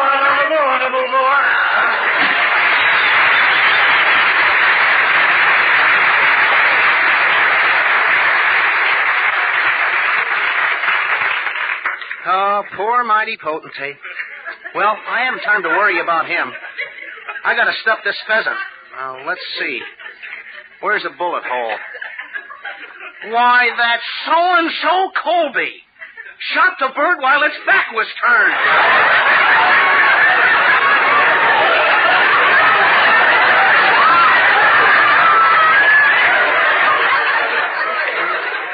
Well, I better put some speed on. The mayor must be there already.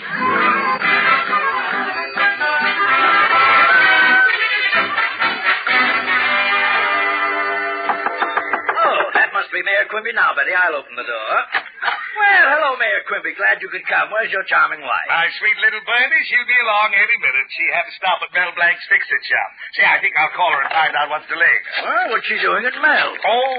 She's bringing in a... Hello, Mel Blanc's Fix-It shop. You bend it, we mend it. Hello, Mel. Mayor Quimby talking. Is my little birdie there? Your little birdie? Oh, I thought it was a surprise. Yeah, she's here. Mayor, you should be proud of her. Well, thank you. She has a beautiful beak. And the loveliest legs I've ever seen. Well, thank you. I was just feeling her ankles. Solid. She also has a very lovely neck, Mayor. She has? But I wonder how she ever got such a large ring around it. What are you talking about? There is no one cleaner than her. Oh, I know that, Mayor. I just gave her a bath. Frankly, though, when she first arrived, she was a pretty tired old bird. How dare you? She's positively wonderful, and she's such a hard worker. Oh, you don't have to tell me, Mayor. In her day, she must have laid at least 1,000 eggs. Mel Blanc, where is she now? Right in front of me, sitting on the perch. What? I just finished stuffing her. Let me talk to her. You can't. She's dead. What have you done to my wife? Your wife? Mayor, I'm talking about a pheasant. A pheasant? Why, you blundering idiot. Mayor, give me that phone. Mel Blanc, you stupid fool. Oh, hello, Mr. Colby. Hi. Oh, you giggling sap. You're always messing things up. Now, you come right up here with that bird before I come down there and break every bone in your body. Hear me? Yeah, goodbye, Mr. Colby. Oh, I'm terribly sorry, Mayor. Oh, Betty, bring out that bottle of good bourbon for the mayor. Oh, forget it, Mr. Colby. I understand you're going to present me with a stuffed pheasant. Yes, Mayor, I know what a bird fancier you are, and I got it for you. And what a time I had getting it. Started out at 5 o'clock this morning. Before I got to the woods, I passed the city council building where I happened to notice a vacant seat. So into the forest I went, cutting myself on the thorns and brambles, bleeding just to get you that bird. But, Mr. Colby, why did you have to go through the forest just to get to the market? To get to the market? Yes, I know you got it at the market because the hunting season doesn't open until next week. And there's a $500 penalty for shooting birds out of season. Yes, I went through the forest to get to the market. I took the safe way. You know, Colby, for a minute I thought you were going to say you shot that bird. Me shoot a poor, innocent, defenseless little bird out of season? Oh, no. Why, I'd never shoot a bird, never. Oh, I'll get it, Father. Oh, hello, Betty. Gosh, I sure gummed things up on the telephone, so I brought the bird as fast as I could. But I know how to make him feel good. I'll really lay it on thick about how your father shot this bird. Oh, but Mel... Oh, leave it to me, Betty. I can handle this. Oh, hello, Mr. Colby. Hello, Mayor Quimby. Oh, so you got here at last, you... Oh, Your Honor, Mayor, has Mr. Colby been telling you about how he shot... Oh, have a drink, Mel. Oh, no, thanks. I don't drink. Well, as I was saying, Mayor, you should have seen him shoot... Have a cigarette, Mel.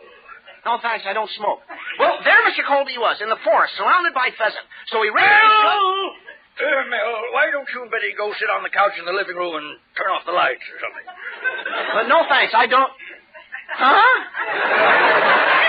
Well, thanks, Mr. Colby, but first I'd like to tell the mayor... Mel, have a shot. I mean, shoot yourself. I mean, drink this gun. I don't know what I mean. Oh, Mayor. Well, how do you like the bird? A stuffed ring-neck pheasant. What a beauty.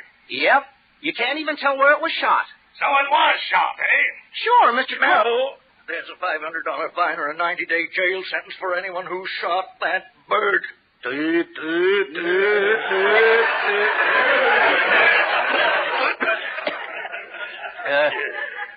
Oh. Well, Mayor, let's go. I'm ready to serve that jail sentence. You shot that bird? Only in self-defense. He was carrying loaded eggs. Well, put the handcuffs on me, Mayor, and take me to jail. Oh, now, Mel, wait a minute. Yeah? I'll send you fresh bread and water every day. Gee, thanks, Mr. Colby. Quincy, what a husband you are. I couldn't get this bird stuffed at all. Mel Blanc wasn't in his fix-it shop. Oh, well, there you are, Mel. And Quincy, he's holding a bird just like the one you shot today. Now, Marigold, my little birdie. Just a minute, Mayor. You shot a pheasant today, too.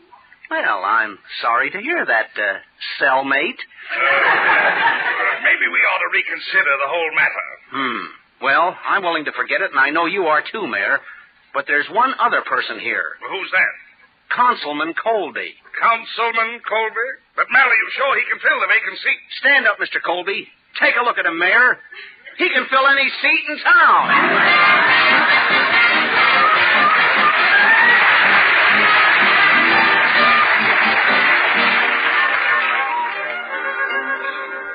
Gosh, Mel, you certainly helped Father get out of everything that time. My father, Councilman. Oh, he's as proud as his stuff. Betty, we've had enough stuffing for one day. Well, I had to think fast today.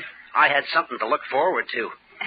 You mean while Father goes to the council meeting, you'll have every Monday, Wednesday, and Friday with me? There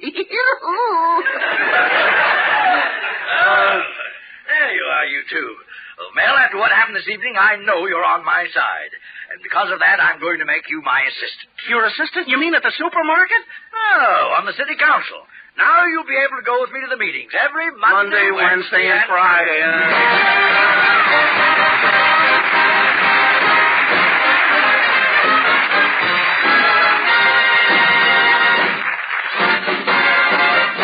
Use Colgate tooth powder, keep smiling just right. Use it each morning and use it each night. It cleans your teeth, makes breath so sweet. Use Colgate tooth powder. Brush up with Colgate tooth powder, the all-purpose tooth powder with a rich, lively, penetrating foam. In a jiffy, your whole mouth feels fresh, sweet, clean in all the corners. And it's been proved Colgate tooth powder instantly stops unpleasing breath that originates in the mouth. And when it comes to cleaning your teeth, Colgate tooth powder, the all-purpose tooth powder, does a brilliant job, leaving teeth magnificently clean, giving them that pearly, polished feeling, revealing all their natural brilliance. So for teeth that sparkle and a breath that's sweet, try Colgate tooth powder, the all-purpose tooth powder. Use Colgate tooth powder.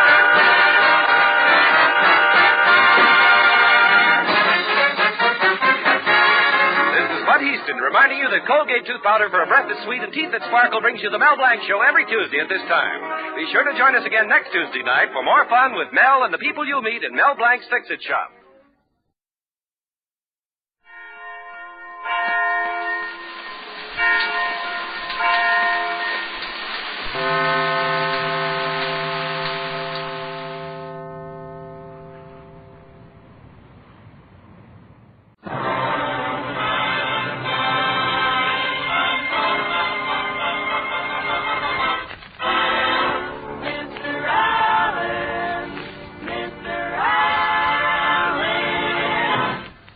Mr. F.E. Boone of Lexington, Kentucky, kiddies. Oh,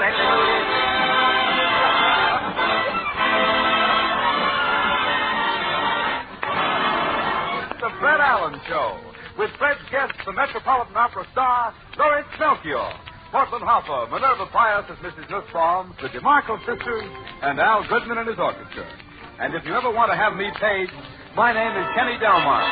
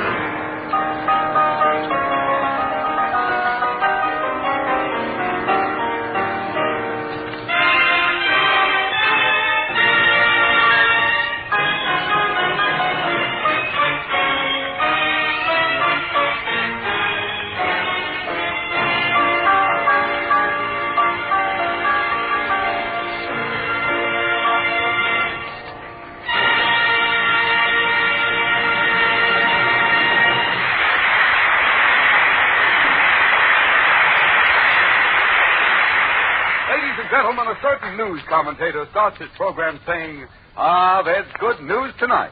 We start our show by saying, there's bad news tonight. And here it is, meet Fred Allen.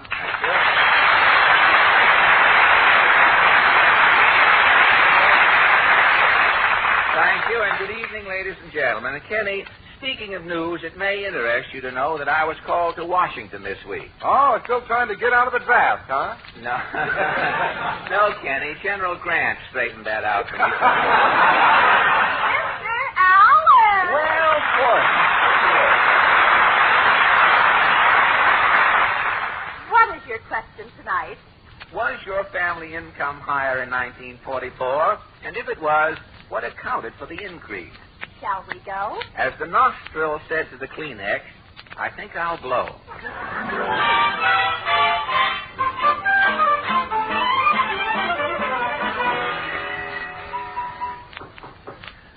Something tells me the Senator's home. I smell chitlings cooking. Somebody, I say, somebody now. Yes, I know. Claghorn's the name. Senator Claghorn, that is. You don't have to... I'm from the South. The only candy I eat is cotton candy. I don't care what... Seen Gone with the Wind 72 times. Look, I don't when care... When I'm in New York, I refuse to drive through the Lincoln Tunnel. Now, look, Senator. Now, what's eating your son out with well, it? I just would Your jaw keeps wagging, but nothing comes out. Well, I don't give You're like Charlie McCarthy without Edgar Bergen. Well, if you just give me a... Regular dummy. Dummy, that is. Now, wait a minute. Put me down off your knee, Senator. Now, what about families earning more money in 1944? Well, it ain't what people earn, son. It's what they can keep. You mean... Most people end up with nothing. It's the law of averages? It's the Ways and Means Committee. The Ways and Means? If you've got means, they'll find ways to get it. So long, son. So long, that is. So long, Senator. Don't forget, vote for Jefferson Davis. I'll write him in.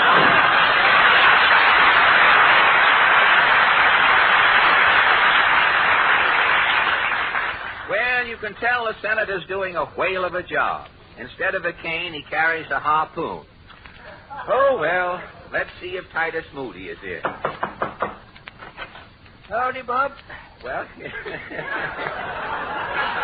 you don't look so well tonight, Mr. Moody. No. Oh, you have sinus trouble? Yeah. When I was a little boy, my mother used to pick me up by the nose.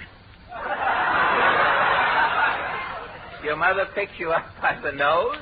I had small ears. Oh, Well,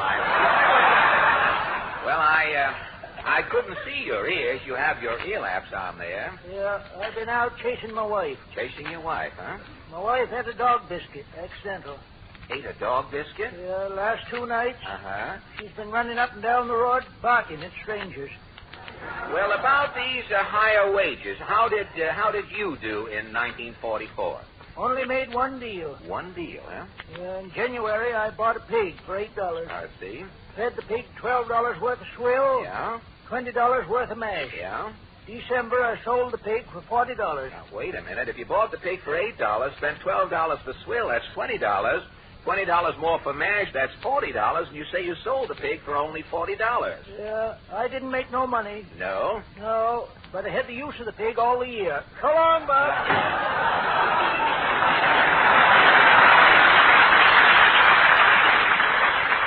Well, Mr. Moody will never know enough to bring home the bacon, I guess. Let's see what happens at this next door. No? Oh, Mrs. Nussbaum. You are expecting maybe Russell and Yossel.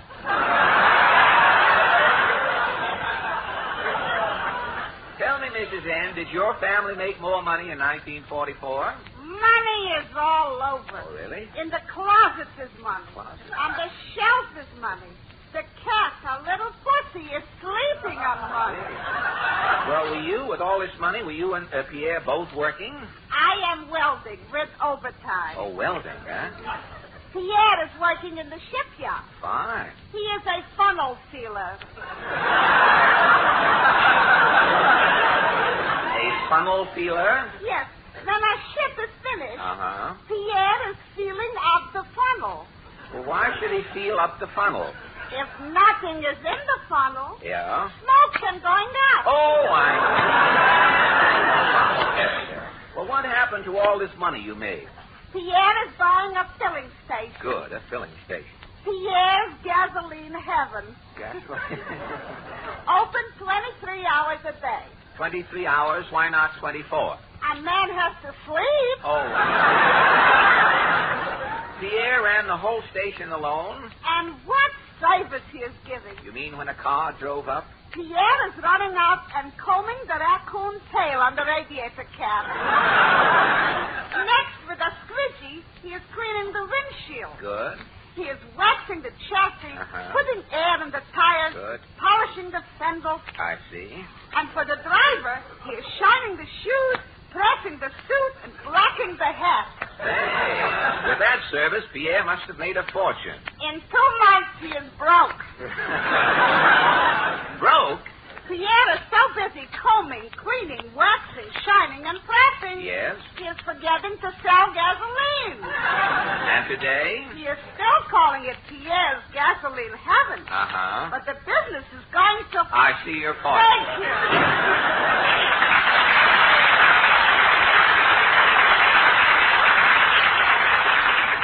Well, here we are at the last house in Allen's Alley. Let's see what happens here. Hello, Mr. Allen. Well, the DeMarco kids. Have you rented McGee and McGee's house? Yes, we got it for a song. And the song is? It's been a long, long time. Oh, swell.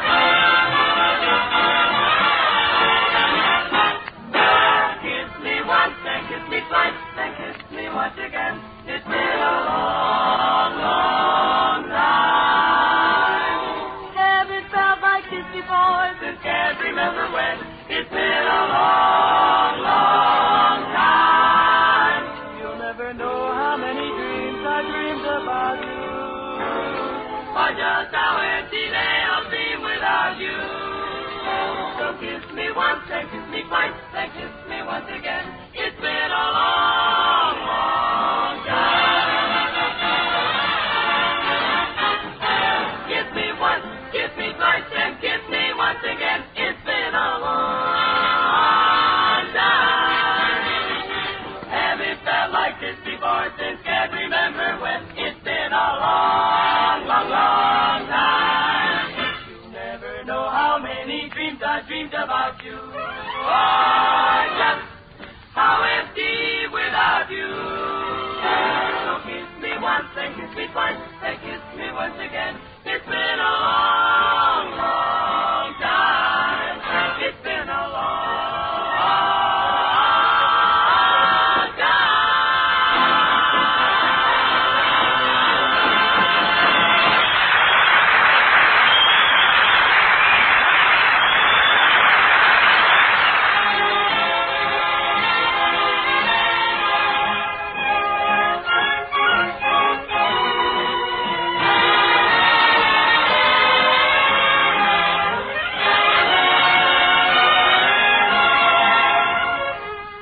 Goodman has just rendered a shorthand version of It Might As Well Be Spring.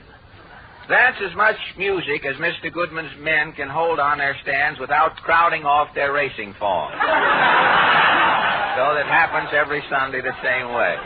Yes, Portland, you, Who is our guest tonight? Well, our guest is a little mix-up, Portland. I did have Balsam Bemis. Who is Balsam Bemis? Who is Balsam Bemis?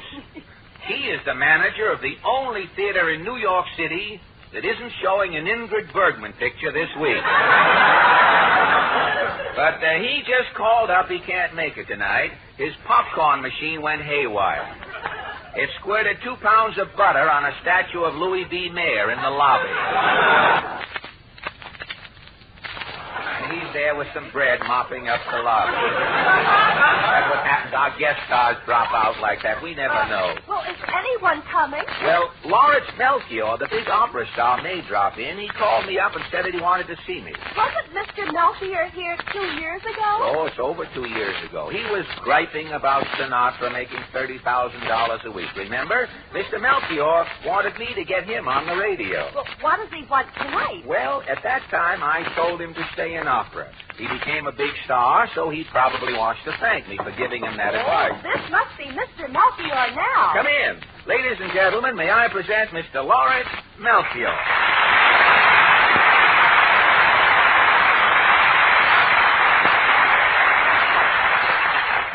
As a lover of shellfish, Mr. Melchoir, I welcome you to our little clam bake. Thank you, thank you. The last time I saw you, remember, you wanted me to get you into radio. Here I am again. Lauritz, you mean? Right. You've got to get you into radio. Radio? Why, you were one of opera's biggest stars. I went by the Metropolitan a few weeks ago. You were billed outside. There was a line. Line wasn't for the opera press. No? That was the end of the Paramount light waiting to see Sinatra. Again with Sinatra. Lauritz, stop worrying about the narrow nightingale. Don't forget that you are the great Melchoir. Sinatra makes $30,000 a week. It's ridiculous. You, the great Wagnerian tenor, would like to be in Sinatra's shoes? Why not? My shoes have holes in them. Look. Gosh, you've got paper in the soles. It's an old copy of Downbeat.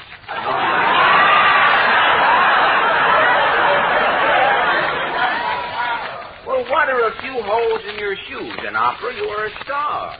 Wait, make me another Frankie boy. No, Lauritz. Another Pericomo. No, Lauritz.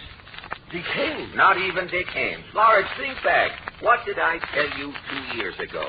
You said Sinatra was just a flash in the pan. That's right. He's been in the pan a long time. Lauritz, you came to me whining before. I told you to stay in opera. And I stayed in opera. Well? I wish I was dead. Lauritz, in opera you sing to audiences in top hats, evening gowns, mink windbreakers. Do you want to sing for kids in sloppy Joe sweaters and bobby socks? But $30,000. They can sit in the union suit. Now, Lauritz, listen to reason. $30,000. And what does he say? You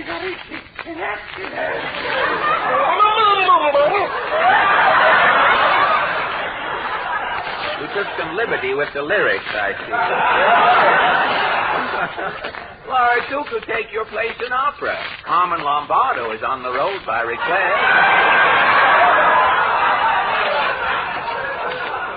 You can't give up Tannhäuser, Lohengrin, and Tristan in his shoulder. $30,000, but... Gosh, Lauritz. Think of your opera tradition. What would the great Melba say if she could hear you now? Oh, but $30,000, the great Melba would think. Well, I don't understand what you want in life. You have fame. You just made a picture in Hollywood, didn't you? Yes, but I was in thrill of a romance. Thrill of a Romance with Esther Williams and Van Johnson. It was a big MGM hit. Sure. But who saw me? Who saw you? The men who looked at Van Johnson. The Hollywood autograph fans didn't mob you? Oh, just one little girl asked for my autograph. Well, that's something. She thought I was Edward Arnold. Well, you did better than I did. They kept mistaking me for Thunderhead, son of Pasternak. Fred, you've got to get me into racing. No, Lauritz, and that is positively final. You be my manager, Fred. Be your manager? We'll split the $30,000, 50-50. And you'll never regret it, Lauritz Melchoir. When do we start? Right now. You know, a lot of radio producers and sponsors listen to this program. Now, if you can give an audition, we might get an offer tonight. Is there something you can sing? How about Because? Because, fine. The Jack Benny contest theme song. I like Jack Benny. Well, ladies and gentlemen, Mr. Melchoir is now available for any and all radio engagements. After his audition song, any producers or sponsors interested in Mr. Melchoir for radio can phone us here at the Fred Allen program. Well, go ahead, Lauritz. Give it plenty of schmaltz.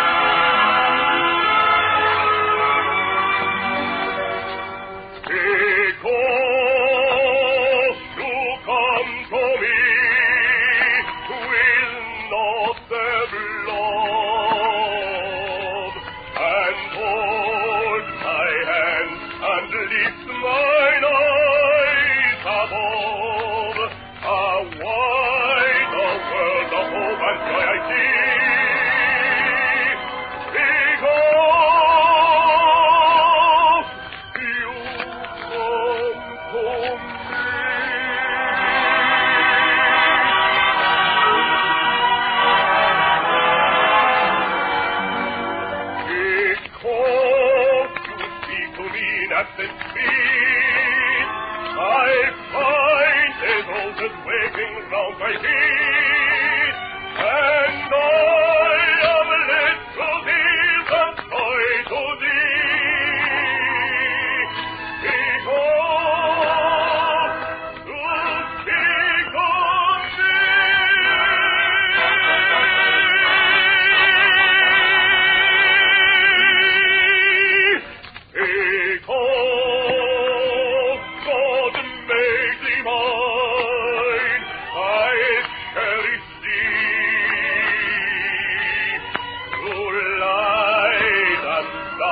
sweetest to all time to me.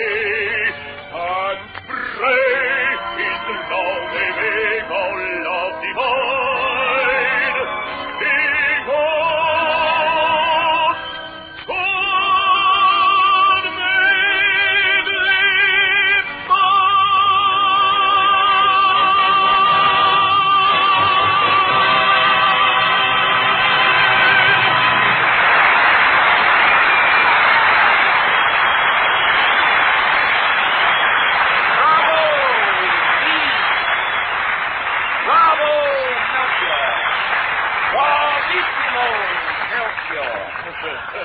Andy Russell was in the hall and thought it was a choir. He never heard of it. That was wonderful, Mr. Melchoir. Any phone calls yet? No phone calls. Keep your leotard on, Lauritz. When those phone bells start ringing, you'll think it's a good humor man with St. Vitus dance. But are you sure the telephone? Yes, it's working, Lauritz. Now stop biting your nails. Every big producer in radio is probably fishing around for a nickel to call us. Now relax. Ah, there's the phone. Here's the first nibble, Lauritz. I've got it. Hello? Fred Allen, manager of Lauritz Melchior speaking. You heard the audition? You want Mr. Melchior right away? Well, I'll see. Yes, it's the 4 chicks and a chuck. They want you to fill in. Do they want me to sing at a chick or a chuck? Well, I'll find out. You have a choice there. Hello? Oh, you wanted to sing with 4 other people? Now listen. Mr. Melchior sings as a soloist or not at all. Goodbye. But wait, this was a job. What job? A job just for 2 weeks. One of the chicks was molting. If you go into radio, Lauritz, you're not sitting on a nest singing with any group. You are singing a solo. Right, the telephone. I'll get it. Hello? Oh, Mr. Manville? It's Tommy Manville, Lauritz. Yes, Mr. Manville. Hold the line. I'll see. Lauritz, do you know Oh, Promise Me? No,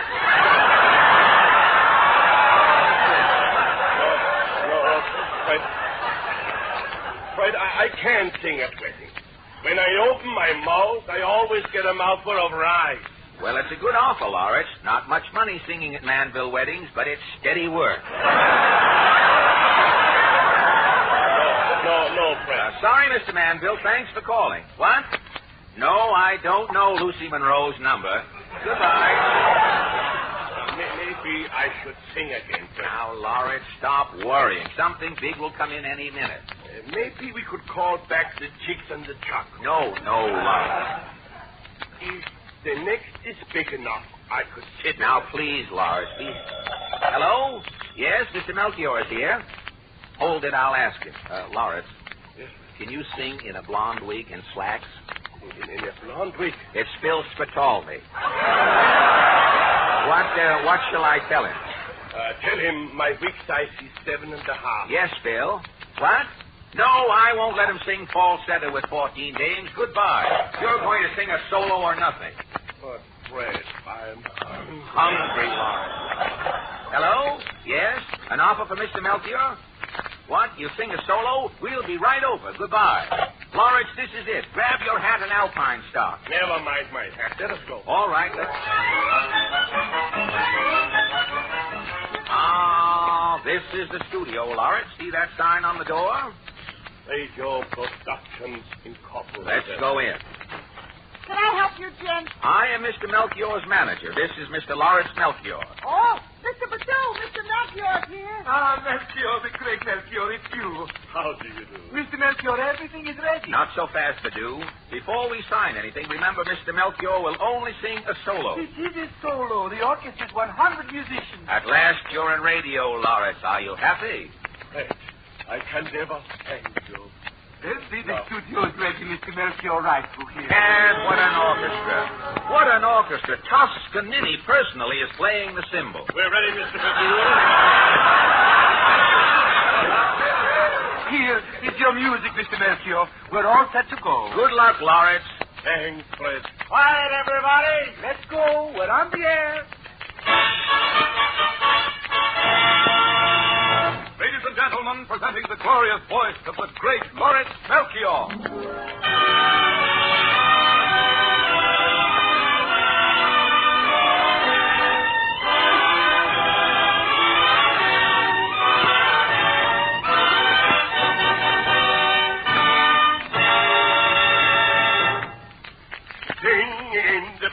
Stop singing for joy.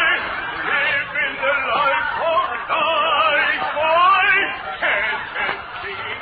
Oh, I know the life I really stop.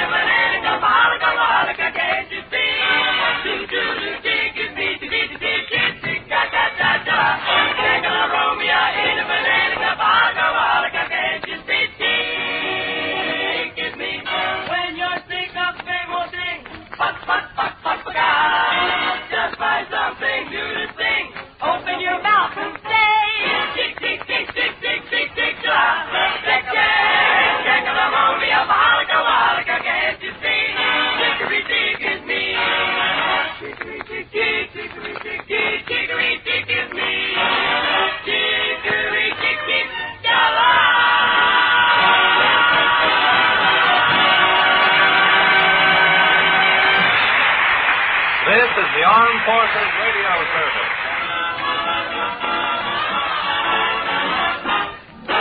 Kiss me once and kiss me twice and kiss me once again. It's been a long, long time. Haven't felt like this before, just can't remember when. It's been a long, long time. You'll never know how many dreams I dreamed about you. Or just how empty they'll seem without you. So kiss me once and kiss me twice and kiss me once again. It's been a long